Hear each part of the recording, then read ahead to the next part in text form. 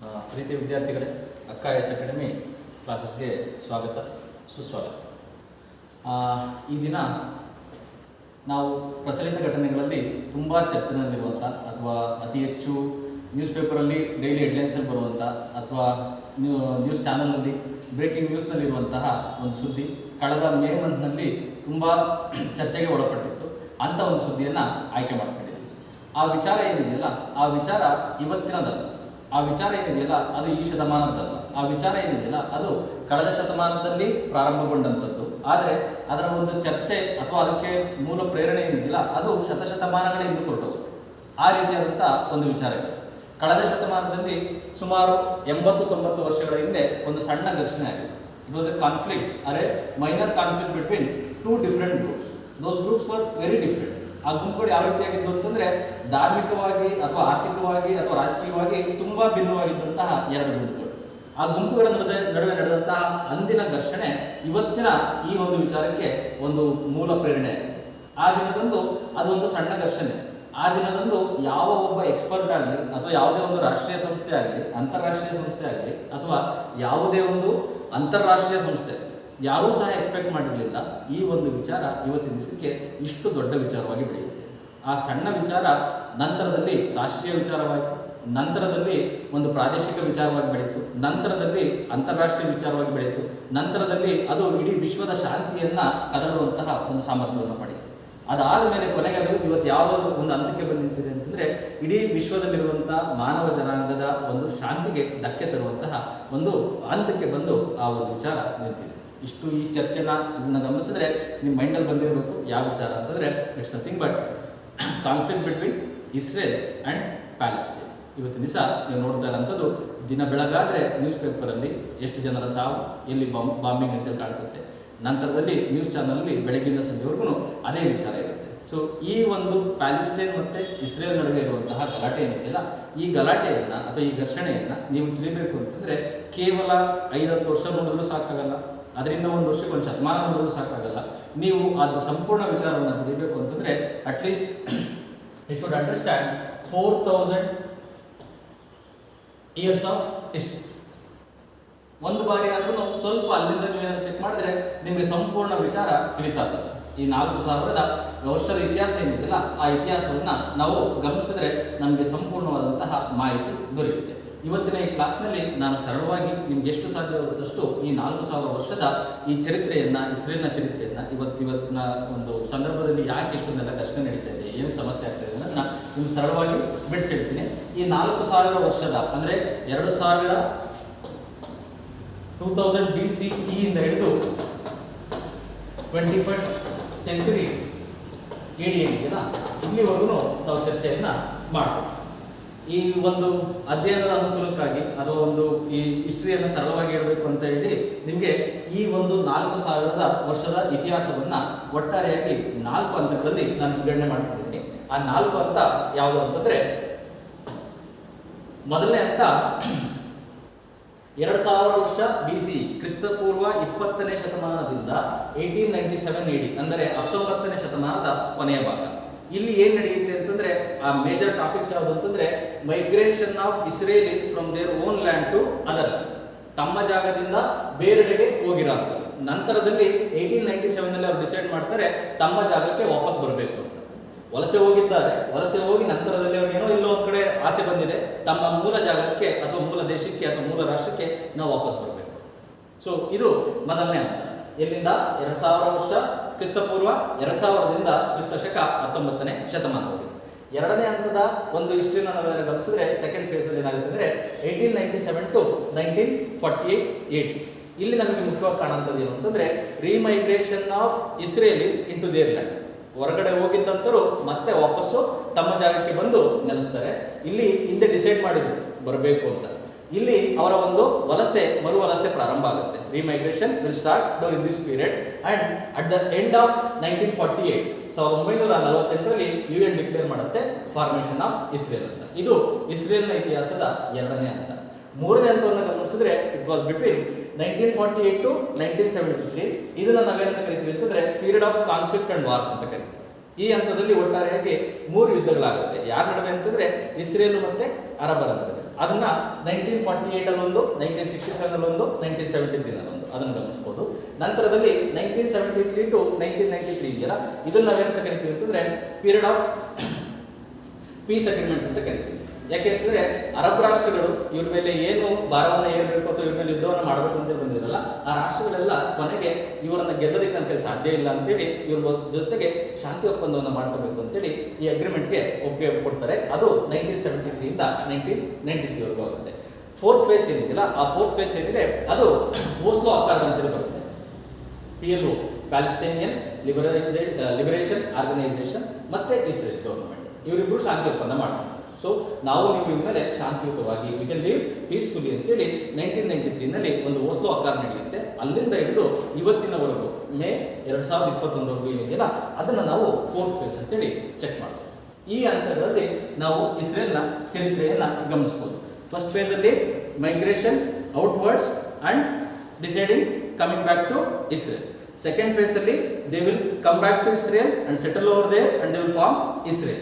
Third phase ಅಲ್ಲಿ ಏನಾಗುತ್ತೆ ಅಂತಂದ್ರೆ it's a period of conflict between Arab world and the Israel people and establishment of complete Israeli supremacy over Middle East area. ಹಾಗೇನೆ ನಂತರದಲ್ಲಿ 4th face ಅಲ್ಲಿ ಏನಾಗುತ್ತೆ ಅಂತಂದ್ರೆ ಸಂಪೂರ್ಣವಾಗಿ ಗಲಾಟೆ ಅಥವಾ ಈಗ ಸದ್ಯಕ್ಕೆ ನಡೀತಾರಂತ ಒಂದು ವಿವಾದಗಳಿದ್ದಾವಲ್ಲ, ಅವು ಅತಿ ಹೆಚ್ಚಾಗಿ ನಮಗೆ ಈ ಫೇಸ್ ಅಲ್ಲಿ ಕಾಣಿಸ್ತಾ ಹೋಗ್ತದೆ.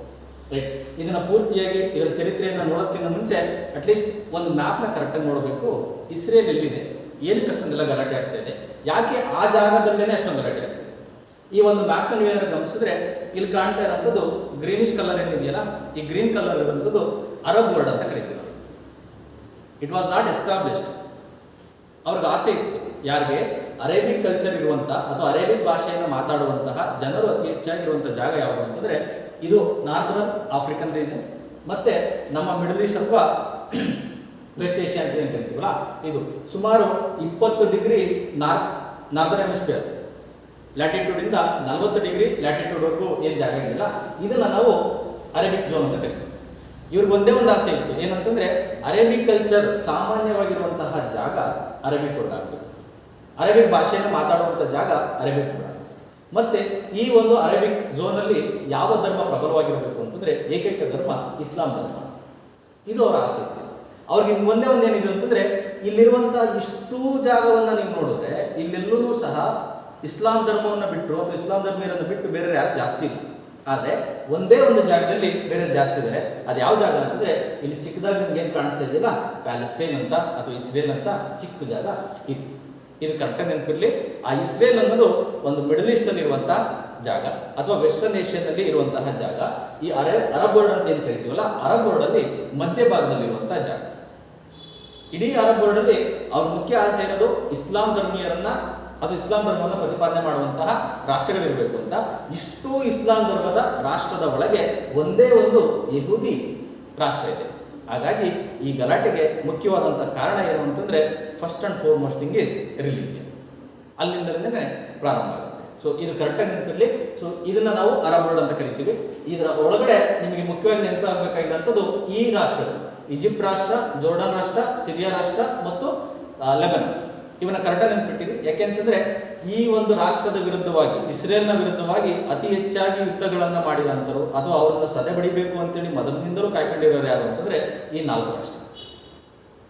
ರೈಟ್, ಎಲ್ಲಾ ರಾಷ್ಟ್ರಗಳಿಂದ ಅವ್ರಿಗೆ ಪ್ರೇರಣೆ ಸಿಕ್ತೋ ಅಥವಾ ಬೆಂಬಲ ಸಿಕ್ತೋ ಅದು ಬೇರೆ ಪ್ರಶ್ನೆ. ಆದ್ರೆ ಇಸ್ರೇಲ್ನ ಸಂಪೂರ್ಣವಾಗಿ ನಾಶ ಮಾಡಬೇಕು ಅಂತೇಳಿ ಪ್ರಾಥಮಿಕ ಹಂತದಲ್ಲಿ ಹೋರಾಟ ಮಾಡಿದಂತ ಅರೇಬಿಕ್ ಕಂಟ್ರೀಸ್ ಆಗೋದು ಅಂತಂದ್ರೆ ಈ 4: ಈಜಿಪ್ಟ್, ಜೋರ್ಡಾನ್, ಸಿರಿಯಾ ಮತ್ತು ಲೆಬನಾನ್. UPSC ಯಾರು ಓದ್ತಿದ್ದೀರಲ್ಲ, ಅಟ್ಲೀಸ್ಟ್ ಇದನ್ನ ಒಂದು ಕಡೆ ನೆನ್ಪಿಟ್ಕೊಂಡಿರಿ. ಯಾಕೆಂತಂದ್ರೆ ಎಲ್ಲೆಲ್ಲಿ ಗಲಾಟೆ ನಡೀತಾ ಇರ್ತಲ್ಲ, ಆ ಗಲಾಟೆ ನಡೆಯುವಂಥ ಸಂದರ್ಭದಲ್ಲಿ UPSC ಪ್ರಶ್ನೆ ಹೆಂಗೆ ಕೇಳುತ್ತೆ ಅಂತಂದ್ರೆ ಆ ಒಂದು ದೇಶ ಯಾವ ದೇಶದ ಜೊತೆಗೆ ಬಾರ್ಡರ್ನ ಶೇರ್ ಮಾಡುತ್ತೆ ಅಂತ, ಅಥವಾ ಆ ಒಂದು ದೇಶ ಯಾವ ಒಂದು ಸಮುದ್ರ ತೀರದಲ್ಲಿದೆ ಅಥವಾ ಯಾವ ಸಮುದ್ರದ ಮಧ್ಯಭಾಗದಲ್ಲಿದೆ ಅಂತ, ಸೊ ಅಥವಾ ಯಾವ ಒಂದು ಗಲ್ಫ್ ಅಕ್ಕಪಕ್ಕದಲ್ಲಿದೆ ಅಂತ. ಈ ಇಸ್ರೇಲ್ನ ನಾವೇನ ಗಮನಿಸಿದ್ರೆ ಇದು ಮೆಡಿಟೇರಿಯನ್ ಪಕ್ಕದಲ್ಲಿರುವಂಥದ್ದು.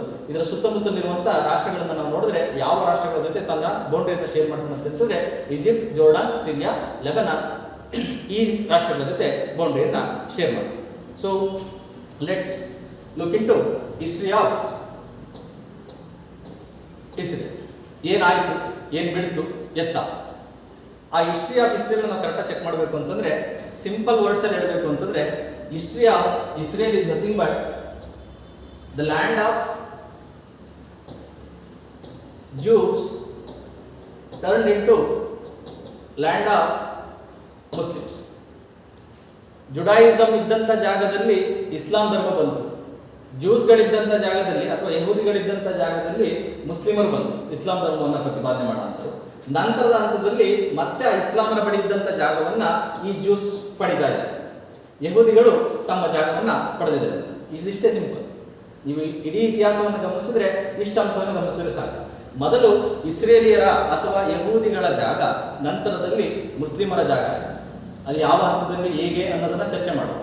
ಆ ನಂತರದಲ್ಲಿ ಈ ಜ್ಯೂಸ್ ಏನಿದಾರಲ್ಲ ಅವರು ತಮ್ಮ ಜಾಗವನ್ನ ಮರುಪಡೆದರು. ಇದೇನೆ ಇಡೀ ಇಸ್ರೇಲ್ನ ಇತಿಹಾಸ. ಇದುವರೆಗೂ ನಡೀತಾ ಇರೋಂತಹ ಇಷ್ಟು ಚರ್ಚೆನೂ ಇದ್ರ ಬಗ್ಗೆನೇ ಇರೋದು. ಇಲ್ಲಿ ನಾವು ಗಮನಿಸಬೇಕಾಗಿರೋದು ಮೊದಲನೇ ಹಂತದಲ್ಲಿ ಏನಾಯ್ತು, ಯಾವ ರೀತಿಯಾಗಿ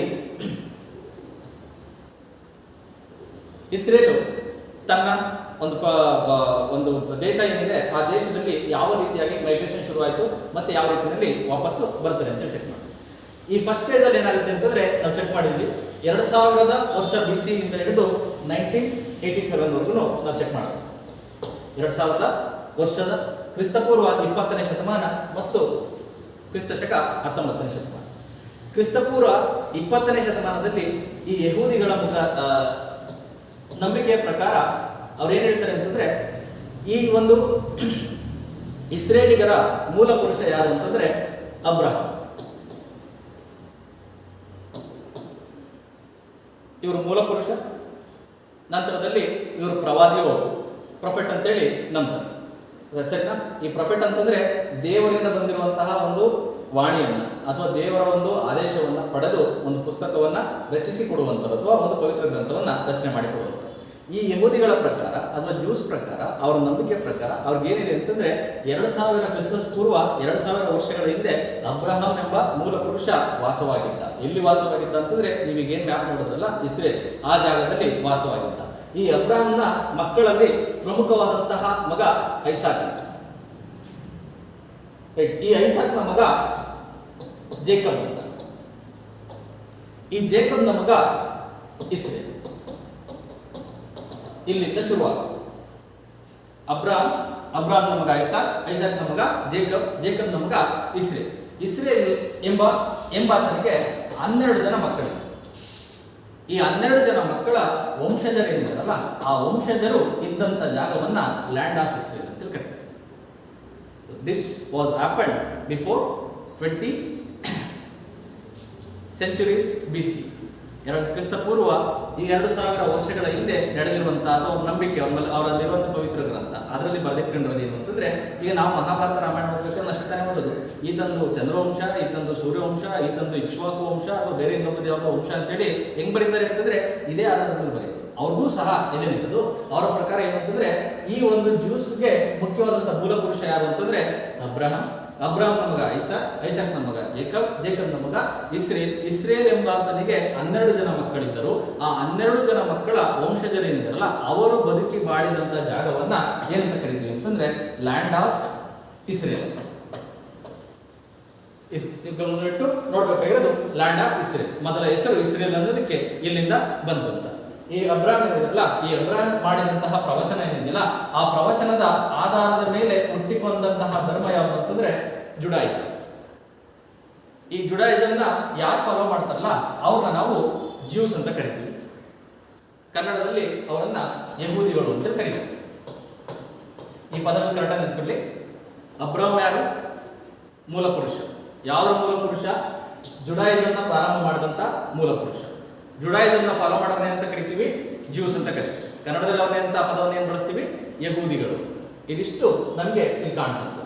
ಈ ಒಂದು 2020ನೇ ಕ್ರಿಸ್ತಪೂರ್ವ 20ನೇ ಶತಮಾನದ ನಂತರ ಸುಮಾರು 1500 ವರ್ಷಗಳ ಕಾಲ ಈ ಲ್ಯಾಂಡ್ ಆಫ್ ಇಸ್ರೇಲ್ ಏನಿದೆಯಲ್ಲ ಆ ಲ್ಯಾಂಡ್ ಆಫ್ ಇಸ್ರೇಲ್ನ ಯಾರು ಆಳ್ವಿಕೆಯನ್ನ ಮಾಡ್ತಾರೆ ಅಂತಂದ್ರೆ ಸಂಪೂರ್ಣವಾಗಿ ಇಸ್ರೇಲಿ ರೂಲರ್ಸೇ ರೂಲ್ ಮಾಡ್ತಾರೆ. ಇಸ್ರೇಲಿ ರಾಜರುಗಳಿರ್ತಾರೆ, ಮತ್ತೆ ಅವ್ರು ಯಾವ್ದನ್ನ ಫಾಲೋ ಮಾಡ್ತಾ ಇದ್ದಾರೆ ಅಂತಂದ್ರೆ ಜುಡಾಯಿಸಮ್ನ ಫಾಲೋ ಮಾಡ್ತಾ ಇದ್ದಾರೆ. ಮತ್ತೆ ಅವರು ಯಾವ ವ್ಯಕ್ತಿಗಳಂತೂ ಯಾರ ಜನರನ್ನ ಆಳ್ವಿಕೆ ಮಾಡ್ತಾ ಇದ್ದಾರೆ ಅಂತಂದ್ರೆ ಜ್ಯೂಸ್ನ ಆಳ್ವಿಕೆ ಮಾಡ್ತಾರೆ. ಮೊದಲ ಬಾರಿಗೆ ಇವರ ಮೇಲೆ ಯಾವುದೇ ಒಂದು ವಿದೇಶಿಗರು ಆಳ್ವಿಕೆ ಮಾಡಿದ್ದಾರೆ ಅಂತಂದ್ರೆ ಅದು ನಮಗೆ ಕಾಣಿಸುತ್ತದೆ ಯಾವಾಗ ಅಂತಂದ್ರೆ 5th BC ಕ್ರಿಸ್ತಪೂರ್ವ 5ನೇ ಶತಮಾನದಲ್ಲಿ ಮೊದಲು ಇವರ ಮೇಲೆ ಆಳ್ವಿಕೆ ಮಾಡಿದಂತಾರೆ ಯಾರು ಅಂತಂದ್ರೆ ಬ್ಯಾಬಿಲೋನಿಯನ್ಸ್. ಕ್ರಿಸ್ತಪೂರ್ವ 5ನೇ ಶತಮಾನ. ನಂತರದಲ್ಲಿ ಈ ಒಂದು ಇಸ್ರೇಲಿಗರ ಮೇಲೆ ವಿದೇಶಿಗರು ಯಾವಾಗ ಆಳ್ವಿಕೆಯನ್ನು ಮಾಡ್ತಾರೆ ಅಂತಂದ್ರೆ 1st century BC ಮತ್ತು 1st century AD ನಲ್ಲಿ ಯಾರು ಆಳ್ವಿಕೆ ಮಾಡ್ತಾರೆ ಅಂತಂದ್ರೆ ರೋಮನ್ಸ್ ಅವ್ರ ಮೇಲೆ ಆಳ್ವಿಕೆಯನ್ನು ಮಾಡ್ತಾರೆ. ಮೊದಲು ನಮಗೆ ಕಾಣಿಸುವಂಥದ್ದು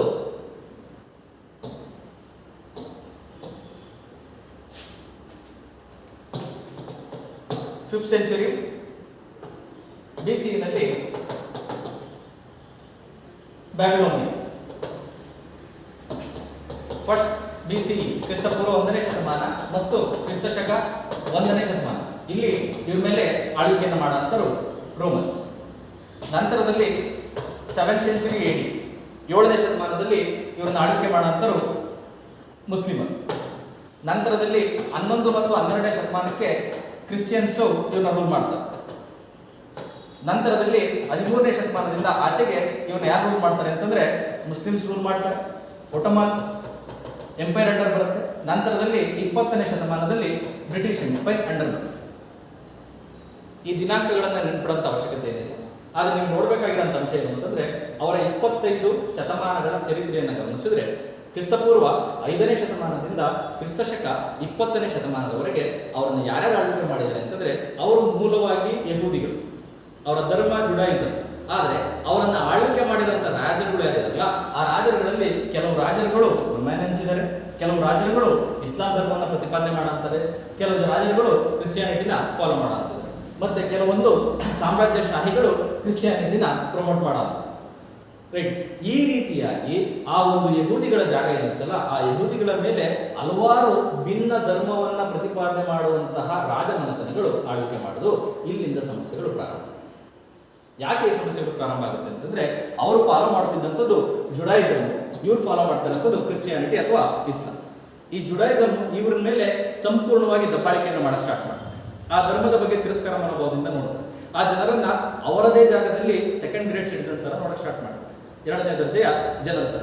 ಈ ರೀತಿಯಾಗಿ ಸಂಪೂರ್ಣವಾಗಿ ಅವರನ್ನ ಮಾನಸಿಕವಾಗಿ ಮತ್ತು ದೈಹಿಕವಾಗಿ ಕುಗ್ಗಿಸುವಂತಹ ಕಾರ್ಯವನ್ನ ಹಲವಾರು ರಾಜಮನೆತನಗಳು ಮಾಡಿದ್ರು. ಅದು ಎಲ್ಲಿಂದ ಅಂತಂದ್ರೆ 5ನೇ ಶತಮಾನ ಕ್ರಿಸ್ತಪೂರ್ವ 5ನೇ ಶತಮಾನದಿಂದ 16-17ನೇ ಶತಮಾನದವರೆಗೂ ನಡೆಯಿತು. ಅಥವಾ ಒಟೋಮನ್ ಎಂಪೈರ್ 19ನೇ ಶತಮಾನದಲ್ಲಿ ಇದ್ದಂತ ಒಟೋಮನ್ ಎಂಪೈರ್ ವರೆಗೂ ನಡೆಯಿತು. ಸೊ ಇದರಿಂದ ಬೇಸತ್ತು ಹೋಗ್ತಾರೆ. ಅವ್ರಿಗೊಂಥರ ಅನಾಥ ಪ್ರಜ್ಞೆ ಕಾಣುತ್ತೆ. ಏನಂತಂದ್ರೆ ನನ್ನದೇ ಜಾಗದಲ್ಲಿ ನಾನು ಅನಾಥಂತರ ಇದ್ದೀನಿ.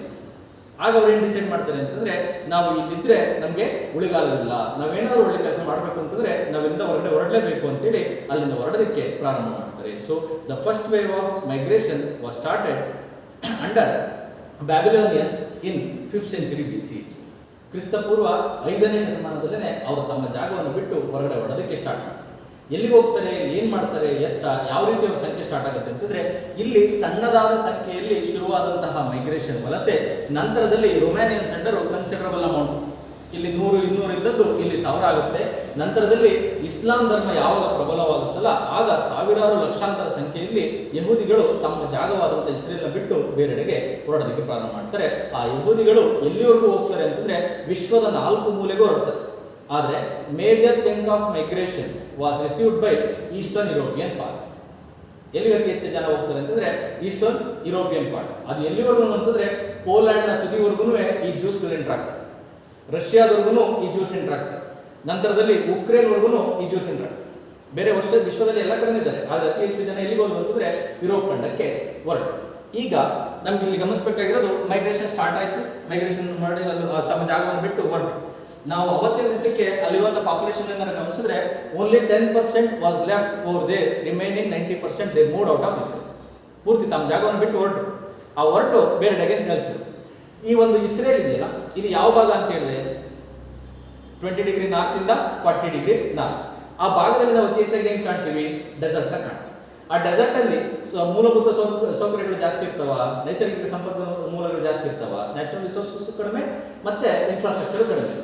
ಸೊ ಆ ರೀತಿಯಾಗಿದೆ ಅಂತಂದ್ರೆ ಮನುಷ್ಯ ಹುಟ್ಟಿದ ಮೇಲೆ ಹೊಟ್ಟೆ ಪಾಡಿಗೋಸ್ಕರ ಏನಾರ ಮಾಡಲೇಬೇಕು, ಜೀವನೋಪಾಯಕ್ಕೆ ಏನಾರ ಮಾಡಲೇಬೇಕು. ನೀವು ಇಡೀ ವಿಶ್ವದಲ್ಲಿ ಅತಿ ಹೆಚ್ಚು ವ್ಯಾಪಾರಿಗಳನ್ನ ಅಥವಾ ವ್ಯಾಪಾರ ವರ್ಗವನ್ನ ಯಾವ ಭಾಗದಲ್ಲಿ ನೋಡ್ತೀರಾ, ಅದೇ ಭಾಗದಲ್ಲೇ ಕಾಣುತ್ತೆ. So, irrespective of their religion, everybody who are residing in that Arab region are traders basically. ಅವ್ರ ಪ್ರೊಫೆಷನ್ ಟ್ರೇಡಿಂಗ್. ಅದು ಕ್ರಿಶ್ಚಿಯನ್ಸ್ ಇರ್ಬೋದು, ಇಸ್ಲಾಂ ಧರ್ಮವನ್ನು ಪರಿಪಾಲನೆ ಮಾಡೋ ಮುಸ್ಲಿಮರ್ ಇರ್ಬೋದು, ಅಥವಾ ಜ್ಯೂಸ್ ಇರ್ಬೋದು, ಯಾರಿಗೂ ಎಕ್ಸೆಪ್ಷನ್ಸ್ ಏನಿಲ್ಲ. ಸೊ ಹಾಗೇನೆ ಈ ಜ್ಯೂಸ್ ಏನಿದಾರಲ್ಲ ಇವರು ಸಹ ಟ್ರೇಡರ್ಸ್. ಈ ಟ್ರೇಡಿಂಗು ಯಾವ ರೀತಿಯಾಗಿ ನಡೆಯುತ್ತೆ ಅಂತಂದ್ರೆ, ನೀವು ಆ ಕಾಲದಲ್ಲಿ ಯುರೋಪಿಯನ್ ಖಂಡವನ್ನು ನೋಡಿದ್ರೆ ಅತಿ ಹೆಚ್ಚಾಗಿ ಕ್ರಿಶ್ಚಿಯನ್ಸ್ ಇದ್ರು, ಅರಬ್ ದೇಶವನ್ನು ನೋಡಿದ್ರೆ ಅತಿ ಹೆಚ್ಚಾಗಿ ಮುಸ್ಲಿಮರಿದ್ರು. ಇವರೆಲ್ಲ ಕಡೆನೂ ಬೆರೆತೋಗಿದ್ದಾರೆ.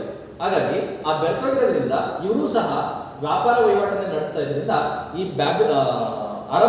ಮುಸ್ಲಿಮರ ಅರಬ್ ಪ್ರದೇಶಕ್ಕೂ ಮತ್ತೆ ಯುರೋಪಿಯನ್ನರ ಅಥವಾ ಕ್ರಿಶ್ಚಿಯನ್ನರ ಯುರೋಪಿಯನ್ ಪ್ರದೇಶಕ್ಕೂ ಲಿಂಕ್, ಮಧ್ಯವರ್ತಿಗಳ ತರ ಕೆಲಸ ಮಾಡಕ್ಕೆ ಸ್ಟಾರ್ಟ್ ಮಾಡ್ತಾರೆ. ಟ್ರೇಡಿಂಗ್ ಅಂತಾನೆ ಇಲ್ಲೂ ಮಾಡ್ತಾ ಇದ್ದಿದ್ದು, ಅದೇ ಟ್ರೇಡಿಂಗ್ ಅಲ್ಲಿ ಕಂಟಿನ್ಯೂ ಮಾಡೋದು. ಸೊ ಅಲ್ಲಿ ಅವರ ವಿಶ್ವ ವ್ಯಾಪಾರ ಆವತ್ತಿನ ದಿವಸ ತುಂಬಾ ಪ್ರಬಲವಾಗಿ ನಡೀತಾ ಇತ್ತು. ಆ ವಿಶ್ವ ವ್ಯಾಪಾರ ಚೆನ್ನಾಗಿ ನಡೀತಾ ಇದೆ ಅಂತಂದ್ರೆ ವ್ಯಾಪಾರ ವಹಿವಾಟು, ಸರಕು ಸಾಮಗ್ರಿಗಳು ಆಚೆ ಈಚೆ ಹೋಗ್ತಾ ಇದೆ. ಇವರು ಮಧ್ಯವರ್ತಿಗಳ ತರ ಕೆಲಸ ಮಾಡ್ತಾ ಇದ್ದಾರೆ. ಈ ಮಧ್ಯವರ್ತಿಗಳ ತರ ಕೆಲಸ ಮಾಡ್ತಿರೋದ್ರಿಂದ ಅತಿ ಹೆಚ್ಚು ಲಾಭ ಇವ್ರಿಗೆ ಬರಕ್ ಸ್ಟಾರ್ಟ್ ಆಯ್ತು.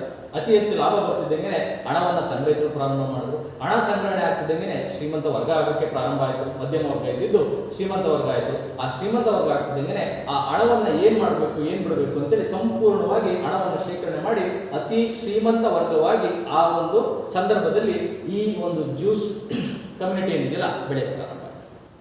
So economically they empowered in such A fashion that ಅವ್ರ ಮುಂದೆ ಯಾರೂ ಇಲ್ಲ ಅನ್ನೋ ಒಂದು ರೇಂಜ್ ಬಂದರು. ಈಗ ನಮಗೆ ವಚನಕಾರದಲ್ಲಿ ಒಂದು ಮಾತು ಬರುತ್ತೆ, ಏನಂತಂದ್ರೆ ಉಣಲಾದರೆ ಉಡುವ ಚಿಂತೆ, ಉಡಲಾದರೆ ಮನೆ ಚಿಂತೆ, ಮಡದಿ ಚಿಂತೆ ಅಂತ. ಹಂಗೇನೆ ಯಾರು ಎಕನಾಮಿಕಲಿ ಸ್ಟ್ರಾಂಗ್ ಆಗ್ತಾರಲ್ಲ ಅವ್ರಿಗೆ ನೆಕ್ಸ್ಟ್ ಆಸೆ ಬರೋದು ಏನು ಅಂತಂದ್ರೆ ಅನ್ಯ ವಿಚಾರಗಳಲ್ಲಿ ತಮ್ಮನ್ನು ತಾವು ತೊಡಗಿಸ್ಕೋಬೇಕು. ಈಗ ಎಕನಾಮಿಕಲಿ ಸ್ಟ್ರಾಂಗ್ ಆಗಿದ್ದಾರೆ ಆರ್ಥಿಕವಾಗಿ, ಅವ್ರಿಗೇನು ಬೇರೆ ಯಾವುದೇ ಅವಶ್ಯಕತೆ ಇಲ್ಲ. So they wanted to enjoy political power. ಯಾವ ರೀತಿ ಮಾಡಬೇಕು, ನಾವು ಮೈಗ್ರೆಂಟ್ಸ್ ಬೇರೆ ಜಾಗ ಬಂದಿದ್ದೀವಿ, ನಮ್ಗೆ ಅಧಿಕಾರ ಸಿಗೋದಿಲ್ಲ. ಅದಕ್ಕೋಸ್ಕರ ಅವ್ರು ಏನು ಮಾಡಿದ್ರು ಅಂತಂದ್ರೆ ಒಂದು ರೂಲಿಂಗ್ ಪಾರ್ಟಿ ಏನಿದೆಯಲ್ಲ ಅಥವಾ ಅಲ್ಲಿರುವಂಥ ರಾಜರೇನಿದ್ದಾರೆ ಅಥವಾ ರೂಲಿಂಗ್ ಪಾರ್ಟಿ ಏನಿದೆ ಅವ್ರ ಜೊತೆ ನಿಕಟ ಸಂಬಂಧವನ್ನ ಹೊಂದೋದಕ್ಕೆ ಪ್ರಾರಂಭ ಮಾಡ್ತಾರೆ. ತುಂಬಾ ಕ್ಲೋಸ್ ಆಗಿ ಮೂವ್ ಆಗ್ತಾರೆ. ಆ ತುಂಬಾ ಕ್ಲೋಸ್ ಆಗಿ ಮೂವ್ ಆಗಿ ಯಾವ ಹಂತದವರೆಗೂ ಹೋಗುತ್ತೆ ಅಂತಂದ್ರೆ ಆ ದೇಶಕ್ಕೆ ರೂಲ್ಸ್ ಅಂಡ್ ಪಾಲಿಸೀಸ್ನ ಅಥವಾ ಪ್ರೋಗ್ರಾಮ್ಸ್ನ ಯಾರು ಫ್ರೇಮ್ ಮಾಡ್ತಾರೆ ಅಂತಂದ್ರೆ ಆ ಒಂದು ಆಡಳಿತ ವರ್ಗ. ಆದ್ರೆ ಯಾರ ಆದೇಶದ ಮೇಲೆ ಮಾಡ್ತಾ ಇದ್ದಾರೆ ಅಂತಂದ್ರೆ ಇವರ ದುಡ್ಡು ಅಥವಾ ಇವರ ಸಪೋರ್ಟ್ ಆದೇಶದ ಮೇಲೆ ಮಾಡ್ತಾರೆ. ಸೊ ಈ ಹಂತದವರೆಗೆ ಜ್ಯೂಸ್ ಬೆಳೀತಾರೆ. ಎಲ್ಲಿ ಅಂತಂದ್ರೆ ಯುರೋಪಿಯನ್ ರಾಷ್ಟ್ರಗಳಲ್ಲಿ, ಅದರಲ್ಲೂ ಎಲ್ಲಿ ಅಂತಂದ್ರೆ ಈಸ್ಟರ್ನ್ ಯುರೋಪಿಯನ್ ರಾಷ್ಟ್ರಗಳಲ್ಲಿ, ಪೋಲೆಂಡ್ನಲ್ಲಾಗಲಿ, ರಷ್ಯಾದಲ್ಲಾಗಲಿ ಅಥವಾ ಉಕ್ರೇನ್ನಲ್ಲಾಗಲಿ ಎಲ್ಲ ರಾಜವರ್ಗದ ಮೇಲೆ ಪ್ರಭಾವವನ್ನು ಬೀರುವಂತಹ ಒಂದು ಹಂತಕ್ಕೆ ಈ ಇಸ್ರೇಲಿಸು ಅಥವಾ ಯಹೂದಿಗಳು ಬೆಳೀತಾರೆ. ಇದು ಮುಖ್ಯವಾಗಿರೋಂಥ ಅಂಶ. ಈಗ ಇಲ್ಲಿ ಇನ್ನೊಂದು ಪ್ರಶ್ನೆ ಬರುತ್ತೆ, ಯಾರು ಅಲ್ಲಿ ಮೂಲ ಪುರುಷರಿರ್ತಾರೋ ಅಥವಾ ಅಲ್ಲಿ ಯಾರು ಮೂಲ ನಿವಾಸಿಗಳಿರ್ತಾರಲ್ಲ ಅವ್ರಿಗೇನಂತ ಅನ್ಸುತ್ತೆ ಅಂತಂದ್ರೆ ಮೂಲವಾಸಿಗಳಿಗೆ ಸ್ವಾಭಿಮಾನದ ಪ್ರಶ್ನೆ.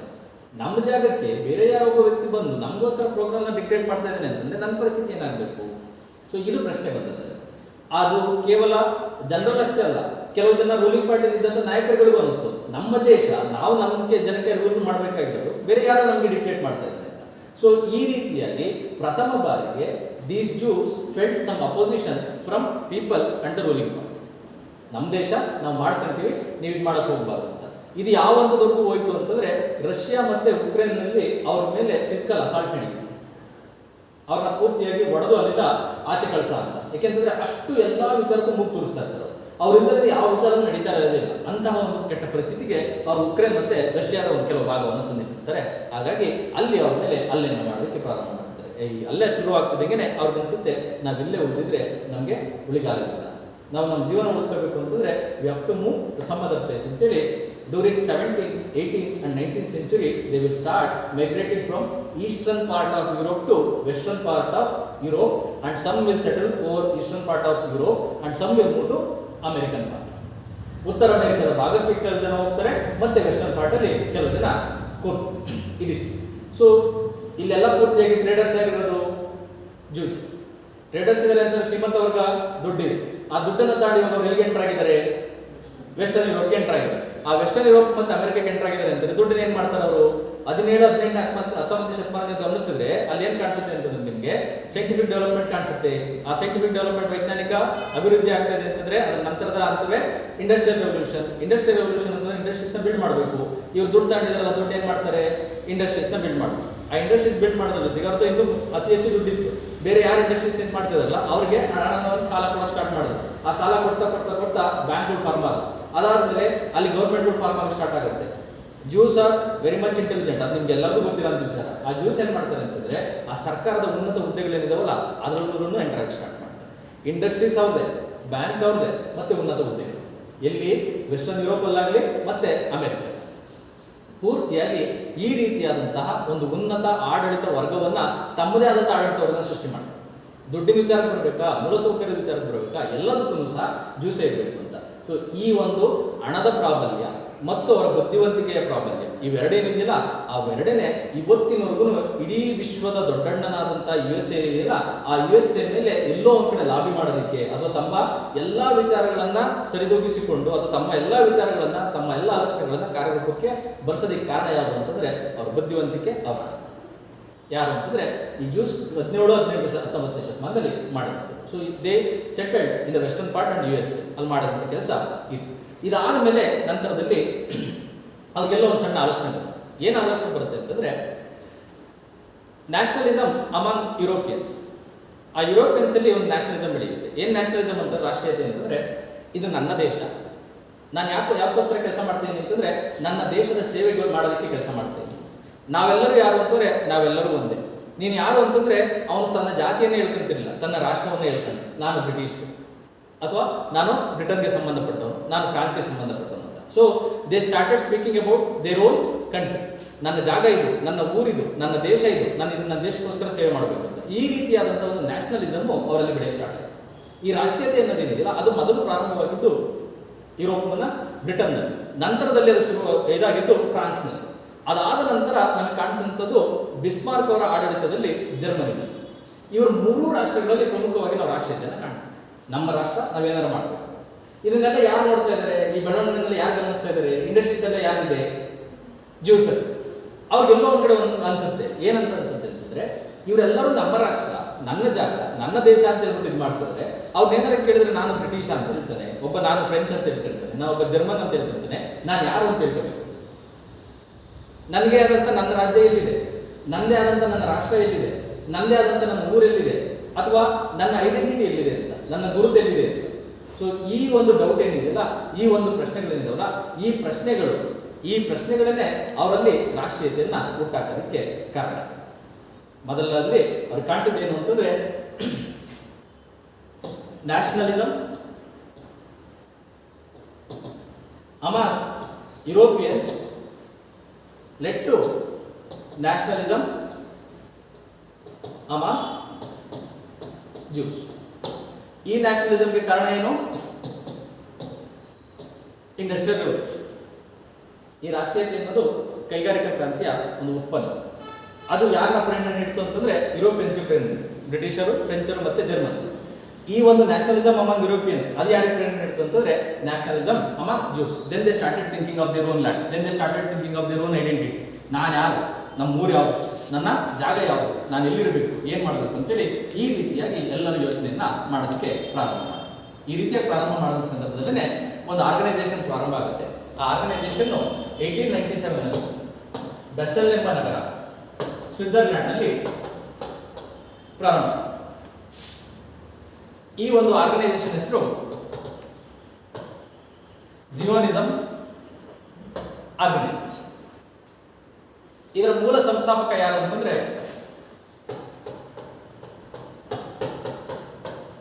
ಥಿಯೋಡರ್ ಹರ್ಜಲ್. ಆತನ ಪ್ರಕಾರ ಏನು ಅಂತಂದ್ರೆ ಯಹೂದಿಗಳಿಗೆ ತನ್ನದೇ ಆದಂಥ ಒಂದು ಜಾಗ ಬೇಕು. ಈತ ಏನು ಕೆಲಸ ಮಾಡ್ತಾನೆ ಅಂತಂದ್ರೆ ಹಿಂದೆ ಈ ಒಂದು ನ್ಯಾಷನಲಿಸಮ್ ಇಂದ ಅವರಲ್ಲಿ ಜಾಗೃತ ಆಗಿದೆ ಜನರಲ್ಲಿ. ಅವ್ರ ಮನಸ್ಸಲ್ಲಿ ಆಸೆ ಬಂದ್ಬಿಟ್ಟಿದೆ, ನಮ್ಗೊಂದು ಊರು ಬೇಕು, ನಮ್ಗೊಂದು ದೇಶ ಬೇಕು, ನಮ್ಗೊಂದು ಜಾಗ ಬೇಕು ಅಂತೇಳಿ. ಅವರೆಲ್ಲರ ದನಿಗೆ ಒಂದು ವೇದಿಕೆಯನ್ನು ಸಜ್ಜು ಮಾಡಬೇಕಿತ್ತು. ಆ ವೇದಿಕೆಯನ್ನು ಒದಗಿಸಿಕೊಟ್ಟಂಥ ಆರ್ಗನೈಸೇಷನ್ ಯಾವುದು ಅಂತಂದರೆ ಈ ಜಿಯೋನಿಸಮ್ ಆರ್ಗನೈಸೇಷನ್. ಈ ಜಿಯೋನಿಸಮ್ ಏನಂತ ಹೇಳುತ್ತೆ ಅಂತಂದರೆ ಈ ಥಿಯೋಡರ್ ಹರ್ಜಲ್ ಇದೆ, ಇದು is called as father of Zionism. ಇದರ ಪ್ರಕಾರ ಏನು ಅಂತಂದರೆ Jews will find their own land. They will build their own nation. They will find their own identity. ಈ ಮೂರು ಅಂಶಗಳು ಇದರ ಮೂಲತತ್ವ. ಜಿಯೋನಿಸಮ್ ಅನ್ನೋದು ಒಂದು ಪೊಲಿಟಿಕಲ್ ಮೂವ್ಮೆಂಟ್, ಅದು ಪೊಲಿಟಿಕಲ್ ಐಡಿಯಾಲಜಿ.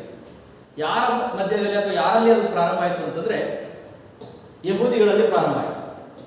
ಇದರ ಮೂಲ ಉದ್ದೇಶ ಏನಂತಂದ್ರೆ juice will find there own land, they will build their own nation and they will build there own identity. ಈ ಒಂದು ಮೂಮೆಂಟ್ ಏನಿದೆಯಲ್ಲ, ಈ ಮೂಮೆಂಟ್ನ ಮೂಲ ಸಂಸ್ಥಾಪಕ ಯಾರು ಅಂತಂದ್ರೆ ಥಿಯೋಡರ್ ಅಲ್ಸನ್. ಸರಿನಾ? ಈ ವ್ಯಕ್ತಿಯ ಆಧಾರದ ಮೇಲೆ ಅಥವಾ ಈ ವ್ಯಕ್ತಿ ಬರೆದಂತಹ ಕೆಲವು ಆರ್ಟಿಕಲ್ಸ್ ಅಥವಾ ಈ ವ್ಯಕ್ತಿಯ ಪ್ರವಚನಗಳು, ಈ ವ್ಯಕ್ತಿಯ ಭಾಷಣಗಳನ್ನು ಕೇಳಿ ಜನರೆಲ್ಲರೂ ಒಟ್ಟಾರೆಯಾಗಿ ಒಂದು ಒಕ್ಕೂರಿನಿಂದ ಹೇಳ್ತಾರೆ, ನಮಗೆ ನಮ್ಮದೇ ಆದಂತಹ ಒಂದು ದೇಶ ಬೇಕು ಅಂತ, ಸೊ ನಮ್ಮದೇ ಆದಂತಹ ಒಂದು ಐಡೆಂಟಿಟಿ ಬೇಕು ಅಂತ, ನಮ್ಮದೇ ಆದಂತಹ ಒಂದು ಜಾಗ ಬೇಕು ಅಂತ. ಈ ರೀತಿಯಾದಂತಹ ಒಂದು ಮೂಮೆಂಟ್ ಏನಿದೆಯಲ್ಲ, that is called as Zionism among Jews. ಈ ಪದ ನಿಮಗೆ ಕರೆಕ್ಟ್ ನೆನಪಿರಲಿ. This is the first phase of Israeli migration and they will decide come back to Israel. ಈ ಒಂದು ಥಿಯೋಡರ್ ಅರ್ಜಲ್ ಇರಲ್ಲ, ಈತನ ಪ್ರಕಾರ ಏನ್ ಮಾಡಬೇಕು ಏನ್ ಬಿಡಬೇಕು ಅಂತೇಳಿ ಈತನ ಹೇಳ್ತಾರೆ.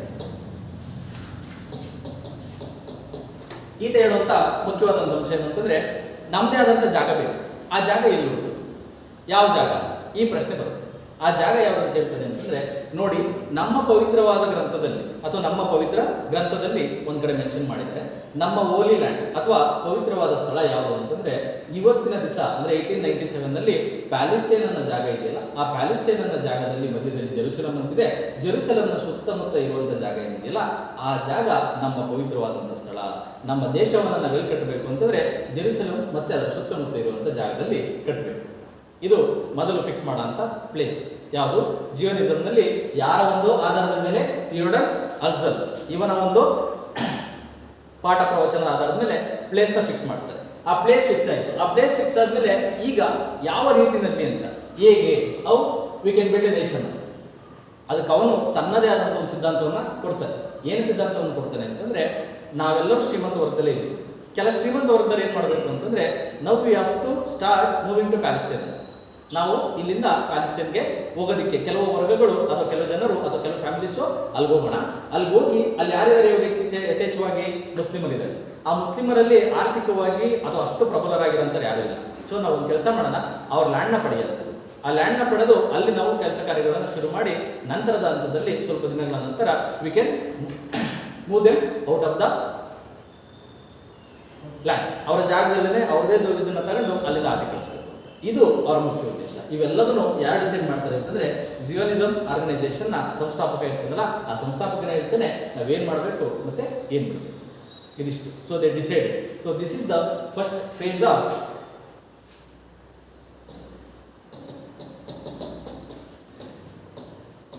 Israeli history. ಕ್ರಿಸ್ತಪೂರ್ವ 20ನೇ ಶತಮಾನದಿಂದ 1897. ಇದಾದ ಮೇಲೆ ನಮಗೆ ಕಾಣಿಸುವಂಥದ್ದು ಎರಡನೇ ಹಂತ.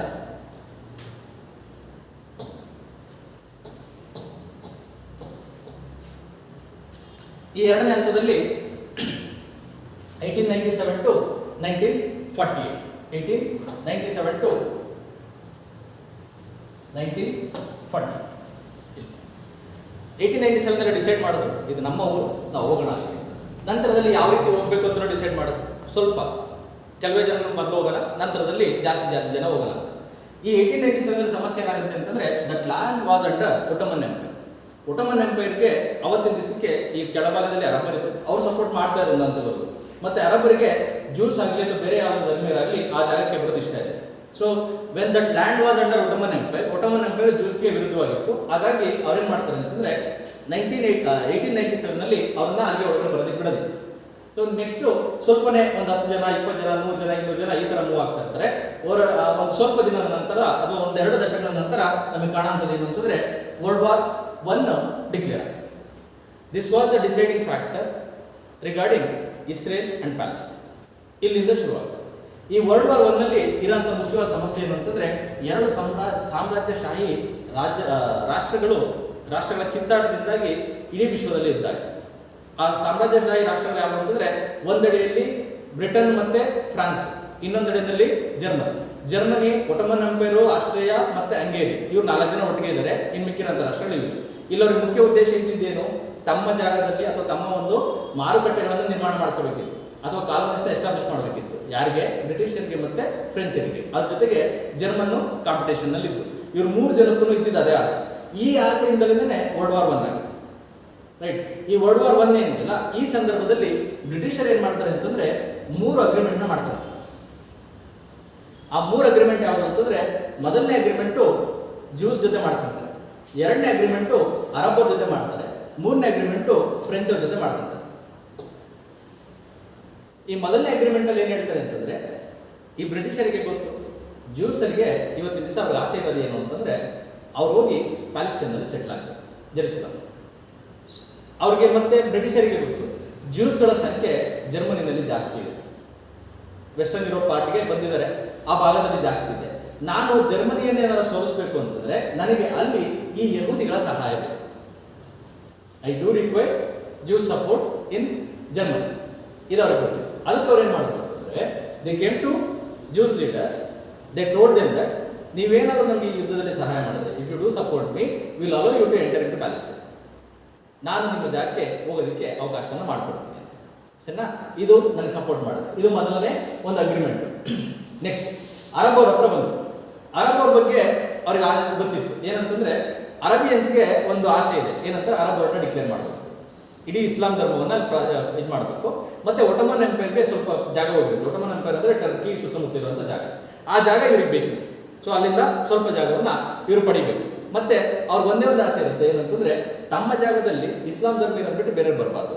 ಸೊ ಈ ವಿಚಾರ ಬ್ರಿಟಿಷರಿಗೆ ಗೊತ್ತಿತ್ತು. ಇವ್ರೇನ್ ಮಾಡಿದ್ರು ಅಂತಂದ್ರೆ, ಅರಬ್ ಅವ್ರ ಹತ್ರ ಬಂದು ನೀವೇನಾದ್ರು ನಮ್ಗೆ ಯುದ್ಧದಲ್ಲಿ ಸಹಾಯ ಮಾಡಿದ್ರೆ, ಒಟಮನ್ ಎಂಪೈರ್ನ ಏನಾದ್ರು ಸೋಲ್ಸೋದಕ್ಕೆ ನಮ್ಗೆ ಸಹಾಯ ಮಾಡಿದ್ರೆ, ಒಟಮನ್ ಎಂಪೈರ್ನಲ್ಲಿ ಸ್ವಲ್ಪ ಭಾಗವನ್ನು ನಿಮಗೆ ಕೊಡ್ತೀವಿ.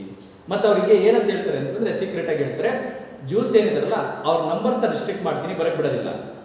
ಅವ್ರಿಗೆ ಏನಂತ ಹೇಳಿದರೆ ನೀವು ಹೋಗ್ಬೋದು ಅಂತ, ಇವ್ರಿಗೆ ಏನಂತ ಹೇಳ್ತಿದ್ದಾರೆ ಅವ್ರು ಬರೋದಕ್ಕೆ ಬಿಡೋದಿಲ್ಲ ಅಂತ. ಸೊ ಇವೆರಡು ಅಗ್ರಿಮೆಂಟ್ ಏನಿದಾವಲ್ಲ, ಇದು completely secret agreement. Jews were not aware of the fact that Arabs and British were together, and Arabs were not aware of the fact that British have promised that Jews they will allow them to enter into Palestine.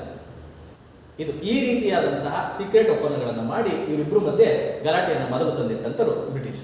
ಇವೆಲ್ಲ ಆಯ್ತು ಅಂತೇಳಿ ಇಷ್ಟಕ್ಕೆ ನಿಲ್ಲಿಲ್ಲ. ಅವ್ರೇನ್ ಮಾಡ್ತಾರೆ ಅಂದ್ರೆ, ಫ್ರೆಂಚರ ಬಳಿ ಹೋಗ್ತಾರೆ, France ಅವ್ರ ಹತ್ರ ಹೇಳ್ಕೊಂತಾರೆ ಏನಂತಂದ್ರೆ, ಇವ್ರು ಯಾರು ಹೆಂಗಾರ ಹೊಡೆದಾಡ್ಕೊಂಡು ಸಾಯ್ಕೊಳ್ಳಿ, ನನ್ಗೇನು ಅವಶ್ಯಕತೆ ಇಲ್ಲ, ನನಗೂ ನಿಮಗೂ ಬೇಕಿರೋದೇನು ಕಾಲೋನೀಸ್ ಬೇಕು, ನನಗೂ ನಿಮಗೂ ಬೇಕಿರೋದೇನು ಮಾರ್ಕೆಟ್, ನಮ್ಮ ಒಂದು ಸಿದ್ಧ ವಸ್ತುಗಳೇನಿದಾವಲ್ಲ ಅದನ್ನು ಮಾರಾಟ ಮಾಡೋದಕ್ಕೆ ಮಾರ್ಕೆಟ್ ಬೇಕು. So we can divide each and every part of Asia and Africa as hour will and wish after the war.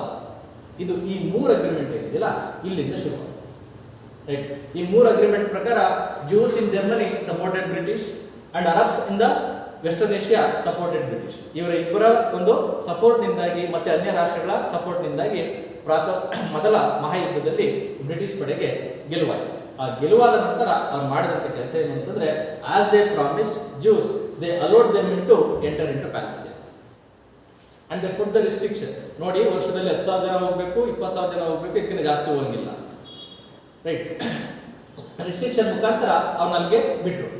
ದೇವರ್ ಅರಬ್ಸ್ ಇಲ್ಲೇನಿದಾರಲ್ಲ ಇವರು ದೇವರ್ dissatisfied with the policies of Britain. ಈ ಬ್ರಿಟನ್ಗೆ ಅವ್ರು ಏನಂತ ಹೇಳಿದ್ರು, ಅಲ್ಲ ಅರಬ್ ಏನಂತ ಹೇಳಿದ್ರು, ನೀವೇನಾದ್ರು ನಮ್ಮ ಒಟಮನ್ ಎಂಪೈರ್ ಸಹಾಯ ಮಾಡಿದ್ರೆ ನಾನು ನಿಮಗೆ ಒಟಮನ್ ಎಂಪೈರ್ ಸ್ವಲ್ಪ ಕೊಡ್ತೀನಿ ಅಂತ.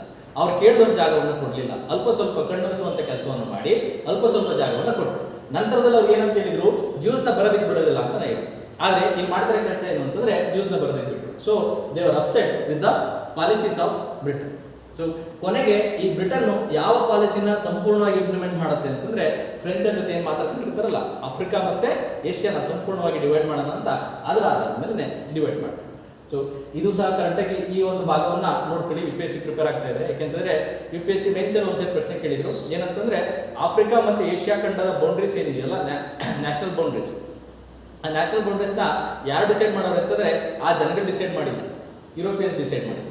ಅದು ಇವಾಗಲೇ ಅಂತಲ್ಲ, ಹಿಂದಿನಿಂದಲೂ ಅದೇ ಆಗಿದೆ. ಯುರೋಪಿಯನ್ಸೇ ಆಫ್ರಿಕಾನ ರೀಡ್ರಾ ಮಾಡಿರೋ ಯಾರು ಅಂತಂದ್ರೆ ಯುರೋಪಿಯನ್ಸ್. ಸೊ ಈ ರೀತಿಯಾಗಿ. So this was during the First World War. So they started moving from western Europe to Palestine. ಮುಂಚೆ ಸ್ವಲ್ಪ ಬರೋದಕ್ಕೆ ಎದುರ್ಕೊಳ್ತಾ ಇದ್ರು, ಒಟಮನ್ ಎಂಪೈರ್ ಏನ್ ಮಾಡುತ್ತೆ ಅಂತ. After the collapse of Ottoman Empire, British allowed, but restrictions were there, but they allowed Israelis to enter in to Palestine. ಇದಾಗಿದೆ. ಸೊ ಒಟ್ಟಾರೆಯಾಗಿ 1922ರಿಂದ 1037ರವರೆಗೆ 3 ಲಕ್ಷ ಜನ ಯಹೂದಿಗಳು ಪ್ಯಾಲೆಸ್ಟೈನ್ ತಲುಪಿದರು. Numbers were restricted, but 3 lakh people will enter into Palestine. ಇದಾದ ಮೇಲೆ ಮುಖ್ಯವಾದಂತಹ ಚಟುವಟಿಕೆ ಎಲ್ಲಿ ಕಾಣಿಸುತ್ತೆ ಅಂತಂದ್ರೆ it's rise of Hitler in Germany. Hitler ಅಧಿಕಾರಕ್ಕೆ ಬರ್ತದೆ. ಆ ಹಿಟ್ಲರ್ ಅಧಿಕಾರಕ್ಕೆ ಬರ್ತಿದ್ದಂಗೆ ಅವ್ರು ಮಾಡೋ ಮೊದಲನೇ ಕೆಲಸ ಏನು ಅಂತಂದ್ರೆ, ನಮ್ಮ ಹತ್ರ ಇಷ್ಟು ಮಿಲಿಟರಿ ಇದೆ, ನಮ್ಮ ಹತ್ರ ಇಷ್ಟು ಟೆಕ್ನಾಲಜಿ ಇದೆ, ನನ್ನ ಹತ್ರ ಇಷ್ಟು ದೊಡ್ಡ ಸೈನ್ಯ ಇದೆ, ನಮ್ಮಲ್ಲಿರುವಂತಹ ಮೂಲಸೌಕರ್ಯಗಳು ಬೇರೆ ಯಾರಿಗೂ ಇಲ್ಲ, ಆದರೂ ಸಹ ವರ್ಲ್ಡ್ ವಾರ್ 1 ನಾವು ಸೋಲೋದಕ್ಕೆ ಕಾರಣ ಇದೆ. ಈ started analysing what was the reason for defeat of Germany in the First world. ಅವ್ನಿಗೆ ಎಲ್ಲ ಕಡೆಯಿಂದ ಕಾಣಿಸಿದ್ದೇನು ಅಂತಂದ್ರೆ, ನನಗೆ ನನ್ನ ದೇಶದಲ್ಲಿರುವಂಥ ಜ್ಯೂಸ್ ಏನಿದಾರಲ್ಲ ದೇ ಬಿಟ್ರೇಡರ್ಸ್ ಅಂತ, ನನ್ನ ಬೆನ್ನಿಗೆ ಚೂರಿ ಹಾಕಿರೋರು ಇವರೇನೆ, ನನ್ನ ದೇಶದ ಸೋಲಿಗೆ ಕಾರಣ ಇವರೇನೆ ಅಂತ ಹೇಳಿ ಆತ ಒಂದೇ ಒಂದು ಮಾತಲ್ಲಿ ಹೇಳ್ತಾನೆ, ಈ gave order for mass killing of Jews. ಮಾಡಿ ನೀವು ಪೂರ್ತಿಯಾಗಿ ಅಂತ. ನಿಮ್ಗೆ ಇದೆಲ್ಲ ನೆನಪಿರುತ್ತೆ, ಇನ್ಫೇಮಸ್ ಹಾಲೋಕಾಸ್ಟ್ ಅನ್ನೋದು ಏನಿದೆಯಲ್ಲ ಅದು ಪೂರ್ತಿಯಾಗಿ ಗ್ಯಾಸ್ ಚೇಂಬರ್ಗೆ ಲಕ್ಷಾಂತರ ಜನ ಯಹೂದಿಗಳನ್ನು ತಳ್ಳಿ ಅಲ್ಲಿ ಅವ್ರನ್ನ ಕೊಲೆ ಮಾಡಲಾಗಿದೆ ಅಂತೇಳಿ ಇದು ಮಾಡ್ತಾರೆ. ಸೊ ಇಲ್ಲಿ ಈ ಒಂದು ಯಹೂದೀಸ್ಗೆ ಅಲ್ಲಿ ಬದುಕೋದಕ್ಕೆ ಸಾಧ್ಯನೇ ಇಲ್ಲ ಅನ್ನೋ ಪರಿಸ್ಥಿತಿ ತಂದು ನಿಲ್ಲಿಸ್ತಾನೆ ಹಿಟ್ಲರ್. ನಿಮ್ಗೆ ಇದ್ರ ಬಗ್ಗೆ ಗೊತ್ತಾಗಬೇಕು ಅಂತಂದ್ರೆ ಹಾಲಿವುಡ್ ಒಂದು ಮೂವಿ ಇದೆ ಪಿಯಾನಿಸ್ಟ್ ಅಂತ, ದಿ ಪಿಯಾನಿಸ್ಟ್ ಅಂತ, ಅದ್ರ ಬಗ್ಗೆ ನೀವು ನೋಡಿದ್ರೆ ಆ ಮೂವಿನ ನೋಡಿದ್ರೆ ಗೊತ್ತಾಗುತ್ತೆ. ಸೊ ಬದುಕೋದಕ್ಕೆ ಸಾಧ್ಯನೇ ಇಲ್ಲ ಅಂತ ಒಂದು ಪರಿಸ್ಥಿತಿ. ಈಗ ಅವರು ತಮ್ಮ ಜಾಗದಿಂದ ಅಥವಾ ಜರ್ಮನಿಯಿಂದ ವಾಪಸ್ ಹೊರಗಡೆ ಹೊರಡಬೇಕು. ಆ ವಾಪಸ್ ಹೊರಡಬೇಕು ಅಂತಂದ್ರೆ ಎಲ್ಲಿ ಹೋಗ್ಬೇಕು, ಏನ್ ಮಾಡಬೇಕು? ಯುರೋಪ್ ಕಂಟ್ರಿಗೆ ಹೋದ್ರೆ ಇವತ್ತು ಜರ್ಮನಿನಲ್ಲಿ ಆಗಿರೋಂಥ ಕೆಲಸ ಮುಂದೆ ಇನ್ನೊಂದು ಸಾಗಿ ಆಗುತ್ತೆ. ನನ್ನ ಜಾಗ ಇಲ್ಲ ಅಂತ ಸಮಸ್ಯೆ. ಅದಕ್ಕೆ ಅವ್ರು ಏನು ಮಾಡ್ತಾರೆ ಅಂತಂದ್ರೆ, most of them they decided that will get back to Palestine ಅಂತ, ನಾವೆಲ್ಲರೂ ವಾಪಸ್ ಪ್ಯಾಲೆಸ್ಟೈನ್ಗೆ ಹೋಗೋಣ ಅಂತ. ಬಟ್ ಇನ್ನು ಸಮಸ್ಯೆ ಏನಾಗುತ್ತೆ ಅಂತಂದ್ರೆ, UK ಆ ರಿಸ್ಟ್ರಿಕ್ಷನ್ ಆಗಿತ್ತಲ್ಲ, ಆ ರಿಸ್ಟ್ರಿಕ್ಷನ್ ಎಷ್ಟು ಬಂದಿದೆ ಅಂತಂದ್ರೆ ಇವತ್ತು ದಿವಸಕ್ಕೆ 1 ಲಕ್ಷಕ್ಕೆ ಬಂದಿದೆ. 1 ವರ್ಷಕ್ಕೆ 1 ಲಕ್ಷಕ್ಕಿಂತ ಹೆಚ್ಚಿಗೆ ಜನ ಹೋಗಂಗಿಲ್ಲ. ಇದು ರಿಸ್ಟ್ರಿಕ್ಷನ್ ಇದೆ. ಅಲ್ಲಿ ಹಲವಾರು ಲಕ್ಷ ಜನರು ಇದ್ದಾರೆ, ಎಲ್ಲರೂ ವಾಪಸ್ ಬರಬೇಕು ಅಂತಿದ್ದಾರೆ ಜರ್ಮನಿಯಿಂದ, ಆದ್ರೆ ರಿಸ್ಟ್ರಿಕ್ಷನ್ ಇದೆ 1 ಲಕ್ಷ. ಹೆಂಗ್ ಮಾಡೋದು, ಏನ್ ಮಾಡೋದು ಅಂತಂದ್ರೆ, ಈ UK ಏನಿದೆಯಲ್ಲ, ಈ UK ಮೇಲೆ USA ಲಾಬಿಯನ್ನು ಮಾಡುತ್ತೆ. 1930ರ ದಶಕದಲ್ಲಿ ಮತ್ತೆ 40ರ ದಶಕದಲ್ಲಿ UK ತನ್ನ ಸಾಮರ್ಥ್ಯವನ್ನು ಕಳ್ಕೊಂಡಿರುತ್ತೆ.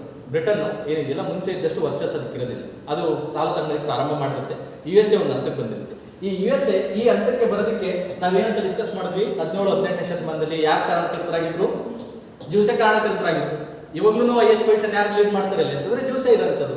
ಸೊ ಹಾಗಾಗಿ ಈ ಜ್ಯೂಸ್ ಏನಿದೆಯಲ್ಲ, this lobby led USA to dictate some terms and condition for UK. ನೀವು ಹೇಳಿ ಅವ್ರಿಗೆ.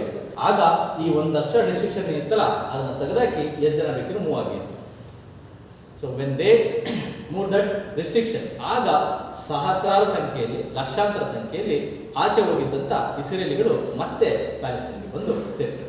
1947ರ ವರ್ಷದಲ್ಲಿ ಇಡೀ ಪ್ಯಾಲೆಸ್ಟೈನ್ನ ಪಾಪ್ಯುಲೇಷನ್ನ ಗಮನಿಸಿದ್ರೆ ಅದರಲ್ಲಿ ಜ್ಯೂಸ್ ಎಷ್ಟಿರ್ತಾರೆ ಅಂತಂದ್ರೆ 1/3, 3ರಲ್ಲಿ 1 ಭಾಗದಷ್ಟು ಜನಸಂಖ್ಯೆ ಜ್ಯೂಸ್ ಇದೆ. ಎಲ್ಲಿಂದ ಬಂದಿದ್ದಾರೆ? ವೆಸ್ಟರ್ನ್ ಯುರೋಪ್ನಿಂದ ಬಂದಿರೋಂಥ. ಇಲ್ಲಿ ಇಷ್ಟು ಜನ ಬಂದಿದ್ದಾರೆ ಅಂತಂದ್ರೆ ಈಗ ಅಲ್ಲಿದ್ದಂಥ ಮುಸ್ಲಿಮ್ಸ್ ಏನ್ ಮಾಡ್ತಾರೆ? ಸುಮ್ಮನಿರಕ್ಕಾಗತ್ತಾ? ತಮ್ಮ ಜಾಗನ ಈಗ ಅವರೆಲ್ಲ ದಾಣ್ತಾ ಇದ್ದಾರೆ. ಈಗ ಇಲ್ಲಿ ಅವರು ಒಂದು ಹಂತಕ್ಕೆ ಸ್ವಲ್ಪ ದಿವಸ ಹಿಂಗೇನಾರು ಹೋದ್ರೆ ಅವರೇ ಮೈನಾರಿಟಿ ಆಗಂತ ಪರಿಸ್ಥಿತಿ ಬಂದ್ಬಿಡುತ್ತೆ. ಸೊ ಹಾಗಾಗಿ ಈ 46-47ರ ಸಂದರ್ಭದಲ್ಲಿ ಕೆಲವೊಂದು ಗಲಾಟೆಗಳು ಪ್ರಾರಂಭ ಆಗ್ತವೆ. ಯಾರ ಮಧ್ಯೆ ಗಲಾಟೆ ಪ್ರಾರಂಭ ಆಗುತ್ತೆ ಅಂತಂದ್ರೆ, ಅಲ್ಲಿದ್ದಂತಹ ಪ್ಯಾಲೆಸ್ಟೈನಿ ಮುಸ್ಲಿಮರ ನಡುವೆ ಮತ್ತು ಈಗ ಹೊಸದಾಗಿ ಬಂದಂತ ಇಸ್ರೇಲಿ ಜ್ಯೂಸ್ಗಳು. ಈ ಒಂದು ಸಣ್ಣ ಕಲಹ ಏನಿತ್ತಲ್ಲ, ಅದು ಬೆಳೀತಾ ಬೆಳೀತಾ ಬೆಳೀತಾ ಅವ್ರ ಮಧ್ಯೆ ಬೌಂಡ್ರಿನ ಹಾಕೋಣ ಅನ್ನೋ ಒಂದು ಹಂತಕ್ಕೆ ಬರುತ್ತೆ. ಈಗ 2 ದೇಶವಾಗಿ ಅದನ್ನ ವಿಭಾಗ ಮಾಡಬೇಕು. ಬ್ರಿಟಿಷರ್ ಏನಂದ್ಕೊಂಡಿದ್ರು, ಇದು ಒಂದು ಮೈನರ್ ಇಶ್ಯೂ, ಇವ್ರನ್ನ ನಾನು ಅಲ್ಲಿ ಕಳಿಸ್ತಾ ಇದ್ದೀನಿ, ಆ ಕಳಿಸಿದ ಮೇಲೆ ಏನು ಬಂದ್ರೆ ಸಣ್ಣ ಪುಟ್ಟ ಗಲಾಟೆ ಆಗುತ್ತೆ ಅಂತ ಅವ್ರೇನು ಅನ್ಕೊಂಡಿದ್ರು, ಮೈನರ್ ಇಶ್ಯೂ ಆಗುತ್ತೆ ಅಂತ. ಆದ್ರೆ ಇವಾಗ ಅವರಿಗೆ ಪೂರ್ತಿಯಾಗಿ ಮೈಪಡಿಸೋಣ ಅಂತ ಪರಿಸ್ಥಿತಿ ಬಂದಿದೆ. ಯಾವುದು ಅಂತಂದ್ರೆ, ಸಣ್ಣ ಗಲಾಟೆ ಇದ್ದದ್ದು ಹೋಗಿ ಈಗ ಒಂದು ನ್ಯಾಷನಲ್ ಇಶ್ಯೂ ಆಗಿದೆ. ಧಾರ್ಮಿಕವಾಗಿ ಅಥವಾ ರಿಲಿಜಿಯಸ್ ಕಾನ್ಫ್ಲಿಕ್ಟ್ ಸ್ಟಾರ್ಟ್ ಆಗಿದ್ದಾವೆ. ಇದಕ್ಕೆ ಇಂಟರ್ನ್ಯಾಷನಲ್ ಲೀಡರ್ಸು ಹೇಳ್ತಾ ಇದ್ದಾರೆ, ನೋಡಿ ಏನ್ ಮಾಡ್ಬೇಕು ಅದಕ್ಕೆ, ಇಲ್ಲ ಅಂತಂದ್ರೆ ಸುಮ್ಮನೆ ಸಾವು ನೋವುಗಳು ಆಗ್ತವೆ ಅಂತ. ಇವನ್ನೆಲ್ಲ ನೋಡ್ತಾ ನೋಡ್ತಾ ಈ UK ಒಂದು ಡಿಕ್ಲೇರ್ ಮಾಡೋದು ಏನಂತಂದ್ರೆ, ಇಷ್ಟು ದೊಡ್ಡ ಗಲಾಟೆನ ನನ್ನ ಕೈಲಿ ಮಾಡೋದಕ್ಕಾಗೋದಿಲ್ಲ, ಪರಿಹಾರ ಮಾಡೋದಕ್ಕೆ ಸಾಧ್ಯ ಇಲ್ಲ. ಹಾಗಾಗಿ ನನ್ನ ರೆಸ್ಪಾನ್ಸಿಬಿಲಿಟಿ ಏನಿದೆಯಲ್ಲ, ಆ ರೆಸ್ಪಾನ್ಸಿಬಿಲಿಟಿನ ಯಾರ ಮೇಲೆ ಹಾಕ್ತೀನಿ ಅಂತಂದ್ರೆ, ಆಗಿನ ಕಾಲಕ್ಕೆ 2ನೇ ಮಹಾಯುದ್ಧ ಮುಗಿದು ಒಂದು ಆರ್ಗನೈಸೇಷನ್ ಪ್ರಾರಂಭವಾಗಿತ್ತು, ಅದೇನೆ ವಿಶ್ವಸಂಸ್ಥೆ, ಯುನೈಟೆಡ್ ನೇಷನ್ಸ್. ಅದರ ಮೇಲೆ ತನ್ನ ಜವಾಬ್ದಾರಿಯನ್ನ ಹಾಕಿ ಹೊರಟು. ತಪ್ಪೆಲ್ಲ ಮಾಡಿದ್ದು ಯಾರು? UK ಅವರು. ಆದರೆ ಇವಾಗ ಕೊನೆಗೆ ರೆಸ್ಪಾನ್ಸಿಬಿಲಿಟಿ ಹೊಣೆಗಾರಿಕೆನ ಯಾರ ಮೇಲೆ ಬಿಟ್ಟು ಹೋದ್ರು? UN ಮೇಲೆ ಬಿಟ್ಟು. ಇದು 1948ಅಲ್ಲಿ ಒಂದು ರೆಸಲ್ಯೂಷನ್ ನಡೆಯಿತು. ಎಲ್ಲರೂ ರಾಷ್ಟ್ರೀಯ ನಾಯಕರುಗಳು ಬರ್ತಾರೆ. ಆಗಿನ ಕಾಲಕ್ಕೆ 50 ಜನ ಅಥವಾ 50ಕ್ಕಿಂತ ಹೆಚ್ಚು ರಾಷ್ಟ್ರಗಳು ಸದಸ್ಯ ರಾಷ್ಟ್ರಗಳಿದ್ದು, ಅವರೆಲ್ಲ ಕೂತು ಚರ್ಚೆಯನ್ನು ಮಾಡಿ ಒಂದು ಡಿಸಿಷನ್ ತಗೊಳ್ತಾರೆ. ಏನಂತ ಡಿಸಿಷನ್ ತಗೊಳ್ತಾರೆ ಅಂತಂದ್ರೆ ಏನ್ ಮಾಡಬೇಕು ಅವರ ಜಾಗದಲ್ಲಿ, ಇಸ್ರೇಲ್ ಮತ್ತು ಪ್ಯಾಲೆಸ್ಟೈನ್ಗೆ ಏನನ್ನ ಮಾಡಬೇಕು, ಇಷ್ಟೆಲ್ಲ ಗಲಾಟೆ ಇದೆ ಅಂತೇಳಿ ಕೂಲಂಕುಷವಾಗಿ ಚರ್ಚೆ ಮಾಡಿದ ಮೇಲೆ 2 ಪ್ಲಾನ್ ಬರುತ್ತೆ. ಅದರಲ್ಲಿ ಒಂದು ಮೆಜಾರಿಟಿ ಪ್ಲಾನ್ ಅಂತಾರೆ, ಇನ್ನೊಂದನ್ನ ಮೈನಾರಿಟಿ ಪ್ಲಾನ್ ಅಂತಾರೆ. ಈ ಮೆಜಾರಿಟಿ ಪ್ಲಾನ್ ಅಂತಂದ್ರೆ, ಈ ಮೆಜಾರಿಟಿ ಅಂತ ಯಾಕೆ ಕರೀತಾರೆ ಅಂತಂದ್ರೆ, ಈ ಸದಸ್ಯ ರಾಷ್ಟ್ರಗಳಲ್ಲಿ ಅತಿ ಹೆಚ್ಚು ರಾಷ್ಟ್ರಗಳು ಈ ಪ್ಲಾನ್ಗೆ ಮನ್ನಣೆಯನ್ನು ನೀಡಿದ್ವು ಅಂತ. ಮೈನಾರಿಟಿ ಅಂತಂದ್ರೆ ಈ ಸದಸ್ಯ ರಾಷ್ಟ್ರಗಳಲ್ಲಿ ಕೆಲವೇ ರಾಷ್ಟ್ರಗಳು ಇದಕ್ಕೆ ಮನ್ನಣೆಯನ್ನು ನೀಡಿದ್ರು, ಒಪ್ಪಿಗೆಯನ್ನು ನೀಡಿದ್ರು. ಇದರಷ್ಟ ಅರ್ಥ. ಈ ಮೆಜಾರಿಟಿ ಪ್ಲಾನ್ ಏನಂತ ಹೇಳುತ್ತೆ ಅಂತಂದ್ರೆ, ಈ ಮೆಜಾರಿಟಿ ಪ್ಲಾನ್ ಪ್ರಕಾರ ಆ ಪ್ಯಾಲೆಸ್ಟೈನ್ ಅನ್ನೋ ಜಾಗ ಇದೆಯಲ್ಲ, ಆ ಜಾಗವನ್ನ ಈ ರೀತಿಯಾಗಿ ವಿಂಗಡಣೆ ಮಾಡಬಹುದು. ಒಂದು ಜ್ಯೂಸ್ ಪ್ಯಾಲೆಸ್ಟೈನ್ ಅಂತ, ಎರಡನೇದು ಮುಸ್ಲಿಂ ಪ್ಯಾಲೆಸ್ಟೈನ್ ಅಂತ, ಮೂರನೇದು ಜೆರುಸಲೆಮ್. ಈ ಜೆರುಸಲೆಮ್ನ ಇಂಟರ್ನ್ಯಾಷನಲ್ ಕಂಟ್ರೋಲ್ಗೆ ಇಟ್ಬಿಟ್ರು, UN ಕಂಟ್ರೋಲ್ ತಗೊಂಡ್ರೆ ಇದನ್ನ ಯಾರಿಗೂ ಕೊಡೋದಿಲ್ಲ. ಅವ್ರೇನಂತ ಹೇಳ್ತಾರೆ ಅಂತಂದ್ರೆ, ಒಟ್ಟಾರೆಯಾಗಿ ಈ ಒಂದು ಪ್ರದೇಶ ಏನಿದೆಯಲ್ಲ ಪ್ಯಾಲೆಸ್ಟೈನ್ ಪ್ರದೇಶ, ಆ ಪ್ರದೇಶವನ್ನ 3 ಭಾಗವಾಗಿ ಮಾಡಬಹುದು. ಆ ಮೊದಲ ಭಾಗವನ್ನ ನಾವು ಜ್ಯೂಸ್ ಪ್ಯಾಲೆಸ್ಟೈನ್ ಅಂತ ಕರಿತೀವಿ. ರೈಟ್, 40% ಆಫ್ ದ ಲ್ಯಾಂಡ್, 40ಕ್ಕಿಂತ ಹೆಚ್ಚು ಜಾಗವನ್ನ ಇವರಿಗೆ ಕೊಟ್ಟರು, ಯಾರು ಹೊರಗಡೆಯಿಂದ ಬಂದಿದ್ದಂತ ವಲಸಿಗರಿಗೆ ನೆಲಗೊಳ್ಳೋದಕ್ಕೆ. ನೆಕ್ಸ್ಟ್ ಇನ್ನು ಅಲ್ಲೇ ಇದ್ರಲ್ಲ ಮೂಲವಾಸಿಗಳು, ಅವ್ರಿಗೆ ಎಷ್ಟು ಜಾಗ ಕೊಡ್ತಾರೆ ಅಂತಂದ್ರೆ 50% ಆಫ್ ದ ಲ್ಯಾಂಡ್, 50%ಗಿಂತ ಹೆಚ್ಚಿನ ಜಾಗವನ್ನ ನೀವು ಇಟ್ಕೊಳ್ಳಿ ಅಂತ. ಇನ್ನು ಮಿಕ್ಕಿನ ಜಾಗ ಏನಿದೆಯಲ್ಲ ಅದು ಜೆರುಸಲೆಮ್ಗೆ ಸಂಬಂಧಪಟ್ಟಿರೋದು. ಈ ಜೆರುಸಲೆಮ್ನ ಇಂಟರ್ನ್ಯಾಷನಲ್ ಕಂಟ್ರೋಲ್ ಅಲ್ಲಿ ಇಡ್ತೀವಿ. ಇದು ಮುಖ್ಯವಾಗಿ ನಾವು ಗಮನಿಸಬೇಕಾಗಿದೆ. This is what we call majority plan. ಇದನ್ನೇ ನಾವು ಟೂ ನೇಷನ್ ಥಿಯರಿ ಅಂತ ಕರೀತೀವಿ, ಅಥವಾ 2 ಸ್ಟೇಟ್ ಥಿಯರಿ. ಇದನ್ನ ಪ್ರತಿಪಾದನೆ ಮಾಡಿ ಅಥವಾ ಇದ್ರ ಮುಖಾಂತರವಾಗಿ ಅಥವಾ ಇದೇ ರೀತಿಯಲ್ಲಿ ನಡೀಬೇಕು ಅಂತ. ಬಟ್ ಇವತ್ತಿನ ದಿವಸ ನಡೀತಾ ಇರೋದು ಬೇರೆ ಆಗೋಗಿದೆ. ಆದ್ರೆ UN 1948 ಅಲ್ಲಿ ಹೇಳಿದಂತ ಅಂಶ ಯಾವುದು ಅಂತಂದ್ರೆ, ಒಂದು ಜ್ಯೂಸ್ ಪ್ಯಾಲೆಸ್ಟೈನ್ ಇರಲಿ, ಇನ್ನೊಂದು ಮುಸ್ಲಿಂ ಪ್ಯಾಲೆಸ್ಟೈನ್ ಇರಲಿ, ಇನ್ನೊಂದು ಜೆರುಸಲೆಮ್ ಸಪರೇಟ್ ಆಗಿ ಇರಬೇಕು ಅಂತ. ಇನ್ನೊಂದು ಕಡೆ ಈ ಮೈನಾರಿಟಿ ಪ್ಲಾನ್ ಏನಂತ ಹೇಳುತ್ತೆ ಅಂತಂದ್ರೆ, ಈ ಮೈನಾರಿಟಿ ಪ್ಲಾನ್ ಪ್ರಕಾರ there shall be united Palestine. Palestine ಒಂದೇ ಇರಲಿ, ಅದರ ಒಳಭಾಗದಲ್ಲಿ ಈ ಒಂದು ಇಸ್ರೇಲಿಗಳು ಹೊರಗಡೆಯಿಂದ ಏನು ಬಂದಿದ್ದಾರಲ್ಲ, they will be minorities within that.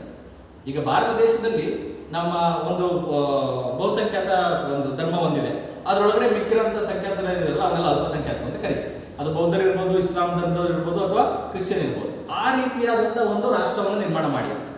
There shall be united Palestine, within that these Jews will be minorities ಅಂತ. ಇದನ್ನ ಯಾರು ಸಪೋರ್ಟ್ ಮಾಡ್ತಾರೆ ಅಂತಂದ್ರೆ, ವೆರಿ ಫ್ಯೂ ಕಂಟ್ರೀಸ್. ಆ ಫ್ಯೂ ಕಂಟ್ರೀಸ್ ಅಲ್ಲಿ ಇಂಡಿಯಾನು ಕೂಡ ಒಂದು. India never wanted Israel to be born. ಆ ಟೈಮಲ್ಲಿ ನೇರವಾಗಿ ಹೇಳಿಲ್ಲ, ಆದರೆ ಅವತ್ತಿನ ದಿವಸ ಯಾವುದೇ ಕಾರಣಕ್ಕೂ ಒಪ್ಕೊಂಡಿಲ್ಲ. 1993 ವರೆಗೂ they were not like we were not having any close relationship with Israel. 1993 we establish diplomatic relationship. ಅಲ್ಲಿವರೆಗೂ ಪೂರ್ತಿಯಾಗಿ ನಮ್ದೆಲ್ಲ ಆಲೋಚನೆ ಇದ್ದಿದ್ದು ಯುನೈಟೆಡ್ ಪ್ಯಾಲೆಸ್ಟೈನ್ ಅಂತ. ಅದು ಯಾವಾಗ ಆಗಲ್ಲ ಅಂತ ಗೊತ್ತಾಯ್ತಲ್ಲ, ಆಗ ನಮ್ಮ ಇದು ಬದಲಾಗ್ತಾ ಹೋಗ್ತಾ ಇದೆ. ರೈಟ್, ಇದಿಷ್ಟು ಇದು ಕರೆಕ್ಟಾಗಿ ನೆನಪು ಮಾಡಿ. ಒಂದು ಮೆಜಾರಿಟಿ ಪ್ಲಾನು, 2 ಸ್ಟೇಟು, ಇನ್ನೊಂದು ಜೆರುಸಲೆಮ್. ಮೈನಾರಿಟಿ ಪ್ಲಾನ್ ಅಲ್ಲಿ integrated Palestine, within that Israelis will be living as, or the Jews will be living as minorities. ಇದು ಆದರೆ ಪಾಸ್ ಆಗಿದ್ದಂಥದ್ದು ಯಾವುದು? Majority plan. ಇದಿಷ್ಟು ನಮ್ಗೆ ಕಾಣಿಸ್ಬೇಕಾಗಿರೋದು ಎರಡನೇ ಅರ್ಥ. How they decided to come back to their own land and how they came and how Israel was form ಅಂತ. ಸೊ ಇಲ್ಲಿ ಈ ಒಂದು 1948 ಅಲ್ಲಿ UN ಡಿಕ್ಲೇರ್ ಮಾಡ್ತಿದ್ದಂಗೆ ಇಲ್ಲೇನಿಲ್ಲ ಜ್ಯೂಸ್ ಪ್ಯಾಲೆಸ್ಟೈನ್ ಅಂತ. ಈ ಜ್ಯೂಸ್ ಪ್ಯಾಲೆಸ್ಟೈನ್ಗೆ ಅವರು ತಮ್ಮದೇ ಆದಂಥ ಒಂದು ಹೆಸರನ್ನ ಕೊಡ್ತಾರೆ. ಏನ ಹೆಸರು ಅಂತಂದ್ರೆ ಹೇಳ್ತಾರೆ, ಈಗ land of Israel or land of Jews or Israel. ಇದು how the land of Israel become the land of Arabs and how become the land of Israel. ಇದಿಷ್ಟು ಎರಡನೇ ಅಂತ. ಇದರಲ್ಲಿ ನಿಮ್ಗೆ ನೆನಪಿಡಬೇಕಾಗಿರೋದು World War I, World War II, Hitler ಮಾಡಿದ ಕೆಲಸ ಏನು, UK ಮಾಡಿದ ತಪ್ಪೇನು, ನಂತರದಲ್ಲಿ UN ಡಿಕ್ಲರೇಷನ್ ಏನು ಅಂತ. ಇಲ್ಲಿ ನಿಮಗೆ ಒಂದು ಅಂಶ ಗಮನಿಸಬೇಕು. ಯಾವುದು ಅಂತಂದ್ರೆ, why this Jerusalem was kept under international control. ಈ ಜೆರುಸಲೆಮ್ ಎಂಬ ಜಾಗ ಏನಿದೆಯಲ್ಲ, ಅದು 3 ಧರ್ಮಗಳಿಗೆ ಪ್ರಮುಖವಾಗಿರುವಂಥ ಜಾಗ. ಒಂದು ಧರ್ಮ. ಈ 3 ಧರ್ಮಗಳನ್ನ ನಾವು ಅಬ್ರಾಹ್ಮನಿಕ್ ರಿಲಿಜಿಯನ್ಸ್ ಅಂತ ಕರಿತೀವಿ. ಅಬ್ರಾಹಂ ಅಂತೇಳಿ ನಾವು 2020ನೇ ಶತಮಾನ ಕ್ರಿಸ್ತಪೂರ್ವದಲ್ಲಿ ನೋಡೋದಿಲ್ಲ. ಅದೇ ವ್ಯಕ್ತಿ ಈ 3 ಧರ್ಮಕ್ಕೆ ಮೂಲ ಪುರುಷ. ಸರಿನಾ?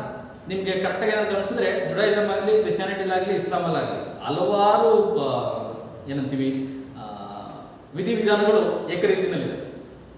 They believe in oneness of God. ಅವರೆಲ್ಲರೂ ಸಹ ಏಕ ದೇವರಲ್ಲಿ ನಂಬಿಕೆ ಉಳ್ಳಂಥವ್ರು. ಇದೆಲ್ಲ ಎಲ್ಲಿಂದ ಬರುತ್ತೆ ಅಂತಂದ್ರೆ ಆ ಅಬ್ರಾಹ್ಮಿಕ್ ಪ್ರಿನ್ಸಿಪಲ್ ಇದೆಯಲ್ಲ ಅಲ್ಲಿಂದಲೇ ಬಂದಿರೋದು. ಜುಡಾಯಿಸಮ್ ಆಗಲಿ ಕ್ರಿಶ್ಚಿಯಾನಿಟಿ ಆಗಲಿ ಎಲ್ಲರಿಗೂ ಮೂಲ ಒಂದೇ ಇದೆ. ಇವೆಲ್ಲವೂ ಒಂದಲ್ಲ ಒಂದು ರೀತಿಯಲ್ಲಿ ಅವರ ಪ್ರಾಕ್ಟೀಸಸ್ ಆಗಲಿ, ಟ್ರೆಡಿಷನ್ಸ್ ಆಗಲಿ, ರಿಚುವಲ್ಸ್ ಆಗಲಿ ಆಲ್ಮೋಸ್ಟ್ ಒಂದು 50-60% ಸೇಮ್ ಇದೆ. ರೈಟ್. ಈ ಜೆರುಸಲಂ ಏನಿದೆಯಲ್ಲ, ಈ ಜೆರುಸಲಂ ಅಲ್ಲಿ ಇವರಿಗೆ ಈ ಜೆರುಸಲಂ ಜಾಗ this is the first Holi place for juice. This is the second holiest place for Christians after Vatican city. This is the third holiest place for Muslims after Mecca and Madina. ಇದು problem. ಜ್ಯೂಸ್ಗಳಿಗೆ, ಯಹೂದಿಗಳಿಗೆ ಮೊದಲ ಪವಿತ್ರ ಸ್ಥಾನ, ಕ್ರಿಶ್ಚಿಯನ್ನರಿಗೆ ಎರಡನೇ ಪವಿತ್ರ ಸ್ಥಳ, ಇವ್ರಿಗೆ ಮೂರನೇ ಪವಿತ್ರ ಸ್ಥಳ. ಇದು ಹೆಂಗೆ, ಯಾವ ರೀತಿಯಾಗಿ ಅಂತ ಚೆಕ್ ಮಾಡೋಣ. ಯಾಕೆ ಜೆರುಸಲಂ ಬಗ್ಗೆ ಅಷ್ಟು ಮಾತುಗಳು ಬರ್ತದೆ. ಇಲ್ಲಿ ನಿಮಗೆ ಕಾಣಿಸ್ತಾ ಇರೋಂಥದ್ದು ಏನು ಅಂತಂದ್ರೆ, ಇದನ್ನ ನಾವು ಟೆಂಪಲ್ ಮಾಂಟ್ ಅಂತ ಕರೀತೀವಿ, ಅಥವಾ ಟೆಂಪಲ್ ಮೌಂಟ್ ಅಂತ ಕರೀತಾರೆ, ಟೆಂಪಲ್ ಮಾಂಟ್ ಅಂತ ಕರೀತಾರೆ. ಇನ್ನೊಂದು ಇದು ಯಹೂದಿಗಳು ಕರೆಯುವಂತ ಹೆಸರು. ಇದೇ ಜಾಗವನ್ನ ಮುಸ್ಲಿಮರು ಏನಂತ ಕರೀತಾರೆ ಅಂತಂದ್ರೆ ಹರಮ್ ಅಲ್ ಶರೀಫ್ ಅಂತ ಕರೀತಾರೆ. HARAMALSARIF. ಇದೇ ಜಾಗ. ಈ 35 ಎಕರೆ ಜಾಗ ಏನಿದೆಯಲ್ಲ ಇದೇ ಜಾಗ. ಈ ಜಾಗ ಎಲ್ಲಿದೆ ಅಂತಂದ್ರೆ ಜೆರುಸಲಂನಲ್ಲಿದೆ. ಜೆರುಸಲಂನಲ್ಲೂ ಎಲ್ಲಿದೆ ಅಂತಂದ್ರೆ ಈಸ್ಟ್ ಜೆರುಸಲಂ ಇದೆ. ಈಸ್ಟ್ ಜೆರುಸಲಂನಲ್ಲಿ ಎಲ್ಲಿದೆ ಅಂತಂದ್ರೆ ಓಲ್ಡ್ ಸಿಟಿ ಅಕ್ಕಪಕ್ಕದಲ್ಲಿ ಹಿಂದೆ ಇದ್ದಂತ ಪ್ರಮುಖ ಸ್ಥಳ ಇದು. ಈ ಒಂದು ಜಾಗದಲ್ಲಿ ಯಹೂದಿಗಳ ನಂಬಿಕೆ ಆಧಾರದ ಮೇಲೆ ಅವರೇನಂತ ಹೇಳ್ತಾರೆ ಅಂತಂದ್ರೆ, ಈ ಜಾಗದಲ್ಲಿ 2 ದೇವಸ್ಥಾನಗಳು ನಿರ್ಮಾಣ ಆಗಿತ್ತು. ಆ ದೇವಸ್ಥಾನಗಳು 5ನೇ ಶತಮಾನದಲ್ಲಿ ಬ್ಯಾಬಿಲೋನಿಯನ್ನರು ಮೊದಲನೇ ದೇವಸ್ಥಾನವನ್ನು ನಿರ್ಮಾಣ ಮಾಡಿದ್ರು. ನಂತರದಲ್ಲಿ ಇನ್ನೊಂದು ದೇವಸ್ಥಾನ ನಿರ್ಮಾಣ ಆಯಿತು. ಆ ದೇವಸ್ಥಾನ ನಿರ್ಮಾಣ ಆಗಿದ್ದು ರೋಮನ್ಸ್, ನಾನು ಫಸ್ಟ್ ಹೇಳಿದ್ದಲ್ಲ, ಆ ಸಂದರ್ಭದಲ್ಲಿ ಫಸ್ಟ್ ಸೆಂಚುರಿ AD ಮತ್ತೆ ಫಸ್ಟ್ ಸೆಂಚುರಿ BC ನಲ್ಲಿ ರೋಮನ್ಸ್ 2ನೇ ಟೆಂಪಲ್ ಹಾಳು ಮಾಡಿದ್ದಾರೆ. ಆ 2ನೇ ಟೆಂಪಲ್ನ ಪೂರ್ತಿ ನಾಶ ಮಾಡೋಕ್ಕಾಗದಿದ್ದಾಗ ಒಂದು ಗೋಡೆ ಉಳಿದಿದೆ, ಅವರ ದೇವಸ್ಥಾನದ ಒಂದು ಗೋಡೆ ಉಳಿದಿದೆ ಇದು ಅಂತ. ಇಲ್ಲಿ ಏನ್ ಕಾಣಿಸ್ತಾ ಇದೆ, ಈ ಯೆಲ್ಲೋ ಕಲರ್ ಗೋಡೆ ಈ ಭಾಗದಲ್ಲಿ, ಇದನ್ನ ನಾವು ವೆಸ್ಟರ್ನ್ ವಾಲ್ ಅಂತ ಕರಿತೀವಿ. ಈ ಟೆಂಪಲ್ ಮಾಂಟ್ನ ಅಥವಾ ಕಾಂಪೌಂಡ್ ಇದೆಯಲ್ಲ, ಆ ಕಾಂಪೌಂಡ್ ನಲ್ಲಿರುವಂತಹ ಕೆಲವು ಗೋಡೆ ಅಥವಾ ಗೋಡೆಯ ಒಂದಿಷ್ಟು ಭಾಗ ಏನಿದೆಯಲ್ಲ, ಆ ಗೋಡೆಯ ಇಷ್ಟು ಭಾಗ ಇವರ ಪ್ರಕಾರ, ಯಹೂದಿಗಳ ಪ್ರಕಾರ ಅವರ 2ನೇ ದೇವಸ್ಥಾನ ಇತ್ತಲ್ಲ ದೇವಾಲಯ, ಸೆಕೆಂಡ್ ಟೆಂಪಲ್, ಆ ಸೆಕೆಂಡ್ ಟೆಂಪಲ್ನ ಕೆಲವು ಅವಶೇಷ ಇದೆ. ಹಾಗಾಗಿ ಅವರು ಈ ಜಾಗಕ್ಕೆ ಬಂದು ಪೂಜೆ ಪುನಸ್ಕಾರವನ್ನ ಮಾಡಿ ಇಲ್ಲೇನೆ ತಮ್ಮ ಒಂದು ಕಾಣಿಕೆಗಳನ್ನ ಅರ್ಪಿಸೋದು ಇವಾಗಲೂ ಇದೆ ಪೂರ್ತಿಯಾಗಿ. ಅವ್ರ ಪೂಜೆ ಪುನಸ್ಕಾರ ನೀವೇನೇ ನೋಡಿದ್ರು ಇಸ್ರೇಲಿಗರು ಮಾಡಿದ್ರೆ ಈ ಒಂದು ಟೆಂಪಲ್ ಇರುತ್ತೆ, ಆ ಟೆಂಪಲ್ ಹತ್ರ ಹೋಗಿ ಚಿಕ್ಕದಾಗಿರೋಂಥ ಟೋಪಿನ ಇಟ್ಕೊಂಡು ಅದಕ್ಕೆ ಹಿಂಗೆ ತಮ್ಮ ಹಣೆಯನ್ನ ಟಚ್ ಮಾಡ್ತಾರೆ. ಅದು ಯಾವುದು ಅಂತಂದ್ರೆ ಇದನ್ನ ವೆಸ್ಟರ್ನ್ ವಾಲ್ ಅಥವಾ ವೇಲಿಂಗ್ ವಾಲ್ ಅಂತ ಕರಿತೀವಿ. ಇದು ಕರೆಕ್ಟ್ ನೆನ್ಪಿಡ್ಬೇಕು. ಯಾಕೆ ಇವರಿಗೆ ಇದು ಪವಿತ್ರ ಸ್ಥಳ ಅಂತಂದ್ರೆ, ಇವರ ಪ್ರಕಾರ 2 ದೇವಾಲಯಗಳು ಅಲ್ಲೇ ನಿರ್ಮಾಣ ಆಗಿದೆ. ಇವತ್ತಿನ ದಿವಸಕ್ಕೆ ಇಸ್ರೇಲಿಗರ ಅಥವಾ ಯಹೂದಿಗಳ ಆಸೆ ಏನು ಅಂತಂದ್ರೆ 3ನೇ ಟೆಂಪಲ್ನ ಕಟ್ಟಬೇಕು. ಎಲ್ಲಿ ಕಟ್ಟಬೇಕು ಅಂತಂದ್ರೆ ಇದೇ ಜಾಗ ಕಟ್ಟಬೇಕು. This is the major issue behind conflict. ಅವರ ಆಸೆ ಇರುವಂಥದ್ದು ಈ ಜಾಗದಲ್ಲಿ ಇಡೀ ಇಸ್ರೇಲ್ನ ಅಥವಾ ಇಡೀ ಪ್ಯಾಲೆಸ್ಟೈನ್ನ ತಮ್ಮ ವಶಕ್ಕೆ ತಗೊಂಡು, ಅದರಲ್ಲೂ ಜೆರುಸಲಂನ, ಆ ಜೆರುಸಲಂ ಒಳಗಡೆ ಈ ಒಂದು ಟೆಂಪಲ್ ಮೌಂಟ್ ಇದೆಯಲ್ಲ ಅದನ್ನು ನಮ್ಮ ವಶಕ್ಕೆ ತಗೊಂಡು ಅಲ್ಲಿ ನಾವು 3ನೇ ಟೆಂಪಲ್ ಕಟ್ಟಬೇಕು. ಇದಿಷ್ಟು ಈ ಜಾಗ ಕಟ್ಟಬೇಕು. ಇದು ಯಹೂದಿಗಳಿಗಾಗಿ. ನೆಕ್ಸ್ಟ್ ಇದು ಕ್ರಿಶ್ಚಿಯನ್ಸ್ನ ನಾವೇನೇನು ಮಾಡಿದ್ರೆ ಅವ್ರ ಪ್ರಕಾರ ಏನು ಅಂತಂದ್ರೆ, ಯೇಸು ಚಿಕ್ಕ ಹುಡುಗನಾಗಿದ್ದಾಗ ಅಲ್ಲಿ ಬರ್ತಾ ಇದ್ದ. ಯೇಸು ಅಡಲ್ಟ್ಹುಡ್ ಅಲ್ಲಿ ಅಥವಾ ಅವನು ಬೆಳೆದಂತ ನಂತರದಲ್ಲಿ ಪ್ರವಚನಗಳನ್ನು ಸ್ಟಾರ್ಟ್ ಮಾಡೋದು ಎಲ್ಲಿ ಸ್ಟಾರ್ಟ್ ಮಾಡ್ದ ಅಂತಂದ್ರೆ ಈ ಜೆರುಸಲಂನಿಂದಲೇ. ಕೊನೆಗೆ ಅವ್ರ ನಂಬಿಕೆ ಇನ್ನೊಂದೇನಿದೆ ಅಂತಂದ್ರೆ, ಆತನನ್ನ ಕ್ರೂಸಿಫೈ ಮಾಡಿದ ಅಥವಾ ಶಿಲುಬೆಗೆ ಏರಿಸಿದ್ದು ಅಂತಂದ್ರೆ ಇದೇ ಜಾಗ. ಅವನ ಲಾಸ್ಟ್ ಸಪ್ಪರ್ ಅಥವಾ ಪ್ರವಚನ ಎಲ್ಲಿದ್ದು ಅಂತಂದ್ರೆ ಜೆರುಸಲಂ. ಮತ್ತೆ ಅವನು ಆ ಶಿಲುಬೆಯಿಂದ ಅಥವಾ ಒಂದು ಇದರಿಂದ ರಿಸರೆಕ್ಟ್ ಆಗಿದ್ದು ಅಥವಾ ರೀಬರ್ತ್ ಆಗಿದ್ದು ಅಥವಾ ಮತ್ತೆ ಮರುಹುಟ್ಟಿಯಿಂದ ಬಂತು ಅಂತಂದ್ರೆ ಜೆರುಸಲಂ. ಸೊ ಅವುಗಳ ನಂಬಿಕೆ ಆಧಾರದ ಮೇಲೆ ಇಲ್ಲಿ ಹಲವಾರು ಚರ್ಚ್ಗಳಿವೆ. ಆ ಚರ್ಚಲ್ಲಿ ಯಾರಿಗೆ ಸಂಬಂಧಪಟ್ಟಿರೋದು ಅಂತಂದ್ರೆ ಕ್ರಿಶ್ಚಿಯನ್ಗೆ ಸಂಬಂಧಪಟ್ಟಿರೋದು. ಸೊ ಜೆರುಸಲಮು ಇಲ್ಲಿ ಸಮಸ್ಯೆ ಆಯ್ತಾ ಕ್ರಿಶ್ಚಿಯನ್ಸ್. ಇನ್ನು ನೆಕ್ಸ್ಟು ಇರೋಂಥದ್ದು ಇಸ್ಲಾಂ ಧರ್ಮಕ್ಕೆ ಸಂಬಂಧಪಟ್ಟಿರೋದು. ಇಸ್ಲಾಂ ಧರ್ಮದ ಪ್ರಕಾರ ಅವರು ಇದರಲ್ಲಿ ಪವಿತ್ರ ಗ್ರಂಥಗಳಲ್ಲಿ ಏನು ಬರ್ತಿದ್ದಾರೆ ಅಂತಂದ್ರೆ, ಪ್ರೊಫೆಟ್ ಮೊಹಮ್ಮದ್ ಅವರವರು ತಮ್ಮ ಕೊನೆಯ ದಿನಗಳೇನಿಲ್ಲ ಆ ಸ್ವರ್ಗಕ್ಕೆ ಹೋಗೋದಕ್ಕಿಂತ ಮುಂಚೆ ಅವ್ರು ಎಲ್ಲಿಂದ ಸ್ವರ್ಗವನ್ನು ತಲುಪಿದ್ರು ಅಂತಂದ್ರೆ ಈ ಜಾಗದಿಂದ. ಕುದುರೆ ಮೇಲೆ ಮೆಕ್ಕಾ ಮದೀನಾದ ಮುಖಾಂತರ ಅವರು ಇಲ್ಲಿಗೆ ಬಂದಿದ್ದಾರೆ. ಈ ಒಂದು ಜೆರುಸಲಂನಲ್ಲಿ ಈ ಭಾಗ ಏನಿದೆಯಲ್ಲ, ಈ ಹರಮ್ ಅಲ್ ಶರೀಫ್ ಅಂತ ಈ ಜಾಗದಲ್ಲಿ 2 ಪವಿತ್ರ ಸ್ಥಳಗಳಿದಾವೆ ಅಥವಾ ಪವಿತ್ರ ಮಾನ್ಯುಮೆಂಟ್ಸ್ ಇದಾವೆ. ಯಾರಿಗೆ ಅಂತಂದ್ರೆ ಇಸ್ಲಾಂ ಧರ್ಮಕ್ಕೆ ಸಂಬಂಧಪಟ್ಟಿರೋದು. ಅದು ಯಾವುದು ಅಂತಂದ್ರೆ, ಒಂದು ಅಲ್ ಅಕ್ಸಾ ಮಾಸ್ಕ್, ಇದು ಮಸೀದಿ.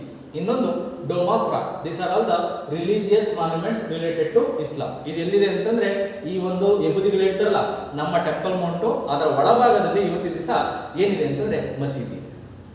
ಇವ್ರ ಪ್ರಕಾರ, ಯಹೂದಿಗಳ ಪ್ರಕಾರ ಏನು ಅಂತಂದ್ರೆ, ಈ ಎಲ್ಲಾ ಮಸೀದಿ ಆಗಲಿ ಅಥವಾ ಬೇರೆ ಏನಾಗಲಿ ಯಾವ್ದ್ರ ಮೇಲೆ ನಿರ್ಮಾಣ ಆಗಿದೆ ಅಂತಂದ್ರೆ ನಮ್ಮ ಟೆಂಪಲ್ ಮೇಲೆ ಅಥವಾ ನಮ್ಮ ಟೆಂಪಲ್ನ ಅವಶೇಷಗಳ ಮೇಲೆ. ಇದು ಇವರ ಮುಸ್ಲಿಮರ ನಂಬಿಕೆಯ ಪ್ರಕಾರ ಪ್ರೊಫೆಟ್ ಮೊಹಮ್ಮದ್ ಅವರು ಇಲ್ಲಿಗೆ ಬಂದು ಅಲ್ಲಾ ಜೊತೆ ಮಾತಾಡೋದಕ್ಕೆ ಅಥವಾ ಅಲ್ಲಾ ಜೊತೆ ಚರ್ಚೆಯನ್ನು ಮಾಡೋದಕ್ಕೆ ಅವ್ರು ಸ್ವರ್ಗಕ್ಕೆ ಹೋಗಿರೋದು ಎಲ್ಲಿಂದ ಅಂತಂದ್ರೆ ಈ ಜಾಗದಿಂದ. So this is how they are related. ಮೂರೂ ಧರ್ಮಕ್ಕೆ ಪವಿತ್ರಸ್ಥಳ. ಇಲ್ಲಿ ಅಲ್ ಅಕ್ಸಾ ಅಂತ ಇದೆಯಲ್ಲ, ಇದನ್ನ ಇಂಗ್ಲಿಷಲ್ಲಿ ಏನಂತ ಕರೀತಾರೆ ಅಂತಂದ್ರೆ ಫಾರ್ದೆಸ್ಟ್ ಮಾಸ್ಕ್ ಅಂತ. ಮಕ್ಕಾ ಮದೀನಾದಲ್ಲಿರೋದು ಅವ್ರ ಹತ್ತಿರವಾಗಿರೋದು. ಮೂರನೇದು ದೂರದ್ದು ಯಾವುದು ಅಂತಂದ್ರೆ ಇದೆ ಅಂತ.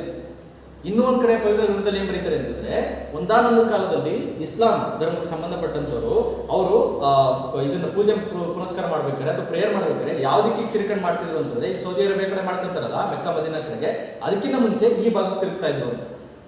ಸೊ ಇಷ್ಟು ಚರ್ಚೆ ಆಗುತ್ತೆ, ಇಷ್ಟು ಅಂಶಗಳನ್ನು ಕಂಡು ಮಾಡಬೇಕು. ಹಾಗಾಗಿನೇ UN-ಗೆ ಒಂದು ಅನಿಸ್ತೇನೆ ಅಂತಂದ್ರೆ, ಈ ಒಂದು ಜಾಗವನ್ನ ಯಾವ ಧರ್ಮ ಕೊಟ್ಟರು ಇನ್ನೆರಡು ಧರ್ಮಗಳು ಹಿಂದೆ ಬಿಟ್ಟು.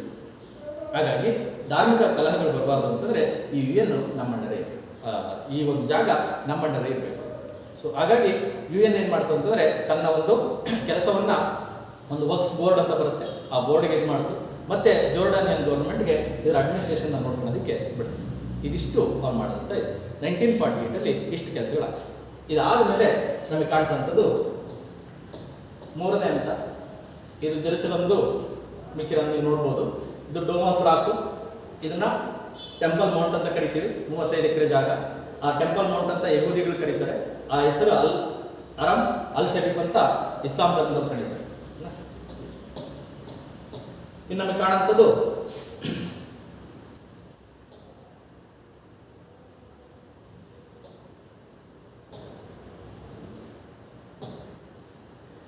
Third phase.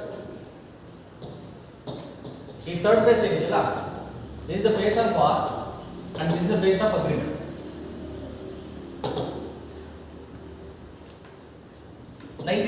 ಅಲ್ಲಿ ಇಸ್ರೇಲ್ ಫಾರ್ಮ್ ಆಯಿತು.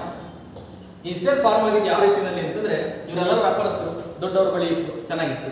ಮತ್ತೆ ಅವರೆಲ್ಲರೂ ಬುದ್ಧಿವಂತರಿದ್ರು. ತಮ್ಮಲ್ಲಿರುವಂಥ ಸಂಪತ್ತನ್ನು ಯಾವ ರೀತಿಯಾಗಿ ಬಳಸ್ಕೋಬೇಕು ಅಂತ ಗೊತ್ತಾಯ್ತು. ಅವ್ರೇನ್ ಮಾಡೋದು ಅಂತಂದ್ರೆ, ಈ ಒಂದು ಇಂಡಿಪೆಂಡೆನ್ಸ್ ಬರ್ತಿದ್ದಂಗೆ ಇಮಿಡಿಯೇಟ್ ಆಗಿ ಮಾಡಕ್ಕೆ ಶುರು ಮಾಡಿದ ಕೆಲಸ ಏನು ಅಂತಂದ್ರೆ, ತನ್ನ ದೇಶನ ಕಟ್ಟಬೇಕು, ತನ್ನ ದೇಶನ ಕಟ್ಟೋದಕ್ಕೆ ಪ್ರಾರಂಭ. ಇನ್ನು ಪಕ್ಕದಲ್ಲಿ ಪ್ಯಾಲೆಸ್ಟೈನಿಯನ್ಸ್ ಇತ್ತು, ಇಸ್ಲಾಂ ಧರ್ಮವನ್ನು ಪ್ರತಿಪಾದನೆ ಮಾಡ್ತಾರೆ. ಇವರಿಗೆ ತಮ್ಮ ಸುತ್ತಮುತ್ತದಲ್ಲಿ ಇದ್ದಂತಹ ಈಜಿಪ್ಟ್ ರಾಷ್ಟ್ರ ಆಗಲಿ, ಜೋರ್ಡನ್ ಆಗಲಿ, ಸಿರಿಯಾ ಆಗಲಿ, ಅವರೆಲ್ಲ ಏನ್ ಮಾಡ್ತಾರೆ ಅಂತಂದ್ರೆ, ನಾವು ಈ ಜಾಗಕ್ಕೆ ಬೇರೆಯವ್ರು ಬಂದು ಕೂರ್ತಾ ಇದಾರೆ ಅಂತಂದ್ರೆ ಹೆಂಗ್ ಒಪ್ಕೊಳ್ಳೋದು? ಅವ್ರಿಗೆ ಮುಂಚಿನಲ್ಲೂ ಆಸೆ ಇಲ್ಲ ಜ್ಯೂಸ್ ಬರ್ಬೇಕಲ್ಲಿ ಅಂತ. ಅವ್ರಿಗೆ ಮುಂಚಿನಲ್ಲೂ ಆಸೆ ಇಲ್ಲ ಜ್ಯೂಸ್ ಅಲ್ಲಿ ಸೆಟ್ಲ್ ಆದ್ರೆ ನಮ್ಗೆ ಸಮಸ್ಯೆ ಆಗುತ್ತೆ ಅಂತ. ಅವ್ರಿಗೆ ಯಾವುದೇ ಕಾರಣಕ್ಕೂ ಆಸೆ ಇಲ್ಲ. ಅದ್ರ ಜೊತೆಗೆ ಈಗ 1948 ಏನಾಗಿದೆ ಅಂತಂದ್ರೆ, UN ಡಿಕ್ಲೇರ್ ಮಾಡ್ತು ಇಸ್ರೇಲ್ ಆಗ್ಬಿಡ್ಲಿ. ಸೊ ಇವೆಲ್ಲ ಸೆಟ್ಟನ್ನ ಇಟ್ಕೊಂಡು ಇವ್ರೇನ್ ಮಾಡ್ತಾರೆ ಅಂತಂದ್ರೆ, ಪ್ಯಾಲೆಸ್ಟೈನ್ ಜೊತೆಗೆ ಈಜಿಪ್ಟ್ ಸೇರ್ಕೊಳ್ಳುತ್ತೆ, ಸಿರಿಯಾ ಸೇರ್ಕೊಳ್ಳುತ್ತೆ, ಜೋರ್ಡನ್ ಸೇರ್ಕೊಳ್ಳುತ್ತೆ, ಮತ್ತೆ ಲೆಬನಾನ್ ಸೇರ್ಕೊಂಡು ಯಾರ ಮೇಲೆ ಯುದ್ಧವನ್ನು ಸ್ಟಾರ್ಟ್ ಮಾಡ್ತಾರೆ ಅಂತಂದ್ರೆ, ಸ್ಟ್ರೈಟ್ ಆಗಿ ಇಮಿಡಿಯೇಟ್ 1948 ಡಿಕ್ಲೇರ್ ಮಾಡ್ತಾರೆ, ಇಸ್ರೇಲ್ ಮೇಲೆ ನಾನು ಯುದ್ಧವನ್ನು ಮಾಡ್ತಾರೆ. ಇಸ್ರೇಲ್ ಆಗಿದ್ದು ಚಿಕ್ಕ ರಾಷ್ಟ್ರ. ಇಸ್ರೇಲ್ ಹತ್ರ ವ್ಯವಸ್ಥಿತವಾದ ಮಿಲಿಟರಿ ಇಲ್ಲ, ಆದ್ರೆ ಟೆಕ್ನಾಲಜಿ ಒಂದು ಹಂತಕ್ಕೆ ಬೆಳೆದಿತ್ತು, ಬುದ್ಧಿವಂತರಿದ್ರು. ಅವ್ರೇನ್ ಮಾಡೋದು ಅಂತಂದ್ರೆ, ಈ ಅಷ್ಟು 4 ಅಥವಾ 5 ರಾಷ್ಟ್ರಗಳಿಂದ ಅರಬ್ ರಾಷ್ಟ್ರಗಳು ಅಷ್ಟೂ ಜನರ ಸೈನ್ಯವನ್ನ ತನ್ನ ಗಡಿಯಿಂದ ಆಚೆ ಹಾಕೊಂಡು ಕರೆ ಮಾಡಿ. ಚಿಕ್ಕ ರಾಷ್ಟ್ರ, ಜನಸಂಖ್ಯೆ ಚಿಕ್ಕದಾಗೇ ಇದೆ, ಆದ್ರೆ ಅವರೆಷ್ಟು ವ್ಯವಸ್ಥಿತವಾಗಿ ಯುದ್ಧವನ್ನು ಮಾಡ್ತಾರೆ ಅಂತಂದ್ರೆ, ಇಷ್ಟೂ ರಾಷ್ಟ್ರಗಳನ್ನ ಆಚೆ ಹಾಕ್ತಾರೆ. ರೈಟ್, ಇಷ್ಟೂ ರಾಷ್ಟ್ರಗಳನ್ನ ಆಚೆ ಹಾಕೋದಂದ್ರೆ ಅವ್ರು ಇನ್ನೊಂದು ಕೆಲಸವನ್ನು ಮಾಡ್ತಾರೆ. ಇನ್ನೊಂದು ಕೆಲಸ ಏನು ಅಂತಂದ್ರೆ, ಇಸ್ರೇಲ್ಗೆ ಅಲ್ಪ ಸ್ವಲ್ಪ ಜಾಗವನ್ನು ಕೊಟ್ಟಿದ್ರು, 50% ಜಾಗವನ್ನು ಕೊಟ್ಟಿದ್ರು. ಇವ್ರೇನ್ ಮಾಡ್ತಾರೆ ಅಂತಂದ್ರೆ, ಪ್ಯಾಲೆಸ್ಟೈನ್ಗೆ, ಇಸ್ರೇಲಿಗೆ ಇರೋ ಜ್ಯೂಸ್ ಏನ್ ಮಾಡ್ತಾರೆ ಅಂತಂದ್ರೆ, ಪ್ಯಾಲೆಸ್ಟೈನ್ಗೆ ಕೊಟ್ಟಿದ್ದಂತ ಜಾಗ ಇದೆಯಲ್ಲ ಅದನ್ನು ಆಕ್ರಮಣ ಮಾಡೋಣ. ಸೊ ಅವ್ರು ಇವರನ್ನ ಆಚೆ ಕಳಿಸಿದಂದಲೇ ಅಲ್ಲಿಂದ ಆಕ್ರಮಣ ಶುರುವಾಗುತ್ತೆ. ಇದು ಮೊದಲನೇ ಹಂತ. UN ಕೊಟ್ಟಾದ್ಮೇಲೆ ಇರಂತ.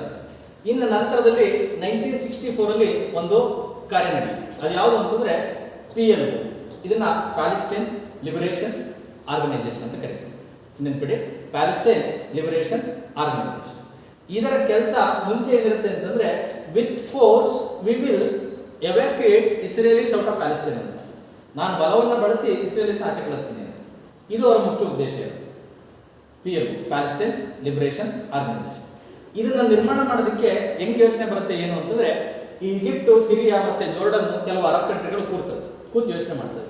ನೋಡು, ಇಸ್ರೇಲ್ ನಮ್ಗಿಂತ ಚಿಕ್ಕದಾಗಿರೋಂಥ ರಾಷ್ಟ್ರ, ನಮ್ಗಿಂತ ಚಿಕ್ಕದಾಗಿರೋಂಥ ಜನಸಂಖ್ಯೆ, ಆದ್ರೆ ಅವ್ರು ಹೆಂಗೆ ಇದು ಈ ರೀತಿಯಾದಂಥ ವ್ಯವಸ್ಥಿತವಾಗಿ ನಮ್ಮ ಮೇಲೆ ಯುದ್ಧ ಮಾಡೋದು, ವ್ಯವಸ್ಥಿತವಾಗಿ ಯುದ್ಧ ಮಾಡೋದಂದ್ರೆ ನಮ್ಮನ್ನ ಸೋಲಿಸಿದ್ದಾರೆ ಅಂತೇಳಿ ಚೆಕ್ ಮಾಡಿದಾಗ ಅವ್ರು ಒಂದು ಕಡೆ ಬರುತ್ತೆ ಏನಂತಂದ್ರೆ, this US or Israel is organised in a proper manner. ನಮ್ಮಲ್ಲಿ ಪ್ರಾಪರ್ ಆರ್ಗನೈಸೇಷನ್ ಇಲ್ಲ, ಹಾಗಾಗಿ ಈ ಒಂದು ಆರ್ಗನೈಸೇಷನ್ ಮಾಡೋಣ, ಇದರ ಮುಖಾಂತರವಾಗಿ ನಾವು ಇಸ್ರೇಲ್ ಮೇಲೆ ಪ್ರಭಾವವನ್ನು ಬೀರ್ಬೋದು ಅಂತ.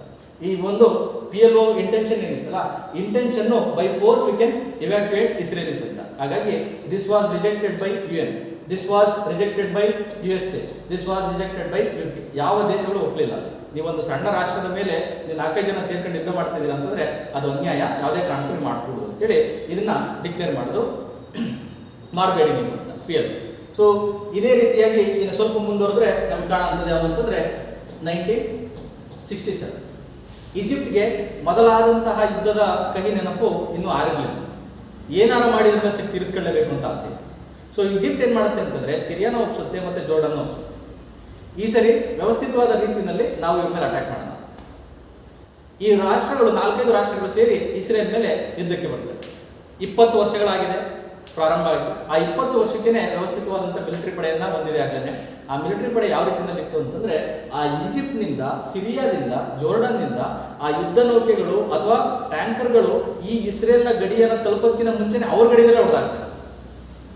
ಇಲ್ಲಿಗೆ ವಾಪಸ್ ತಮ್ಮ ಗಡಿವರೆಗೂ ಎಂಟರ್ ಆಗಿಬಿಡೋದಿಲ್ಲ. ಅಷ್ಟು ವ್ಯವಸ್ಥಿತವಾದಂಥ ಟೆಕ್ನಾಲಜಿನ ಇಟ್ಕೊಂಡಿರ್ತಾರೆ. ಅವರದೇ ಆದಂಥ ಗಡಿನಲ್ಲಿ ಹೊಡೆದಾಕಿ ಅವ್ರೇನ್ ಮಾಡ್ತಾರೆ ಅಂತಂದ್ರೆ, ನಾನು ನಿಮ್ಗೆ ಮೊದಲೇ ಮ್ಯಾಪ್ ತೋರಿಸಿದೆ, ಆ ಇಸ್ರೇಲ್ ಇಷ್ಟು ಚಿಕ್ಕ ಜಾಗ ಇದೆಯಲ್ಲ, ಪಕ್ಕದಲ್ಲಿರುವಂಥ ಈಜಿಪ್ಟ್ನ ಒಂದು ಜಾಗ, ನಂತರದಲ್ಲಿ ಬಲಭಾಗದಲ್ಲಿರುವಂಥ ಜೋರ್ಡನ್ನ ವೆಸ್ಟ್ ಬ್ಯಾಂಕ್, ಮತ್ತೆ ಉತ್ತರದಲ್ಲಿ ಸಿರಿಯಾದ ಗೋಲನ್ ಹೈಟ್ಸ್, ಈ 3 ಭಾಗವನ್ನ ಅವರು ತಮ್ಮ ವಶಪಡಿಸ್ತಾರೆ. ಯಾರ್ಯಾರು ಅವ್ರ ಮೇಲೆ ಯುದ್ಧ ಬಂದಿರಲ್ಲ ಆ ಯುದ್ಧಕ್ಕೆ ಬಂದಿರೋಂಥ ಎಲ್ಲಾ ಜಾಗಗಳನ್ನ 1967 ಈ ಯುದ್ಧ ಏನಂತ ಕರೀತಾರೆ ಅಂತಂದ್ರೆ 6 ಡೇ ವಾರ್ ಅಂತ ಕರೀತಾರೆ. ಕೇವಲ 6 ದಿನದಲ್ಲಿ 4-5 ರಾಷ್ಟ್ರಗಳನ್ನ ಮಣಿಸಿ ಆ 4-5 ರಾಷ್ಟ್ರಗಳ ಕೆಲವು ಭಾಗಗಳನ್ನ ವಶಪಡಿಸಿಕೊಂಡದ್ದು ಇಸ್ರೇಲ್ನ ಹೆಗ್ಗಳಿಕೆ. 6 ಡೇ ವಾರ್. ನಂತರದಲ್ಲಿ ಈ ಪ್ಯಾಲೆಸ್ಟೈನ್ನ ಕೆಲವು ಭಾಗಗಳಿದ್ವಲ್ಲ, ಆ ಭಾಗಗಳಲ್ಲಿ ಆಲ್ರೆಡಿ 1948 ಅಲ್ಲಿ ಆಕ್ರಮಣ ಪ್ರಾರಂಭ ಮಾಡಿದ್ರು. ಆ ಆಕ್ರಮಣ ಇನ್ನೂ ಮುಂದುವರೆಯಿತು. ಆ ಆಕ್ರಮಣ ಮುಂದುವರೆದು ಇಸ್ರೇಲಿಗರನ್ನ ಅಥವಾ ಜ್ಯೂಸ್ಗಳನ್ನ, ಯಹೂದಿಗಳನ್ನ ಅಲ್ಲಿ ತಮ್ಮ ಸ್ಥಳಗಳನ್ನ ತಾಣೋದಕ್ಕೆ ಅಥವಾ ಪ್ರಾಪರ್ಟಿನ ತಗೊಳೋದಕ್ಕೆ ಪ್ರೇರಣೆಯನ್ನ ನೀಡುತ್ತೆ. ಯಾರು? Israeli government. ಇದು 6 ಡೇ ವಾರ್ ನಲ್ಲಿ ನಡೆದಂತ ಕಾರ್ಯ. ಈ ಒಂದು ಇಸ್ರೇಲ್ ಈ 6 ಡೇ ವಾರ್ ಅಲ್ಲಿ ಇನ್ನೊಂದು ಕೆಲಸ ಮಾಡುತ್ತೆ. ಯಾವುದು ಅಂತಂದ್ರೆ, ಅಲ್ಲಿವರೆಗೂ ಇಂಟರ್ನ್ಯಾಷನಲ್ ಕಂಟ್ರೋಲ್ ಇದ್ದಂತ ಜೆರುಸಲಂನ ಅಟ್ಯಾಕ್ ಮಾಡಿ, ಮೊದಲ ಯುದ್ಧದಲ್ಲಿ ಜೆರುಸಲಂನ ಅಟ್ಯಾಕ್ ಮಾಡಿರಲಿಲ್ಲ. ಆ ಜೆರುಸಲಂನ ಅಟ್ಯಾಕ್ ಮಾಡಿ ಏನ್ ಮಾಡುತ್ತೆ ಅಂತಂದ್ರೆ, ಸಂಪೂರ್ಣವಾಗಿ ವೆಸ್ಟ್ ಜೆರುಸಲಂ ಏನಿದೆಯಲ್ಲ, ಆ ವೆಸ್ಟ್ ಜೆರುಸಲಂ ಇಸ್ರೇಲಿಗರ ಆಡಳಿತಕ್ಕೆ ಬರುತ್ತೆ. ಈಸ್ಟ್ ಜೆರುಸಲಂ ಏನಿದೆಯಲ್ಲ, ಈ ಈಸ್ಟ್ ಜೆರುಸಲಂ ಅಲ್ಲಿ ಇಲ್ಲಿ ಓಲ್ಡ್ ಸಿಟಿ ಇದೆ, ಅದರ ಪಕ್ಕದಲ್ಲೇ ಟೆಂಪಲ್ ಮಾಡ್ತಾರೆ. ಈಸ್ಟ್ ಜೆರುಸಲಂ ಈ ಈಸ್ಟ್ ಜೆರುಸಲಂನ ಕಂಟ್ರೋಲಿಗೆ ತಾಣುತ್ತೆ, ಅಧೀನಕ್ಕೆ ತಾಣುತ್ತೆ. ಆದರೆ ಅಲ್ಲಿ ತನ್ನ ಮಿಲಿಟರಿ ಪಡೆಯನ್ನ ನಿಲ್ಲಿಸುತ್ತೆ, ತನ್ನ ಪೊಲೀಸ್ ಪಡೆಯನ್ನ ನಿಲ್ಲಿಸುತ್ತೆ. ಈ ಜಾಗ ಏನಿತ್ತಲ್ಲ ಹಿಂದೆ ನಾನು ತೋರಿಸಿದ್ನಲ್ಲ ಟೆಂಪಲ್ ಮಾಡಿ, ಆ ಜಾಗವನ್ನು ಮಾತ್ರ ಮುಟ್ಟಕ್ಕೆ ಹೋಗೋದಿಲ್ಲ.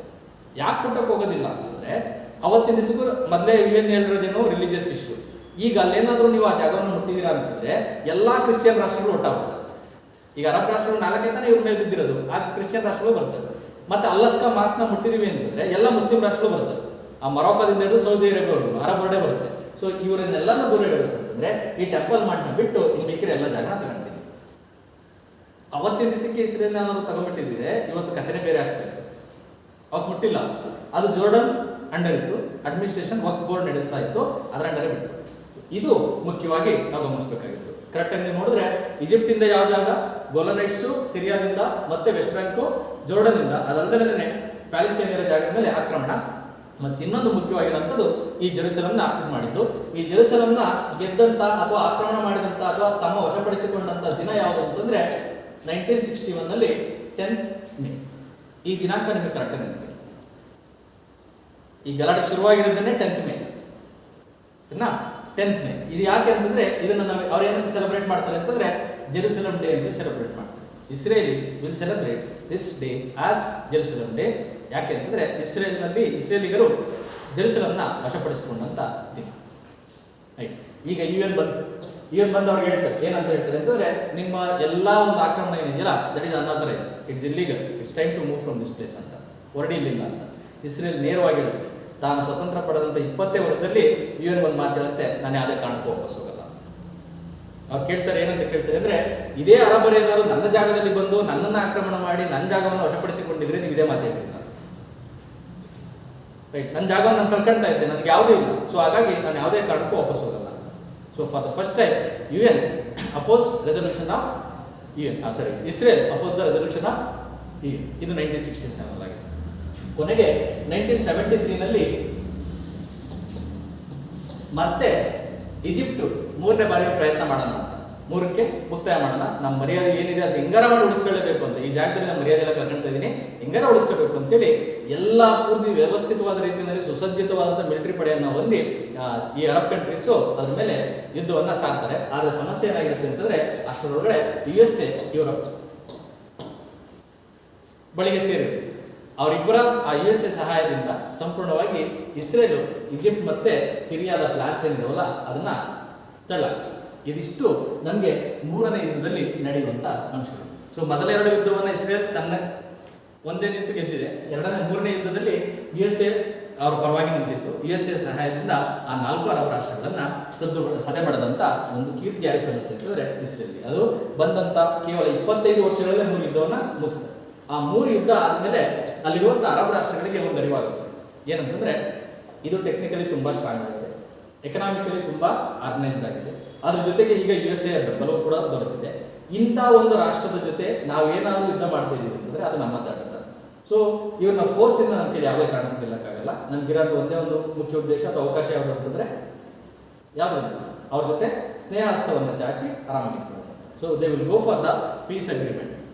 ಸೊ ಈಜಿಪ್ಟು ಪೀಸ್ ಅಗ್ರಿಮೆಂಟ್ನ ಕನ್ಕ್ಲೂಡ್ ಮಾಡುತ್ತೆ. ಅದಾಗ್ತಿದ್ದಂಗೆ ಈಜಿಪ್ಟ್ನ ಕೆಲವು ಭಾಗವನ್ನು ಇವರು ವಶಪಡಿಸ್ಕೊಂಡಿರಲ್ಲ, ಆ ಭಾಗವನ್ನು ಅವ್ರಿಗೆ ಬಿಟ್ಕೊಡ್ತಾರೆ. ನಂತರದಲ್ಲಿ ಸಿರಿಯಾನು ಸಹ ಒಂದು ಪೀಸ್ ಅಕಾರ್ಡ್ನ ಸೈನ್ ಮಾಡ್ತಾರೆ. ಆ ಸಿರಿಯಾದಿಂದ ಗೋಲನ್ ಹೈಟ್ಸ್ನ ಏನು ಪಡೆದಿರಲ್ಲ ಅದನ್ನ ವಾಪಸ್ ಕೊಡ್ತಾರೆ. ಈ ವೆಸ್ಟ್ ಬ್ಯಾಂಕ್ ಏನಿದೆ ಅದು ಜೋರ್ಡನ್ ಪರವಾಗಿತ್ತು ಮುಂಚೆ, ಆ ಜೋರ್ಡನ್ನು ಪೀಸ್ ಅಗ್ರಿಮೆಂಟ್ನ ಮಾಡಿ ಆ ವೆಸ್ಟ್ ಬ್ಯಾಂಕ್ನ ಇಸ್ರೇಲ್ ಅಥವಾ ಪ್ಯಾಲೆಸ್ಟೈನ್ ಜಾಗಕ್ಕೆ ಬಿಟ್ಟು ತನ್ನಷ್ಟು ತಾನಿರುತ್ತೆ. ಇವರೆಲ್ಲ ಏನು ಡಿಸೈಡ್ ಮಾಡ್ತಾರೆ ಅಂತಂದ್ರೆ ನಿಮ್ಮೇಲೆ ನಾವು ಯಾವುದೇ ಕಾರಣಕ್ಕೂ ಇನ್ಮೇಲೆ ಯುದ್ಧಕ್ಕೆ ಬರೋದಿಲ್ಲ. ಇದಿಷ್ಟು ಈ 3 ಯುದ್ಧಗಳ ಒಂದು ರಿಸಲ್ಟ್. ಈ 3 ಯುದ್ಧಗಳ ಒಂದು ಗೊತ್ತಾಗಿದೆ ಏನು ಅಂತಂದ್ರೆ ಇಸ್ರೇಲ್ ಪವರ್ ಎಷ್ಟಿದೆ ಮತ್ತೆ ಇಸ್ರೇಲ್ನ ಯಾವ ರೀತಿಯಾಗಿ ಗೆಲ್ಲಬೇಕು. ಇದಿಷ್ಟು ಏನು ಪೀಸ್ ಅಕಾರ್ಡ್ಸ್ ಎಲ್ಲ ನಡೀತಾ ಇದೆಯಲ್ಲ, ಈ ಪೀಸ್ ಅಕಾರ್ಡ್ಸ್ ನಡಿಬೇಕಾದ್ರೆ ಅಥವಾ ಅಗ್ರಿಮೆಂಟ್ ನಡಿಬೇಕಾದ್ರೆ ಈ PLO ಇದೆಯಲ್ಲ, ಈ this PLO was not actively participating in all these things. ಈ ಪ್ಯಾಲೆಸ್ಟೈನ್ ಲಿಬರೇಷನ್ ಆರ್ಗನೈಸೇಷನ್ ಇದೆಯಲ್ಲ ಅದು ಆಕ್ಟಿವ್ ಮಾಡ್ತಾ ಬರ್ತಾನೆ ಇಲ್ಲ ಅದು ಮುಂದಕ್ಕೆ. ಎಲ್ಲರೂ ಸಹ ಬರೀ ಅರಬ್ ದೇಶಗಳೇನಿದಾವಲ್ಲ ಅವರೆಲ್ಲರೂ ಅವರದ್ದು ಪೀಸ್ ಅಕಾರ್ಡ್ನ ಮಾಡ್ಕೊಂಡು ಅದು ಶಾಂತಿ ಒಪ್ಪಂದ ಮಾಡ್ಕೊಂಡು ಅವ್ರು ಸೈಡ್ಗೆ ಹೊರಟೋಗ್ತಿದ್ದಾರೆ. ಇದು ಮಾತ್ರ ಬಂದಿದೆ. ಆದರೆ over a period of time a liberal leader became the president of Yasser Arafat ಅಂತ ಕರಿತೀವಲ್ಲ, ಅವರು ಈ ಒಂದು ಸಂಸ್ಥೆಯ ಮುಖ್ಯ ಸ್ಥಾನಕ್ಕೆ ಬರ್ತಾರೆ. ಆ ಸ್ಥಾನಕ್ಕೆ ಬಂದಾದ್ಮೇಲೆ ಈ ಒಂದು PLO ಇದೆಯಲ್ಲ ಇದರ ಒಂದು ಕಾರ್ಯವೈಖರಿ ಬದಲಾಗ್ತವೆ. ಆ ಕಾರ್ಯವೈಖರಿ ಬದಲಾದ್ಮೇಲೆ 1993ನಲ್ಲಿ ಡಿಸೈಡ್ ಮಾಡ್ತಾರೆ ಏನಂತ ಅಂದ್ರೆ ಇಸ್ರೇಲ್ ಜೊತೆ ಶಾಂತಿ ಒಪ್ಪಂದ ಮಾಡ್ಕೋಬೇಕು. ಆ ಇಸ್ರೇಲ್ಗೆ ಅವತ್ತಿನ ದಿವಸಕ್ಕೆ ಒಬ್ಬ ಮಾಡರೇಟ್ PM ಕೂಡ ಸಿಕ್ಕಿರ್ತಾರೆ. ಅವರ ಒಂದು ಆಸೆ ಏನಿರುತ್ತೆ ಅಂತಂದ್ರೆ ಇಷ್ಟೆಲ್ಲ ಕಿತ್ತಾಡ್ತಿದ್ದೀವಿ, ಇಷ್ಟೆಲ್ಲ ಬಡದಾಡ್ತಿದ್ದೀವಿ, ಇದರಿಂದ ಏನು ಉಪಯೋಗ ಇದೆ, ಜನರು ಸಾಯ್ತಾ ಇದ್ದಾರೆ, ಆಸ್ತಿ ಪಾಸ್ತಿ ನಾಶ ಆಗ್ತಾ ಇದೆ. ಹಾಗಾಗಿ 1993ನಲ್ಲಿ ಓಸ್ಲೋ ಎಂಬ ಜಾಗದಲ್ಲಿ PLO ಪ್ಲಸ್ ಇಸ್ರೇಲ್ ಇವರಿಬ್ರು ಕೂತು ಒಂದು ಚರ್ಚೆಯನ್ನು ನಡೆಸ್ತಾರೆ. ಈ ಇಸ್ರೇಲಿ PM ಏನಂತ ಹೇಳ್ತಾರೆ ಅಂತಂದ್ರೆ ಪ್ಯಾಲೆಸ್ಟೈನ್ ಏನ್ ಕೇಳ್ತಾ ಇದೆ, ತನ್ನದೇ ಆದಂಥ ಸ್ವಂತ ಜಾಗವನ್ನು ಕೇಳ್ತಾರೆ, ನಾವ್ಯಾರು ಅವರ ಜಾಗವನ್ನು ಕಬಳಿಸೋದಕ್ಕೆ, ಆ ರೀತಿಯಾದಂಥ ಉನ್ನತವಾದಂಥ ಯೋಚನೆಯನ್ನು ಮಾಡ್ತಿದ್ದಾರೆ ಆ PM ಆ ಟೈಮ್ 1993ನಲ್ಲಿ. ಅವ್ರು ಹೇಳ್ತಾರೆ ಏನಂತಂದ್ರೆ ಅವ್ರ ಜಾಗನ ಅವ್ರು ಕೇಳ್ತಾ ಇದ್ದಾರೆ, ಕೊಡೋದ್ರಲ್ಲಿ ಇದೆ. ಸೊ PLO ಒಪ್ಕೊಳುತ್ತೆ ಏನಂತಂದ್ರೆ ಇಸ್ರೇಲ್ ಇದುವರೆಗೂ ಏನ್ ಮಾಡಿದೆಯಲ್ಲ ಆ ಜಾಗ ನಮ್ಗಿರ್ಲಿ, ಆದ್ರೆ ಇತ್ತೀಚೆಗೆ ಕಬಳಿಸಿಕೊಂಡಿರುವಂತ ಪ್ಯಾಲೆಸ್ಟೈನ್ ಜಾಗ ಇದೆಯಲ್ಲ ಅದನ್ನ ಮಾತ್ರ ಕೊಟ್ಬಿಟ್ರೆ ಸಾಕು. ಸೊ ಇಬ್ರು ಸಹ ಸಹಮತದೊಂದಿಗೆ ಯಾರ ಅಧ್ಯಕ್ಷತೆಯಲ್ಲಿ ಅಂತಂದ್ರೆ USA ಮಾರ್ಗದರ್ಶನದಲ್ಲಿ ಅಥವಾ ಮಧ್ಯಸ್ಥಿಕೆಯಲ್ಲಿ ಈ ಒಂದು ಒಪ್ಪಂದ ನಡೆಯುತ್ತೆ. That is called as Oslo Accord. 1993ನಲ್ಲಾದಂಥ ಓಸ್ಲೋ ಅಕಾರ್ಡ್ ಇದೆಯಲ್ಲ, ಈ ಅಕಾರ್ಡನೆ ಇವತ್ತಿನ ದಿವಸಕ್ಕೆ ಮುಖ್ಯವಾಗಿರುವಂತಹ ಒಂದು ಸಂಗತಿ. ಆ ಓಸ್ಲೋ ಅಕಾರ್ಡ್ ಪ್ರಕಾರ ಏನ್ ಹೇಳುತ್ತೆ ಅಂತಂದ್ರೆ ಮೊದಲನೇ condition PLO should not use force against Israel. It should not use force against Israel. Israel ಒಂದು ಕಂಡೀಷನ್ ಹಾಕುತ್ತೆ. ಏನಂತ ಕಂಡೀಷನ್ ಹಾಕುತ್ತೆ ಅಂತಂದ್ರೆ Israel should vacate its place or place whichever they occupied in the recent period. ಪ್ಯಾಲೆಸ್ಟೈನ್ನ ಯಾವ ಜಾಗವನ್ನ ಅನಧಿಕೃತವಾಗಿ ನೀವು ಕಬಳಿಸಿದಿರೋ, ಆಕ್ರಮಣ ಮಾಡಿದಿರೋ ಆ ಜಾಗದಿಂದ ನೀವು ವಾಪಸ್ ಹೋಗ್ಬೇಕು. ಎಷ್ಟು ದಿವಸದಲ್ಲಿ ವಾಪಸ್ ಹೋಗ್ಬೇಕು ಅಂತಂದ್ರೆ ಅವ್ರು ಟೈಮ್ ಪೀರಿಯಡ್ ಕೊಡ್ತಾರೆ. ಏನಂತಂದ್ರೆ 1993ರಿಂದ 2000 ಇಸ್ವಿವರೆಗೆ 7 ವರ್ಷದಲ್ಲಿ ನೀವು ಆಚೆ ಬಂದ್ಬಿಡಿ. ಇಸ್ರೇಲು ಒಪ್ಕೊಳ್ಳುತ್ತೆ, PLOನು ಅದಕ್ಕೆ ಒಪ್ಕೊಳ್ಳುತ್ತೆ. Will not use force against Israel and will vacate those place which have been occupied. ನಮ್ಮಿಂದಾಗಿ ಆಕ್ರಮಣಕ್ಕೊಳಗಾಗಿರುವಂಥ ಜಾಗ ಏನಿದೆಯಲ್ಲ ಅದನ್ನು ನಾನು ತಗೊಂಡು ವಾಪಸ್ ಬರ್ತೀನಿ ಅಂತ. So this were the liberal thoughts. ಈ ಓಸ್ಲೋ ಅಕಾರ್ಡ್ ಏನಿದೆಯಲ್ಲ ಇಲ್ಲಿ ಇದು ಶಾಂತಿಯುತವಾಗಿ ಇದು ಕೊನೆಗಾಣುತ್ತೆ, ಇವ್ರ ಮೇಲೆ ಯಾವತ್ತೂ ಗಲಾಟೆ ಮಾಡಲ್ಲ ಅನ್ನೋ ಒಂದು ಹಂತಕ್ಕೆ ಬಂದು ನಿಲ್ಲುತ್ತೆ ಚರ್ಚೆ. ಯಾವುದು ಈ ಜಾಗದಲ್ಲಿ. ಮತ್ತೆ ಜೆರುಸಲಂ ಏನಿದೆಯಲ್ಲ ಈ ಜೆರುಸಲಂನ ಅವ್ರೇನ್ ಮಾಡ್ತಾರೆ ಅಂದ್ರೆ ಇನ್ನೊಂದು ಇದ್ರ ಬಗ್ಗೆ ಯಾವ ಮಾತು ಆಡೋದು ಬೇಡ. Once these issues get settled then will think of Jerusalem. ಇದು ಓಸ್ಲೋ ಅಕಾರ್ಡ್ನಲ್ಲಿ ನಡೆದಂತಹ ಚರ್ಚೆ. ಇದಿಷ್ಟು. ಎಲ್ಲರೂ ರೆಡಿ ಆಗು, ಎಲ್ಲ ಆಗುತ್ತೆ, ಸರಿ ಹೋಗುತ್ತೆ ಅಂತೇಳಿ. ಈಗ ಮನುಷ್ಯರೆಲ್ಲರೂ ಒಂದೇ ಥರ ಇರೋದಿಲ್ಲ. ಒಬ್ಬರಂತರ ಯೋಚನೆ ಮಾಡಿದ್ರೆ ಇನ್ನೊಬ್ರು ಇನ್ನೊಂದು ರೀತಿಯಲ್ಲಿ ಯೋಚನೆ ಮಾಡ್ತಾರೆ. ಈ PLO ಏನಿಲ್ಲ ಇದು ಮುಸ್ಲಿಂ ಆರ್ಗನೈಸೇಷನ್. ಇದೇನಿದೆಯಲ್ಲ ಜ್ಯೂಸ್ ಇಸ್ರೇಲಿ, ಇದು ಜ್ಯೂಸ್ ಗೌರ್ಮೆಂಟ್. ಈಗ PLO ಅಲ್ಲಾಗಲಿ ಅಥವಾ ಮುಸ್ಲಿಮ್ಸ್ ಅಲ್ಲಾಗಲಿ ಕೆಲವು ಜನ ಲಿಬರಲ್ಸ್ ಇರ್ತಾರೆ, ಕೆಲವು ಜನ ಎಕ್ಸ್ಟ್ರೀಮಿಸ್ಟ್ಸ್ ಇರ್ತಾರೆ. ಜ್ಯೂಸ್ ಅಲ್ಲಾಗಲಿ ಕೆಲವು ಜನ ಎಕ್ಸ್ಟ್ರೀಮಿಸ್ಟ್ಸ್ ಇರ್ತಾರೆ, ಕೆಲವು ಜನ ಲಿಬರಲ್ಸ್ ಇರ್ತಾರೆ, ಉದಾರವಾದಿಗಳು. ಈ ಎಕ್ಸ್ಟ್ರೀಮಿಸ್ಟ್ಸ್ ಏನಿದಾರಲ್ಲ ಈ ಎರಡೂ ಗ್ರೂಪಲ್ಲಿ ಇರೋಂಥ ಎಕ್ಸ್ಟ್ರೀಮಿಸ್ಟ್ಸು ಈ ಒಂದು ಓಸ್ಲೋ ಅಕಾರ್ಡ್ ಏನಿದೆಯಲ್ಲ ಅದನ್ನ ಒಪ್ಪಲಿಲ್ಲ. ಈ ಯಹೂದಿಗಳಲ್ಲಿರುವಂಥ ಎಕ್ಸ್ಟ್ರೀಮಿಸ್ಟ್ಸ್ ಏನಿದೆಯಲ್ಲ ಇವ್ರೇನಂತ ಹೇಳ್ತಾರೆ ಅಂತಂದ್ರೆ, ನಮ್ಮ ಜಾಗ ಏನಿದೆಯಲ್ಲ ಅದು ನಮ್ಮ ಪೂರ್ವಜರಿಂದ ಬಂದಿರೋಂಥ ಜಾಗ. ಈ ಜಾಗ ಏನಿದೆಯಲ್ಲ ಇದ್ರ ಮೇಲೆ ನಮಗೆ ಸಂಪೂರ್ಣ ಅಧಿಕಾರ ಇದೆ. ಈ ಜಾಗವನ್ನ ಅಥವಾ ಈ ಜಾಗದಲ್ಲಿ ಒಂದು ಇಂಚಿನೂ ಸಹ ನಾನು ಪ್ಯಾಲೆಸ್ಟೈನಿಯರಿಗೆ ಕೊಡೋದಿಲ್ಲ. ನನ್ನ ಜಾಗದಲ್ಲಿ ಇಸ್ಲಾಮರು ಅಥವಾ ಮುಸ್ಲಿಮರು ಇದ್ರೆ ಎರಡನೇ ದರ್ಜೆಯ ಸಿಟಿಸನ್ಸ್ ತರ ಇರಬೇಕು, ಇಲ್ಲಾಂದ್ರೆ ಈ ಜಾಗನ ಬಿಟ್ಟು ಹೋಗ್ಬೇಕು. ಇದು ಅವರ ಥಾಟ್ ಪ್ರೋಸೆಸ್. ಸರಿನಾ?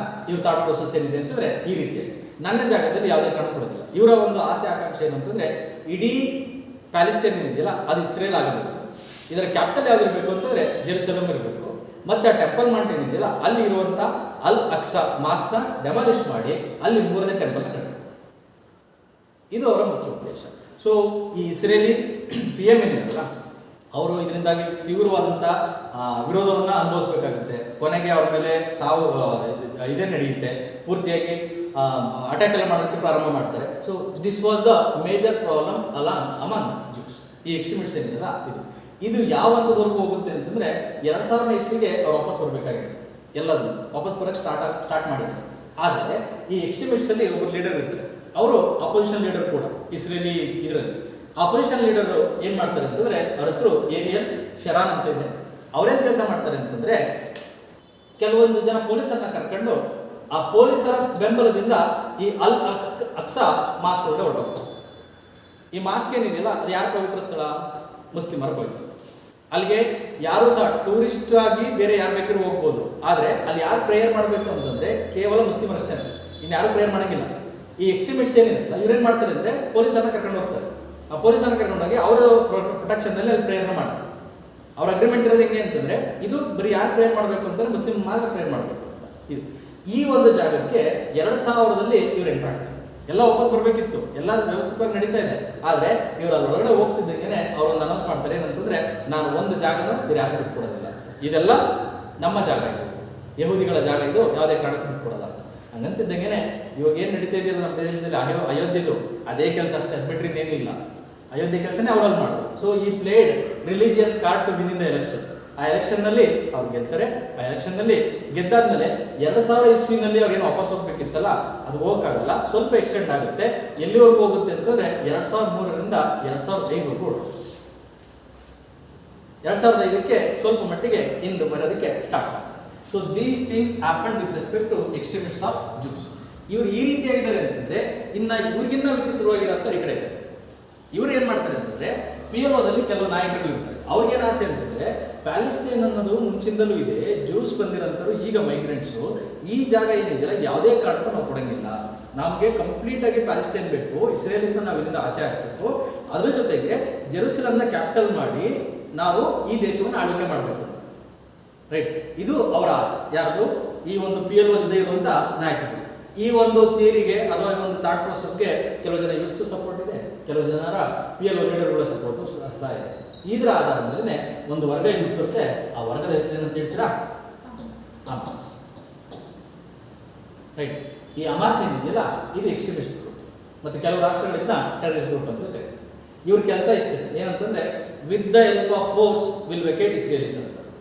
ಅವ್ರಿಗೆ ಅದು ಗೊತ್ತಿದೆಯೋ ಇಲ್ಲೋ ಗೊತ್ತಿಲ್ಲ. ಇಸ್ರೇಲಿ ಫೋರ್ಸ್ ಬರೀ 4-5 ರಾಷ್ಟ್ರಗಳು ಸೇರ್ಕೊಂಡೆ ಅವ್ರಿಗೇನು ಮಾಡೋಕ್ಕಾಗಿಲ್ಲ. ಇನ್ನು ಸಣ್ಣದೊಂದು ಗುಂಪು ನಾವೇನು ಮಾಡ್ತೀವಿ ಅಷ್ಟನ್ನು ಆದರೂ ಸಹ ಅವ್ರು ಪ್ರಯತ್ನ ಪಡ್ತಾನೆ ಇದೆ. ಮೊದಲೇನು ಮಾಡೋದು ಕೆಲಸ ಅಂತಂದ್ರೆ ಅವರು ಸಂಪೂರ್ಣವಾಗಿ ಇಸ್ರೇಲಿ ಬಿಲ್ಡಿಂಗ್ಸ್ ಮೇಲೆ ಅಟ್ಯಾಕ್ ಮಾಡೋಕ್ಕೆ ಸ್ಟಾರ್ಟ್ ಮಾಡಿದ್ರು. ಗೌರ್ಮೆಂಟ್ ಬಿಲ್ಡಿಂಗ್ಸ್ನ ಹೊಡೆಯೋಕ್ಕೆ ಸ್ಟಾರ್ಟ್ ಮಾಡಿದ್ರು, ಹಾಸ್ಪಿಟಲ್ನ ಹೊಡೆಯೋಕ್ಕೆ ಸ್ಟಾರ್ಟ್ ಮಾಡಿದ್ರು, ನೇರವಾಗಿ ಇಸ್ರೇಲಿಸ್ನ ಅಟ್ಯಾಕ್ ಮಾಡಿದ್ರು.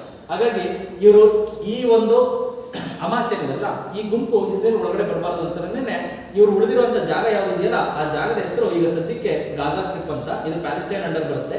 ಈ ಗಾಜಾ ಸ್ಟ್ರಿಪ್ ಅಲ್ಲಿ ಇದೊಂದು ವೆಸ್ಟರ್ನ್ ಪಾರ್ಟ್ ಇರುವಂತ ಸಣ್ಣ ಜಾಗ, ಆ ಜಾಗದಲ್ಲಿ ಇವರು ಉಳಿದಿದ್ದಾರೆ. ಈ ಗಾಜಾ ಸ್ಟ್ರಿಪ್ ಸುತ್ತ ಗೋಡೆಯನ್ನು ನಿರ್ಮಾಣ ಮಾಡಿದ್ದಾರೆ. ಈ ಗೋಡೆಯಲ್ಲಿ ಕೆಲವು ಎಂಟ್ರಿ ಪಾಯಿಂಟ್ ಮತ್ತೆ ಎಕ್ಸಿಟ್ ಪಾಯಿಂಟ್ ಇದಾವೆ. ಅಲ್ಲಿ ಸೆಕ್ಯೂರಿಟಿ ಗಾರ್ಡ್ ಇರ್ತಾರೆ. ಅಲ್ಲಿಂದ ಯಾರು ಬರಬೇಕು ಹೋಗ್ಬೇಕು ಅಂತಂದ್ರೆ ಇಸ್ರೇಲಿ ಪರ್ಮಿಷನ್ ತಗೊಂಡೇ ಒಳಗಡೆಯಿಂದ ಹೊರಗಡೆ ಹೋಗ್ಬೇಕು. ಇದನ್ನ ನಾವು ಗಾಜಾ ಸ್ಟ್ರಿಪ್ ಅಂತ ಕರಿತೀವಿ. ಈ ಗಾಜಾ ಸ್ಟ್ರಿಪ್ ಅಲ್ಲಿ ಯಾರಿದ್ದಾರೆ ಅಂದ್ರೆ ಹಮಾಸ್. ಇವರ ಮುಖ್ಯ ಉದ್ದೇಶ ಬೈ ಫೋರ್ಸ್ ವಿಲ್ ವೆಕೇಟ್ ಇಸ್ರೇಲಿಸ್. ಅವ್ರೇನ ನಮ್ಗೆ ಒಪ್ಪಿಲ್ಲ ಅಂತಂದ್ರೆ will attack on them directly, rocket ನ ಲಾಂಚ್ ಮಾಡುತ್ತೆ. ಈಗ ನಿಮ್ಗೆ ಮೊನ್ನೆ ಆದಂತ ಗಲಾಟೆಯಲ್ಲಿ ಕಾಣಿಸಿರ್ಬೇಕು ಏನಂತಂದ್ರೆ 4,000 ರಾಕೆಟ್ಗಳು 2 ದಿವಸದಲ್ಲಿ ಬಂದು ಅಂತ. ಅದು ಎಲ್ಲಿಂದ ಬಂದು ಅಂತಂದ್ರೆ ಈ ಗಾಜಾ ಸ್ಟ್ರಿಪ್ ಇಂದ. ಯಾರು ಬಂದು ಮಾಡಿದ್ರು ಅಂತಂದ್ರೆ ಈ ಹಮಾಸ್. ಸೊ ಈ ಎಕ್ಸ್ಟ್ರೀಮಿಸ್ಟ್ ಗ್ರೂಪ್ ಪ್ರಕಾರ ಕಂಪ್ಲೀಟ್ ಪ್ಯಾಲೆಸ್ಟೈನ್ ಬೇಕು, ಜೆರುಸಲೆಮ್ ಆಸ್ ಕ್ಯಾಪಿಟಲ್. ಈ ಎಕ್ಸ್ಟ್ರೀಮಿಸ್ಟ್ ಪ್ರಕಾರ ಕಂಪ್ಲೀಟ್ ಇಸ್ರೇಲ್ ಬೇಕು, ಜೆರುಸಲೆಮ್ ಆಸ್ ಕ್ಯಾಪಿಟಲ್. ನಮ್ಮ ಜಾಗದಲ್ಲಿ ಒಂದು ಇಂಚ್ ಜಾಗನೂ ಬೇರೆ ಕೊಡಲ್ಲ. ಸೊ ಇವರಿಬ್ಬರ ಒಂದು ಗಲಾಟೆಯಿಂದಾಗೇನೆ ಈ ಒಂದು ಪೀಸ್ ಪ್ರೋಸೆಸ್ ಏನಿದೆಯಲ್ಲ ಅದು ಕಂಪ್ಲೀಟ್ ಆಗಿ ಕೊಲಾಪ್ಸ್ ಆಯಿತು. ಮತ್ತೆ ಗಲಾಟೆ ನಡೀತಿರೋದು ಇವರಿಬ್ಬರು. Liberals are not very about that. ಇದೆಯಾ ಸ್ಟೇಟಸ್ ಕೋ ಏನಿದೆ ಅದನ್ನ ಮುಂದುವರ್ಸ್ಕೊಂಡು ಹೋಗೋಣ. ಇವರೇನಿದೆಯಲ್ಲ ಏನಿದೆಯಲ್ಲ ಹಿಂದೆ ಏನಿತ್ತಲ್ಲ ಹಂಗೆ ಬರಬೇಕು. So they want complete Israel, these people want complete Palestine. ಇದಿಷ್ಟು 2005ರವರೆಗೆ ಆದಂಥದ್ದು. ಇದು 3ನೇ ತನ್ನ ಚರಿತ್ರೆ. ಈ 2005ಕ್ಕೆ ಇದರ ಒಂದು ಭೂಪಟವನ್ನು ನಾವೆಲ್ಲ ನೋಡಿದ್ರೆ ಏನಾಗಿದೆ ಏನು ಬಿಟ್ಟಿದೆ ಅಂತ ತಿಳ್ಕ. Palestine land loss from 1946 to 2000. ಇದಿಷ್ಟದ್ದು ಪೂರ್ತಿಯಾಗಿ ಪ್ಯಾಲೆಸ್ಟೈನ್ ಇತ್ತು 100%, ಮೋರ್ ದನ್ 90% ಅನ್ಕೊಳ್ಳಿ. ಇಲ್ಲಿ 50-50, ಅದಾದಮೇಲೆ 30% ಬಂತು. ನೆಕ್ಸ್ಟ್ ನಮ್ಗೆ ಕಾಣುವಂಥದ್ದು ಇಷ್ಟು ಜಾಗ. ಇಲ್ಲೇನು ಕಾಣಿಸ್ತಿದ್ದೀರಾ ಈ ಗ್ರೀನ್ ಕಲರ್ ಪೋರ್ಷನ್ನು, ಇದು ಗಾಜಾ ಸ್ಟ್ರಿಪ್. ಇಲ್ಲೇನಿದೆಯಲ್ಲ ಇದನ್ನ ನಾವು ವೆಸ್ಟ್ ಬ್ಯಾಂಕ್ ಅಂತ ಕರಿತೀವಿ. ನಮ್ಗೊಂದು ಡೌಟ್ ಬರ್ಬೋದು ಏನಂತಂದ್ರೆ ಇದು ಈಸ್ಟರ್ನ್ ಪಾರ್ಟ್ ಅಲ್ಲಿ ಇದೆ, ಏನಕ್ಕೆ ವೆಸ್ಟ್ ಬ್ಯಾಂಕ್ ಅಂತ ಕರೀತಾರೆ ಅಂತ. ಅಲ್ಲಿ ಒಂದು ಜೋರ್ಡಾನ್ ನದಿ ಇದೆ, ಆ ಜೋರ್ಡಾನ್ ನದಿಯ ಪಶ್ಚಿಮ ದಡದಲ್ಲಿರುವಂತಹ ಜಾಗ, ಹಾಗಾಗಿ ಅಂತ ವೆಸ್ಟ್ ಬ್ಯಾಂಕ್ ಅಂತ ಕರೀತಾರೆ.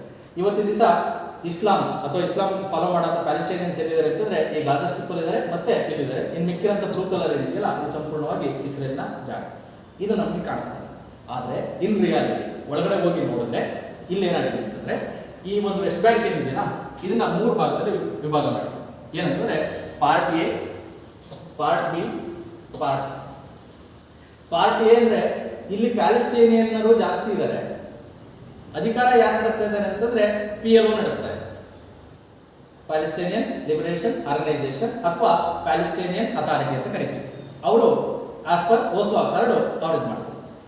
ಈ ಬಿ ಲೊಕೇಶನ್ ಏನಿದೆಯಲ್ಲ ಈ ಲೊಕೇಶನ್ ಏನಿದೆ ಅಂತಂದ್ರೆ ಇಲ್ಲಿ ಯಹೂದಿಗಳು ಇದ್ದಾರೆ, ಪ್ಯಾಲೆಸ್ಟೈನಿಯನ್ಸು ಇದ್ದಾರೆ.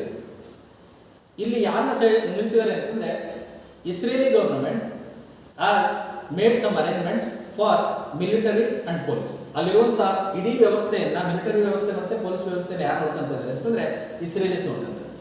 ಯಾವ್ದ್ರ ಕಡೆ ವೆಸ್ಟ್ ಬ್ಯಾಂಕ್ ಅಲ್ಲಿ ಹೇಳ್ತಿರೋದು ಈ ಬ್ಲೂ ಕಲರ್ ಇದೆಯಲ್ಲ ಅದು ಸಂಪೂರ್ಣವಾಗಿ ಇಸ್ರೇಲ್ ಅಂಡರ್ ಇದೆ, ನೋ ಡೌಟ್. ಅದ್ರ ಬಗ್ಗೆ ಏನು ತಲೆ ಕೆಡಿಸ್ಕೊಂಡಿಲ್ಲ. ಇಲ್ಲಿ ಗ್ರೀನ್ ಪ್ಯಾಚಸ್ ಕಾಣಿಸ್ತಾ ಇದೆಯಲ್ಲ ಆ ಪ್ಯಾಚಸ್ ಒಳಗಡೆ ಮತ್ತೆ ABC ಅಂತೇಳಿ ಏರಿಯಾ ಮಾಡ್ಕೊಂಡಿದ್ದಾರೆ. ಅದರಲ್ಲಿ ಎ ಏರಿಯಾ ಸಂಪೂರ್ಣವಾಗಿ ಪ್ಯಾಲೆಸ್ಟೈನ್ ಅಂಡರ್ ಇದೆ, ಬಿ ಏರಿಯಾ ಪ್ಯಾಲೆಸ್ಟೈನ್ ಅಂಡರ್ ಇದೆ, ಆದ್ರೆ ಮಿಲಿಟರಿ ಮತ್ತೆ ಪೊಲೀಸು ಇಸ್ರೇಲ್ ಅಂಡರ್ ಇದೆ. ಸಿ ಏರಿಯಾ ಏನಿದೆಯಲ್ಲ ಇದು ಸಂಪೂರ್ಣವಾಗಿ ಇಸ್ರೇಲ್ ಅಂಡರ್ ಇದೆ. ಅಲ್ಲಿರುವಂತಹ ಅಡ್ಮಿನಿಸ್ಟ್ರೇಷನ್ ಅವ್ರದೇ, ಮತ್ತೆ ಪೊಲೀಸು ಅವ್ರದೇ, ಮಿಲಿಟರಿನೂ ಅವ್ರದೇ. ಯಾವ್ದ್ರಲ್ಲಿ ವೆಸ್ಟ್ ಬ್ಯಾಂಕ್ ಒಳಗಡೆ ಅವ್ರಿಗೆ ಏನು ಜಾಗ ಕೊಟ್ಟಿದ್ದೀವಿ ಅಂತೇಳಿ ತೋರಿಸ್ತಿದ್ರಲ್ಲ ಅದರೊಳಗಡೆ ಇದೆ. ಸೊ ಇದಿಷ್ಟು. ಸೊ ಅವ್ರಿಗೆ ಏನು ಜಾಗ ಕೊಟ್ಟಿದ್ರು 50% ಅಂತ ಏನಿತ್ತಲ್ಲ ಇವತ್ತಿನ ದಿವಸಕ್ಕೆ ಒಂದು 5% ಉಳಿದಿರ್ಬೋದು ಅಷ್ಟೇ. ಮತ್ತೆ in terms of independence they have got nothing. ಆದರೆ ಈ ಭಾಗದಲ್ಲಿ ಏನಿದೆಯಲ್ಲ ಇಲ್ಲಿ ನಿಮಗೆ ಯಹೂದೀಸು ಕಡಿಮೆ ಕಾಣುತ್ತೆ, ಜ್ಯೂಸ್ ಅಲ್ಲಿ ಇಲ್ವೇ ಇಲ್ಲ. ಇಲ್ಲಿ ನಮ್ಗೆ ಅತಿ ಹೆಚ್ಚಾಗಿ ಯಾರು ಕಾಣ್ತಾರೆ ಅಂತಂದ್ರೆ ಹಮಾಸ್ ಕಾಣಿಸ್ತಾರೆ. ಈ ಭಾಗದಿಂದಲೇ ಇಸ್ರೇಲ್ ಮೇಲೆ ಅಟ್ಯಾಕ್ ಆಗುತ್ತೆ. ಇದಿಷ್ಟು ಸಂಪೂರ್ಣ ಚರಿತ್ರೆ. ಅವರ ಲ್ಯಾಂಡ್ ಏನಿರ್ತಾರ land of Israel turn into land of Islam and again land of Israel, land of Jews, land of Islam and land of Jews. 2005ರವರೆಗೆ ನಡೆದಂತ ಸಂಪೂರ್ಣ ಇಲ್ಲಿವರೆಗೂ ನೀವೇನು ಗಮನಿಸೋದಿಲ್ಲ, ಇದು ಇದರ ಚರಿತ್ರೆ. ಇದಾದ ಮೇಲೆ ನಡೆದಂಥದ್ದು ಸಣ್ಣ ಸಣ್ಣ ಸಂಗತಿಗಳು. ಈಗ ರೀಸೆಂಟ್ ಆಗಿ ನಡೆದಂಥ ವಿಚಾರ ಯಾವುದು ಅಂತಂದ್ರೆ 4th ಫೇಸ್ ಆಫ್ ಡೆವಲಪ್ಮೆಂಟ್. ಅದನ್ನು ನೀವು ನೋಡಿದ್ರೆ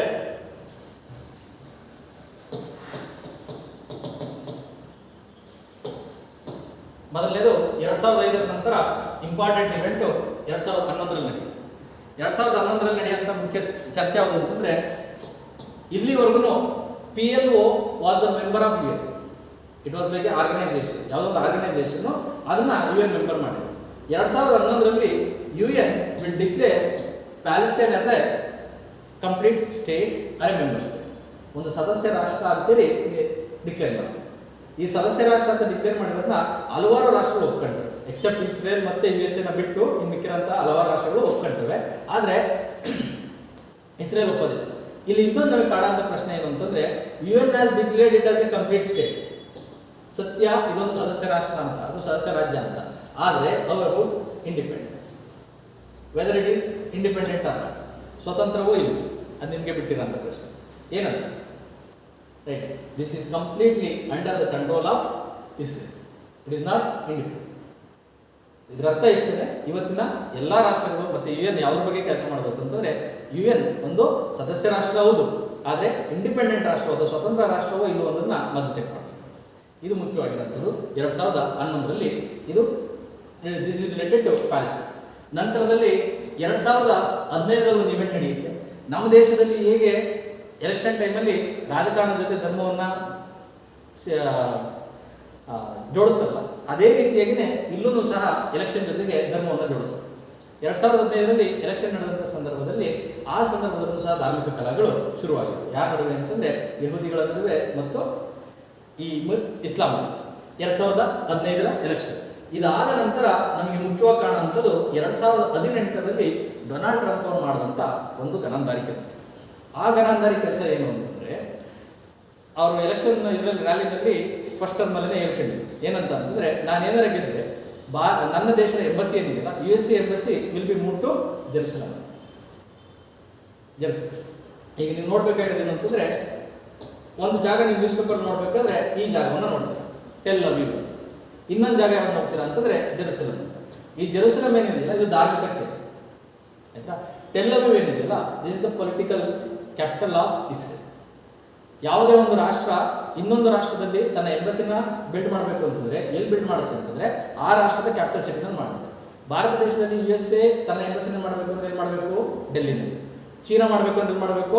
ಡೆಲ್ಲಿನಲ್ಲಿ. ಭಾರತ ದೇಶ ಮಾಡಬೇಕು ಅಂತಂದರೆ ಚೀನಾದ ರಾಜಧಾನಿ ಮತ್ತು USA ರಾಜಧಾನಿ ಮಾಡಬೇಕು. ಕಾನ್ಸುಲೇಟ್ಸ್ ಏನಿದೆ ಅವು ಎಲ್ಲಿ ಬೇಕಾದ್ರೂ ಇರ್ಬೋದು. USA ಕಾನ್ಸುಲೇಟ್ಸು ಮುಂಬೈಲೂ ಇದೆ ಮತ್ತು USA ಕಾನ್ಸುಲೇಟ್ಸು ಚೆನ್ನೈನಲ್ಲೂ ಇದೆ. ರೈಟ್, ಇದು ಇಲ್ಲಿ ಇವ್ರೇನು ಮಾಡಿದ್ರು ಅಂತಂದರೆ, ಟೆಲ್ ಅವೀವ್ನಲ್ಲಿ ಇಡೀ ಎಲ್ಲ ರಾಷ್ಟ್ರಗಳು ತಮ್ಮ ಎಂಬಸಿನ ಅಲ್ಲಿಟ್ಟಿದ್ದಾರೆ. ಆದರೆ 2018 ಡೊನಾಲ್ಡ್ ಟ್ರಂಪ್ ಏನು ಮಾಡ್ತಾನೆ ಅಂತಂದರೆ, ತನ್ನ ರಾಜಧಾನಿಯನ್ನು ಅಥವಾ ತನ್ನ ಎಂಬಸಿಯನ್ನು ಇಲ್ಲಿ ಮೂವ್ ಮಾಡ್ತಾರೆ. So during that period again the conflict arise. ಅವ್ರಿಗೆ ಅದನ್ನು ಶಮನಗೊಳ್ಳೋದಕ್ಕೆ ಟೈಮೇ ಕೊಡ್ತಾ ಇಲ್ಲ. ಹೆಂಗೆಂದರೆ ಕಾಶ್ಮೀರ್ ಇಶ್ಯೂ ಎಲ್ಲಿ ಶಾಂತಿ ಒಪ್ಪಂದ ನಡೆದ್ಬಿಡುತ್ತೋ, ಎಲ್ಲಿ ಎಲ್ಲ ಸೆಟ್ ಆಗುತ್ತೋ ಅನ್ನೋಷ್ಟೇ ಏನಾರು ಒಂದು ಮಾಡ್ತಾರೆ. ಇದೇ ರೀತಿಯಾಗಿ ಏನು ಮಾಡ್ತಾರೆ 2018 ಡೊನಾಲ್ಡ್ ಟ್ರಂಪ್ ಅವರು ಮಾಡಿದಂಥ ಕೆಲಸ. ಇದಾದ ಮೇಲೆ ಮತ್ತೆ 2-3 ವರ್ಷಗಳ ಕಾಲದಲ್ಲಿ ನಮಗೆ ನ್ಯೂಸ್ ಪೇಪರ್ಲೆಲ್ಲೂ ಕಾಣಲಿಲ್ಲ ಯಾವುದು ಇಸ್ರೇಲಲ್ಲಿ ಮತ್ತು ಪ್ಯಾಲೆಸ್ಟೈನಲ್ಲಿ ಏನಾಗ್ತಾ ಇದೆ ಅಥವಾ ದೊಡ್ಡ ವಿಚಾರಗಳು ಯಾವುದು ನಡೀತಿಲ್ಲ. ಮುಖ್ಯವಾಗಿ ನಮಗೆ ಎಲ್ಲದಕ್ಕಿಂತ ಈಗ ಕಾಣಿಸ್ತಾ ಇರೋಂಥದ್ದು 2020. ಈ 2021 ನಾವು ಗಮನಿಸಬೇಕಾಗಿರೋದು ಏಪ್ರಿಲ್ ಮತ್ತು ಮೇ ಮಂತ್. ಆ ಮೇ ಮಂತಲ್ಲಿ ನಡೆದದ್ದು ಗಲಾಟೆ. ಆದರೆ ಅದು ಕೇವಲ 1-2 ದಿವಸದಲ್ಲಿ ಅವತ್ತಿನ ದಿವಸ ಆಗಿದ್ದಂಥದ್ದಲ್ಲ. ಅದಕ್ಕೆ ಪೂರಕವಾಗಿ 1 ತಿಂಗಳು 1.5 ತಿಂಗಳಿಂದನೇ ಗಲಾಟೆಗಳು ನಡೀತಾ ಇದೆ. ಅದು ಯಾವತ್ತೂ ನಮ್ಮ ನ್ಯೂಸ್ ಪೇಪರ್ ಕಂಡಿರಲಿಲ್ಲ. ಅವು ಯಾವ ಗಲಾಟೆಗಳು ಅಂತಂದರೆ, ಇಲ್ಲಿ ಮುಖ್ಯವಾಗಿ ಏಪ್ರಿಲ್ನಲ್ಲಿ ನಮಗೆ 3-4 ದಿನಗಳು ನೆನಪಿರಬೇಕು. ಒಂದು ಏಪ್ರಿಲ್ 12, ಏಪ್ರಿಲ್ 13, ಏಪ್ರಿಲ್ 16 ಮತ್ತು ಮೇ 10. ಇದಿಷ್ಟು. ಏಪ್ರಿಲ್ 12 ರಂಜಾನ್ ಪ್ರಾರಂಭವಾದಂಥ ದಿನ. ಏಪ್ರಿಲ್ 13 ಮೊದಲನೇ ದಿವಸ ಅವರು ರಾತ್ರಿ ತಿನ್ನೋಂಥದ್ದು ಏನಿದೆಯಲ್ಲ ಅವತ್ತು ಕಾರ್ಯಕ್ರಮ ನಡೆಯುತ್ತೆ. ಇದು ಮುಸ್ಲಿಮರಿಗೆ ಪ್ರಮುಖವಾಗಿರುವಂಥ ದಿನ. ರಂಜಾನ್ ಆ ದಿನ ಪ್ರಾರಂಭ. ಆದರೆ ಈ ಏಪ್ರಿಲ್ 13 ಇದೆಯಲ್ಲ, ಈ ಏಪ್ರಿಲ್ 13ನ ಇವ್ರು ಏನಂತ ಸೆಲೆಬ್ರೇಟ್ ಮಾಡ್ತಾರೆ ಇಸ್ರೇಲೀಸ್ ಅಂತಂದರೆ, ಮೆಮೊರಿ ಡೇ ಅಂತ ಸೆಲೆಬ್ರೇಟ್ ಮಾಡ್ತಾರೆ. ಯಾವ ಮೆಮೊರಿ ಡೇ ಅಂತಂದರೆ, ಆ 3 ಯುದ್ಧಗಳಲ್ಲಿ ಯೋಧರು ಏನು ಸತ್ತಿದಾರಲ್ಲ ಅವರ ಒಂದು ಸವಿನೆನಪಿಗಾಗಿ, ಅವರ ಒಂದು ಆತ್ಮಕ್ಕೆ ಶಾಂತಿಯನ್ನು ಕೋರುವಂಥ ದಿನ ಮೇ ಅದು ಏಪ್ರಿಲ್ 13. ರಂಜಾನು ನಡೀತದೆ, ಈ ಒಂದು ಪ್ರೋಗ್ರಾಮ್ ನಡೀಬೇಕು. ಈ ಮೆಮೊರಿ ಡೇ ಏನಿದೆಯಲ್ಲ, ಈ ಮೆಮೊರಿ ಡೇ ನಡಿಬೇಕಾದ್ರೆ ಅವತ್ತಿನ ದಿವಸ ಯಾರು ಭಾಷಣ ಮಾಡ್ತಾರೆ ಅಂತಂದರೆ PM ಭಾಷಣ ಮಾಡ್ತಾರೆ. ಎಲ್ಲಿಂದ ಭಾಷಣ ಮಾಡ್ತಾರೆ ಅಂತಂದರೆ, ಆ ವೆಸ್ಟರ್ನ್ ವಾಲ್ ಅಂತ ಏನು ನೋಡಿದ್ವಲ್ಲ ಮೊದಲನೇ ಪಿಕ್ಚರಲ್ಲಿ, ಆ ವೇಲಿಂಗ್ ವಾಲ್ ಅಂತ ಉಳಿದಿರೋ ಒಂದೇ ಒಂದು ಗೋಡೆ ಅವಶೇಷ ಅಂತ ಅದ್ರ ಮುಂಚಿನ ಮಾಡ್ತಾರೆ ಅಂತ. ಈಗ ರಂಜಾನ್ ನಡೀತಾ ಇದೆ ಅಂತಂದ್ರೆ ದಿನಕ್ಕೆ ಎಷ್ಟು ಸರಿ ನಮಾಜ್ ಕೂಗ್ತಾರೆ? 5 ಸರಿ ಕೂಗ್ತಾರೆ. ಯಾವ್ದು ಮುಖಾಂತರ ಕೂಗ್ತಾರೆ? ಸ್ಪೀಕರ್ ಮುಖಾಂತರ. ಈಗ ಅಲ್ಲಿ ಅವ್ನು ಬೆಳಗಿಂದ ಸಂಜೆವರೆಗೂ ಅವ್ನು ಮಾತಾಡ್ತಾವ್ರೆ, ಏನೋ ಪ್ರೋಗ್ರಾಮ್ ನಡೀತಾ ಇದೆ ಅಂತಂದ್ರೆ ಈ ಸ್ಪೀಕರ್ ಮುಂದೆ ಅವ್ರು ಮಾತಾಡೋದು ಕೇಳುತ್ತಾ? ಇಲ್ಲ. ಅದಕ್ಕೆ ಏನ್ ಮಾಡ್ತಾರೆ ಅಂತಂದ್ರೆ ಇಸ್ರೇಲಿ ಗೌರ್ಮೆಂಟ್ ಹೋಗಿ ಅಲ್ ಅಕ್ಸಾ ಮಾಸ್ಕ್ ಏನಿಲ್ಲ ಅದು ಯಾರ ಅಂಡರ್ ಇದೆ? ಜೋರ್ಡನ್ ಗೌರ್ಮೆಂಟ್ ಮತ್ತೆ ವಕ್ಫ್ ಗೌರ್ಮೆಂಟ್ ಇದೆ. ಜೋರ್ಡನ್ ಗೌರ್ಮೆಂಟ್ ನ ಕೇಳ್ತಾರೆ, ನೋಡಿ ಹಿಂಗಿದೆ ಪ್ರೋಗ್ರಾಮ್, ಅವತ್ತೊಂದು ದಿವಸ ನೀವು ಸ್ಪೀಕರ್ನ ಆಫ್ ಮಾಡಿ. ಅದು ಜೋರ್ಡನ್ ಗೌರ್ಮೆಂಟ್ ಏನ್ ಹೇಳ್ತಾರೆ, ಅಡ್ಗೋಡಿ ಮೇಲೆ ದೀಪ ಇಟ್ಟಂಗೆ ಅದನ್ನ ನಾವು ಆ ಬೋರ್ಡಿಗೆ ಬಿಟ್ಬಿಟ್ಟಿದೀವಿ, ಅವ್ರ ಕಮಿಟಿ, ನೀವು ಹೋಗಿ ಅಲ್ಲಿ ಮಾಸ್ಕ್ ಅಲ್ಲಿ ಕೇಳ್ತೀವಿ. ಸೊ ಈ ಮಾಸ್ಕ್ ಬಂದ್ರೆ ಕೆಲವು ಜನ ಹೋಗ್ತಾರೆ, ಕೆಲವು ಜನ ಹೋಗ್ತಾರೆ. ಸೊ ಇನ್ ಟೋಟಲ್ ಅಲ್ಲಿ ಒಂದು ಡಿಸೈಡ್ ಆಗಿದೆ ಏನಂತಂದ್ರೆ ಅವತ್ತು ದಿವಸ ಮೈಕ್ನ ಬಂದ್ ಮಾಡಲ್ಲ. ಇದು ಅಲ್ ಅಕ್ಸಾ ಮಾಸ್ಕ್ ಅಲ್ಲಿ ಮೈಕ್ನ ಬಂದ್ ಮಾಡಲ್ಲ ಅಂತ 12ನೇ ತಾರೀಕು ರಾತ್ರಿನೇ ಪೊಲೀಸರು ಒಳಗಡೆ ಎಂಟ್ರಾಗಿ ಆ ಸ್ಪೀಕರ್ ವೈರ್ ಏನಿದೆಯಲ್ಲ ವೈರ್ನೆಲ್ಲ ಕಿತ್ತು ಆಚೆ ಬಂದ್ರು. 13ನೇ ತಾರೀಕಿಗೆ ಇವ್ರ ಪ್ರೋಗ್ರಾಮ್ ನಡೀತು. ರೈಟ್. ಇದು ಇಲ್ಲೇನಂತಂದ್ರೆ ಅದು ರಂಜಾನ್ ಪವಿತ್ರವಾದಂಥ ದಿನಗಳು ಅವರಿಗೆ. ಆ ಸಂದರ್ಭದಲ್ಲಿ ನಮ್ಮ ರಿಲಿಜಿಯಸ್ ಇಶ್ಯೂಸ್ಗೆ ಎಂಟರ್ ಆಗ್ತಿದ್ದಾರೆ ಅನ್ನೋದೊಂದು ಅವ್ರಿಗೆ ತಿಕ್ಕ. ಯಾರಿಗೆ? ಮುಸ್ಲಿಂ. ಸೊ ಇದು ಪ್ರಾಬ್ಲಮ್. ನೆಕ್ಸ್ಟ್ ಏಪ್ರಿಲ್ 16ರಲ್ಲಿ ಏನು ಮಾಡ್ತಾರೆ ಅಂತಂದ್ರೆ ಒಂದು ಸೆಕ್ಯೂರಿಟಿ ಒಂದು ಮೀಟಿಂಗ್ ನಡೆಯುತ್ತೆ. ಅದ್ರ ಒಂದು ಕಡೆ ಡಿಸೈಡ್ ಮಾಡ್ತಾರೆ, ಈ ಕ್ರೌಡ್ ಏನಾದ್ರು ಜಾಸ್ತಿ ಅಸೆಂಬಲ್ ಆಗುತ್ತೆ ಅಂತಂದ್ರೆ ಅಲ್ ಅಕ್ಸಾ ಮಾಸ್ಕ್ ಅಲ್ಲಿ ಇನ್ ಕೇಸ್ ಗಲಾಟೆ ಆಯ್ತು ಅಂತಂದ್ರೆ ಕಂಟ್ರೋಲ್ ಮಾಡೋಕ್ಕಾಗಲ್ಲ. ಅದೆಲ್ಲ ಪೂರ್ತಿಯಾಗಿ ಸೆಕ್ಯೂರಿಟಿ ಯಾರು ಕೊಡ್ತಾರೆ? ಅದು ಇಸ್ರೇಲಿ ಗೌರ್ಮೆಂಟ್. ಪೊಲೀಸ್ ಆಗಿರೋದು ಇಸ್ರೇಲ್. ಸೊ ಹಾಗಾಗಿ ಒಂದು ಕೆಲಸ ಮಾಡೋಣ, ಈ ಒಂದು ಕ್ರೌಡ್ ಗ್ಯಾದರಿಂಗಿಗೆ ಒಂದು ಶಿಕ್ಷಣ ಹಾಕೋಣ. ಸೊ ಏಪ್ರಿಲ್ 16ರಲ್ಲಿ ಒಂದು ಆರ್ಡರ್ ಹೊರಡಿಸ್ತಾರೆ. ಏನಂತಂದ್ರೆ 10,000ಕ್ಕಿಂತ ಹೆಚ್ಚಿನ ಜನ ಗ್ಯಾದರ್ ಆಗ್ಬಾರ್ದು. ಅದು ರಂಜಾನ್ ನಡೀಲಿ ಏನಾರ ಮಾಡ್ಕೊಳ್ಳಿ, ನಿಮ್ಗೆ ಅದು ಬೇರೆ ಪ್ರಶ್ನೆ. ಆದರೆ ಒಂದು ಟೈಮಲ್ಲಿ 10,000 ಜನಕ್ಕಿಂತ ಜಾಸ್ತಿ ಜನ ಇಟ್ಕೊಡು. ಇದು ಇಲ್ಲಿ ಎಲ್ಲ ಇದರಲ್ಲೂ ನಡೀತಾರದೇನು ಅಂತಂದ್ರೆ ಅವರ ಒಂದು ಪವಿತ್ರವಾದ ಒಂದು ಹಬ್ಬ ದಿನ ಏನಿದೆಯಲ್ಲ ಅದರಲ್ಲಿ ಈ ಇಸ್ರೇಲಿಗರು ಮೂಗು ತೋರಿಸ್ತಾರೆ. ಸೊ ಈ ಅಸಮಾಧಾನ ಅವತ್ತಿನ ದಿವಸಕ್ಕೆ ಪ್ರಾರಂಭ ಆಗಿತ್ತು. 10-12ನೇ ತಾರೀಕಲ್ಲೇ ಶುರುವಾಗಿತ್ತು. ಅದಾದಮೇಲೆ ಹಿಂಗೇನೆ ನಡೀತಾ ಬಂದು ಮೇ 10ನೇ ತಾರೀಕು ಬೆಳಗಿನ ಜಾವ 6 ಗಂಟೆಗೆ ಪ್ಯಾಲೆಸ್ಟೈನ್ ಯೂತ್ಸ್ ಏನಿರಲ್ಲ ಯುವಕರು ಇದ್ರ ಬಗ್ಗೆ ಅಸಮಾಧಾನ ಏನೇನು ಯೋಚನೆ ಮಾಡ್ತಾ ಒಳಗಡೆ ಸೇರ್ಕೊಂಡ್ರು. ಆ ಒಳಗಡೆ ಸೇರ್ಕೊಂಡು ಬರ್ತಾ ಕ್ರೌಡ್ ತುಂಬಾನೇ ಜಾಸ್ತಿ ಆಗುತ್ತೆ. 7-8 ಗಂಟೆಗೆಲ್ಲ ತುಂಬಾ ಜನ ಒಳಗಡೆ ಸೇರಿದೆ. ಈ 10ನೇ ತಾರೀಕು ಏನಿದೆಯಲ್ಲ, ಈ 10ನೇ ತಾರೀಕು ನಾನು ನಿಮಗೆ ಅವಾಗಲೇ ಹೇಳಿದೆ. ಯಾವುದು ದಿನ ಅಂತ ಹೇಳ್ತೀರಾ? ಜೆರುಸಲಂ ಡೇಗೆ ಸಂಬಂಧಪಟ್ಟಿರೋ. ಜೆರುಸಲಂ ಡೇ ಅಂತಂದ್ರೆ ಆ ಸೆಕೆಂಡ್ ವಾರ್ ಏನಿತ್ತಲ್ಲ 1967 ವಾರದಲ್ಲಿ ಜೆರುಸಲಂನ ಗೆದ್ದಂತ ಪಡೆದಂತ ದಿನದಿಂದ ಅವ್ರು ಏನ್ ಮಾಡ್ತಾರೆ ಅಂತಂದ್ರೆ ಅದನ್ನ ಜೆರುಸಲಂ ಡೇ ಅಂತೇಳಿ ಸೆಲೆಬ್ರೇಟ್ ಮಾಡ್ತಾರೆ. ಯಾರು? ಇಸ್ರೇಲಿಸ್. ಈ ಮೇ 10 ಇಸ್ರೇಲಿಸ್ಗೆ ಜೆರುಸಲಂ ಡೇ. ಈ ಒಂದು ಯೂತ್ಸ್ ಇಲ್ಲಿ ಏನ್ ಬಂದಿರಲ್ಲ ಅವ್ರು ಯಾವ್ದ್ರ ಬಗ್ಗೆ ಯೋಚನೆ ಮಾಡಕ್ ಬಂದಿರ್ತಾರೆ ಅಂತಂದ್ರೆ, ನೋಡಿ ನಮ್ಮ ರಂಜಾನ್ ನಡೀತಾ ಇದೆ, ಆ ನಡೀತಾ ಇರೋ ಸಂದರ್ಭದಲ್ಲಿ ಬೆಳಗಿಂದ ಸಂಜೆವರೆಗೂ ನಮ್ಮ ಜೊತೆ ಪೊಲೀಸರು ಇದ್ದಾರೆ, ಅವ್ರ ಬೂಟ್ ಕಾಲದಲ್ಲಿ ಒಳಗಡೆಗೆಲ್ಲ ಬರ್ತಾ ಇದ್ದಾರೆ, ನಮ್ಮ ಪವಿತ್ರ ಸ್ಥಳ ಇದು, ನಮ್ಗೇನು ಮಾಡಕ್ ಬಿಡ್ತಾ ಇಲ್ಲ. So they are interfering in our religious practices ಅಂತ ಅದ್ರ ಬಗ್ಗೆ ಅಸಮಾಧಾನ ಇದೆ, ಅದ್ರ ಬಗ್ಗೆ ಚರ್ಚೆ ಮಾಡಕ್ ಬಂದಿದೆ. ಇನ್ನೊಂದು ಅವ್ರಿಗೆ ಏನ್ ಡೌಟ್ ಅಂತಂದ್ರೆ, ಇವತ್ತು ಜೆರುಸಲಂ ಡೇ ಇದೆ, ಆ ಜೆರುಸಲಂ ಡೇ ಇದೆ ಅಂತಂದ್ರೆ ಪ್ರೊಸೆಷನ್ ಬರ್ತಾ ಇದ್ದಾರೆ ಅಂತಂದ್ರೆ ನಮ್ಗೆ ಏನಾರು ಮಾಡ್ತಾರೆ ಅವರು ಇಸ್ರೇಲಿಸು ಜ್ಯೂಸ್ ಏನಿದಾರಲ್ಲ ಅವ್ರು ಪ್ರೊಸೆಷನ್ ಮಾಡ್ಬೇಕಾದ್ರೆ ಸೆಲೆಬ್ರೇಟ್ ಮಾಡ್ಬೇಕಾದ್ರೆ ನಮ್ಮನ್ನ ಕಿಚ್ಚಾಯಿಸೋ ಕೆಲಸ ಏನಾರು ಮಾಡ್ತಾರೆ. ಆಗ ನಾವು ಹೇಗಿರ್ಬೇಕು ಅಂತೇಳಿ ಚರ್ಚೆ ಮಾಡಕ್ಕೆ ಅವರೆಲ್ಲ ಒಳಗಡೆ ಸೇರ್ಕೊಂಡಿರ್ತಾರೆ. ಎಲ್ಲಿ? ಆ ಅಲ್ ಅಕ್ಸಾ ಮಾಸ್ಕ್ ಒಳಗಡೆ ಸೇರ್ಕೊಂಡಿರ್ತಾರೆ. ರೈಟ್. ಇದು ಮತ್ತೆ ಈ ಮೇ 10 ಏನಿದೆಯಲ್ಲ, ಈ ಮೇ 10 ಇನ್ನೊಂದು ಇವೆಂಟ್ ಜೊತೆಗೆ ಸೇರುತ್ತೆ. ಆ ಇವೆಂಟ್ ಯಾವುದು ಅಂತಂದ್ರೆ ರಿಯಲ್ ಎಸ್ಟೇಟ್ಗೆ ಸಂಬಂಧಪಟ್ಟಿರೋ. ಈ ರಿಯಲ್ ಎಸ್ಟೇಟ್ಗೆ ಸಂಬಂಧಪಟ್ಟಿರುವಂಥದ್ದು ಯಾವುದು ಅಂತಂದ್ರೆ ನೀವೇನೇ ದಿನ ನ್ಯೂಸ್ ಪೇಪರ್ ಕೇಳ್ತೀರಾ. ಯಾವುದು ಅಂತಂದ್ರೆ ಶೇಖ್ ಜರ್ರಾ. ಇದನ್ನ ಹಿಂದಿಯಲ್ಲಿ ನೀವೇನಾದ್ರು ಓದಿದ್ರೆ ಶೇಖ್ ಜರ್ರಾ ಅಂತಂದ್ರೆ, ಶೇಖ್ ಅಂತಂದ್ರೆ ಅಲ್ಲಾಡೋದು ಅಂತ, ಜರಾ ಅಂತಂದ್ರೆ ಸ್ವಲ್ಪ ಅಲ್ಲಾಡಿಸೋದು, ಸ್ವಲ್ಪ ಆ ಥರ ಅಲ್ಲ. ಇದು ಚಂದ್ರಲೇಔಟ್ ವಿಜಯನಗರ ಇದ್ದಂಗೆ ಒಂದು ನಗರ ಅಷ್ಟೇ, ಒಂದು ಪ್ಲೇಸ್ ಅಷ್ಟೇ, ಓಲ್ಡ್ ಸಿಟಿ ಪಕ್ಕದಲ್ಲಿ ಇರುವಂಥ ಜಾಗ. ಈ ಶೇಖ್ ಜರ್ರಾ ಏನಿದೆಯಲ್ಲ 1967 ವಾರ ಆದಾಗ ಪ್ಯಾಲೆಸ್ಟೈನಿಯನ್ಸು ನಿರಾಶ್ರಿತರಾಗ್ತಾರೆ. ಆ ಪ್ಯಾಲೆಸ್ಟೈನ್ಸ್ಗೆ ಜಾಗ ಇಲ್ಲ, ಇಸ್ರೇಲಿಗರು ಬರ್ತಾ ಇದ್ದಾರೆ, ಎಲ್ಲ ಜಾಗನ ಆಕ್ರಮಿಸ್ತಾ ಇದ್ದಾರೆ, ನೋಡ್ದ ಆಚೆ ಕಟ್ತಾರೆ.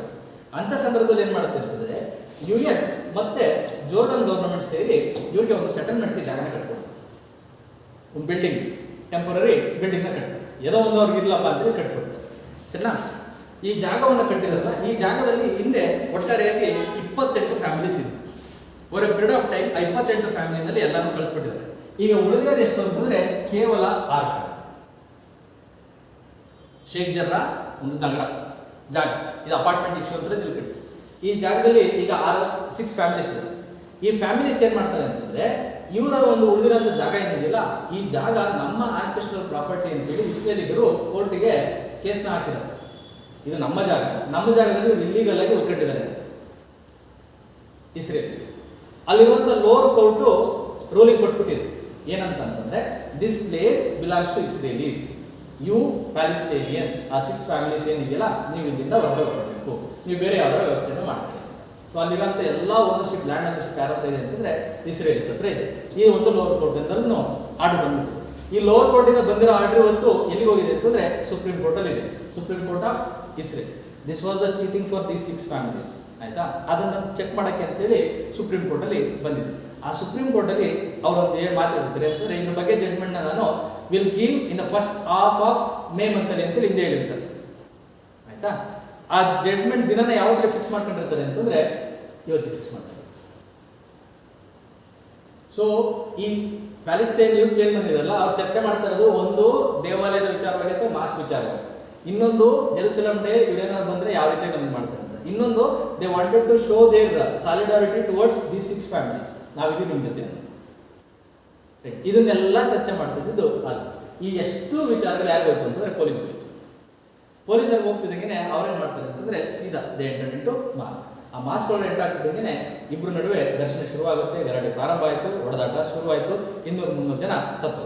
ಅದಾದ್ಮೇಲೆ ಕೇಳಿದ್ರೆ ಏನಂತ ಹೇಳ್ತಾರೆ ಅಂದ್ರೆ, ಪೊಲೀಸರು ಏನಂತ ಹೇಳ್ತಿದ್ರೆ, ಈ ಯೂತ್ಸ್ ಇದ್ರ ಒಳಗಡೆ ಬಂದಿರೋದೇನೆ ವಿತ್ ಸ್ಟೋನ್ಸ್, ಕಲ್ಲನ್ನು ತಗೊಂಡು ಬಂದಿದ್ದಾರೆ, ಅವ್ರ ಪ್ರೊಸೆಷನ್ಗೆ ಏನಾದ್ರು ಬಂದ್ರೆ ಅವ್ರ ಮೇಲೆ ಹೊಡೆಯೋದಕ್ಕೆ ಅಂತ ಅವರೆಲ್ಲ ಕಲೆಕ್ಟ್ ಮಾಡ್ಕೊಂಡಿದ್ದಾರೆ. So they wanted to obstruct this Jerusalem Day celebration ಏನಿದೆ ಅದನ್ನು ಇದು ಮಾಡಬೇಕು ಅಂತ.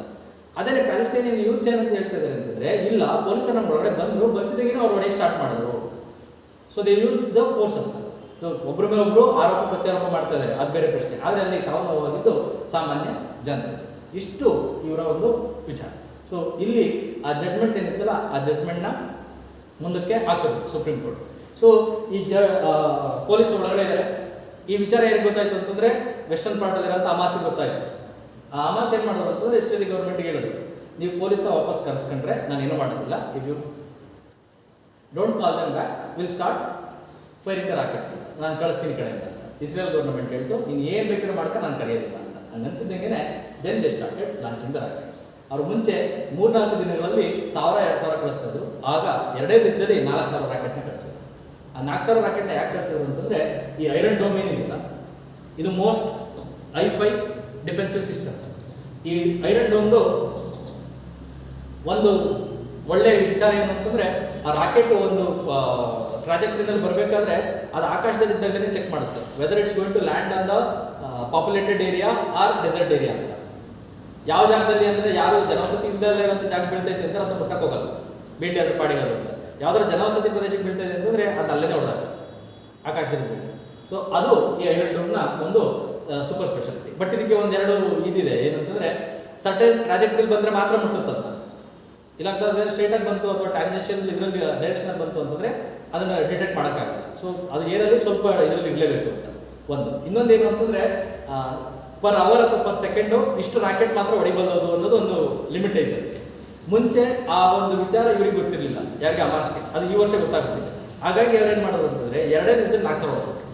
ಆ 2 ದಿವಸದಲ್ಲಿ 4000 ಹೊಡಿತಿದ್ದಂಗೆ ಈ ಐರನ್ ಡೋಮ್ ಇದೆಯಲ್ಲ ಅದರ ಎಫೆಕ್ಟಿವ್ನೆಸ್ ಸ್ವಲ್ಪ ಕಡಿಮೆ ಆಗುತ್ತೆ. ಹಾಗಾಗಿ ಈ ಕಡೆ 1000 ಆಗಕ್ಕೆ ಸ್ಟಾರ್ಟ್ ಆಗುತ್ತೆ, ಎಲ್ಲಿ ಇಸ್ರೇಲ್. ಹಂಗಂತಿದ್ದಂಗೆ then they started air bombarding. ಅಲ್ಲಿವರೆಗೂ ಮಾಡ್ತಿಲ್ಲ ಯಾರು, ಇಸ್ರೇಲಿ ಫೋರ್ಸ್ನ ಬಳಸಿ, ಮಿಲಿಟರಿನ ಬಳಸಿ then they started bombarding the places of Hamas. ಎಲ್ಲೆಲ್ಲಿ ಮುಖ್ಯ ನಾಯಕರುಗಳಿದ್ರಲ್ಲ ಅವರ ಜಾಗನ ಹುಡುಕಿ ಅದನ್ನು ಪೂರ್ತಿಯಾಗಿ ನಿರ್ಣಯ ಮಾಡಿದ್ರು. ಅವ್ರು ಹೊಡೆದ ಆದಮೇಲೆ UN ಎಂಟು, ಆ UN ಜೊತೆಗೆ ಹ್ಯೂಮನ್ ರೈಟ್ಸ್ ಕೌನ್ಸಿಲ್ ಬಂತು. ಇವ್ರು ಬಂದು ಈಗ ಹೇಳಿದ್ರು ಏನಂತಂತಂದರೆ, ದೆನ್ ವಿ ವಿಲ್ ಡಿಕ್ಲೇರ್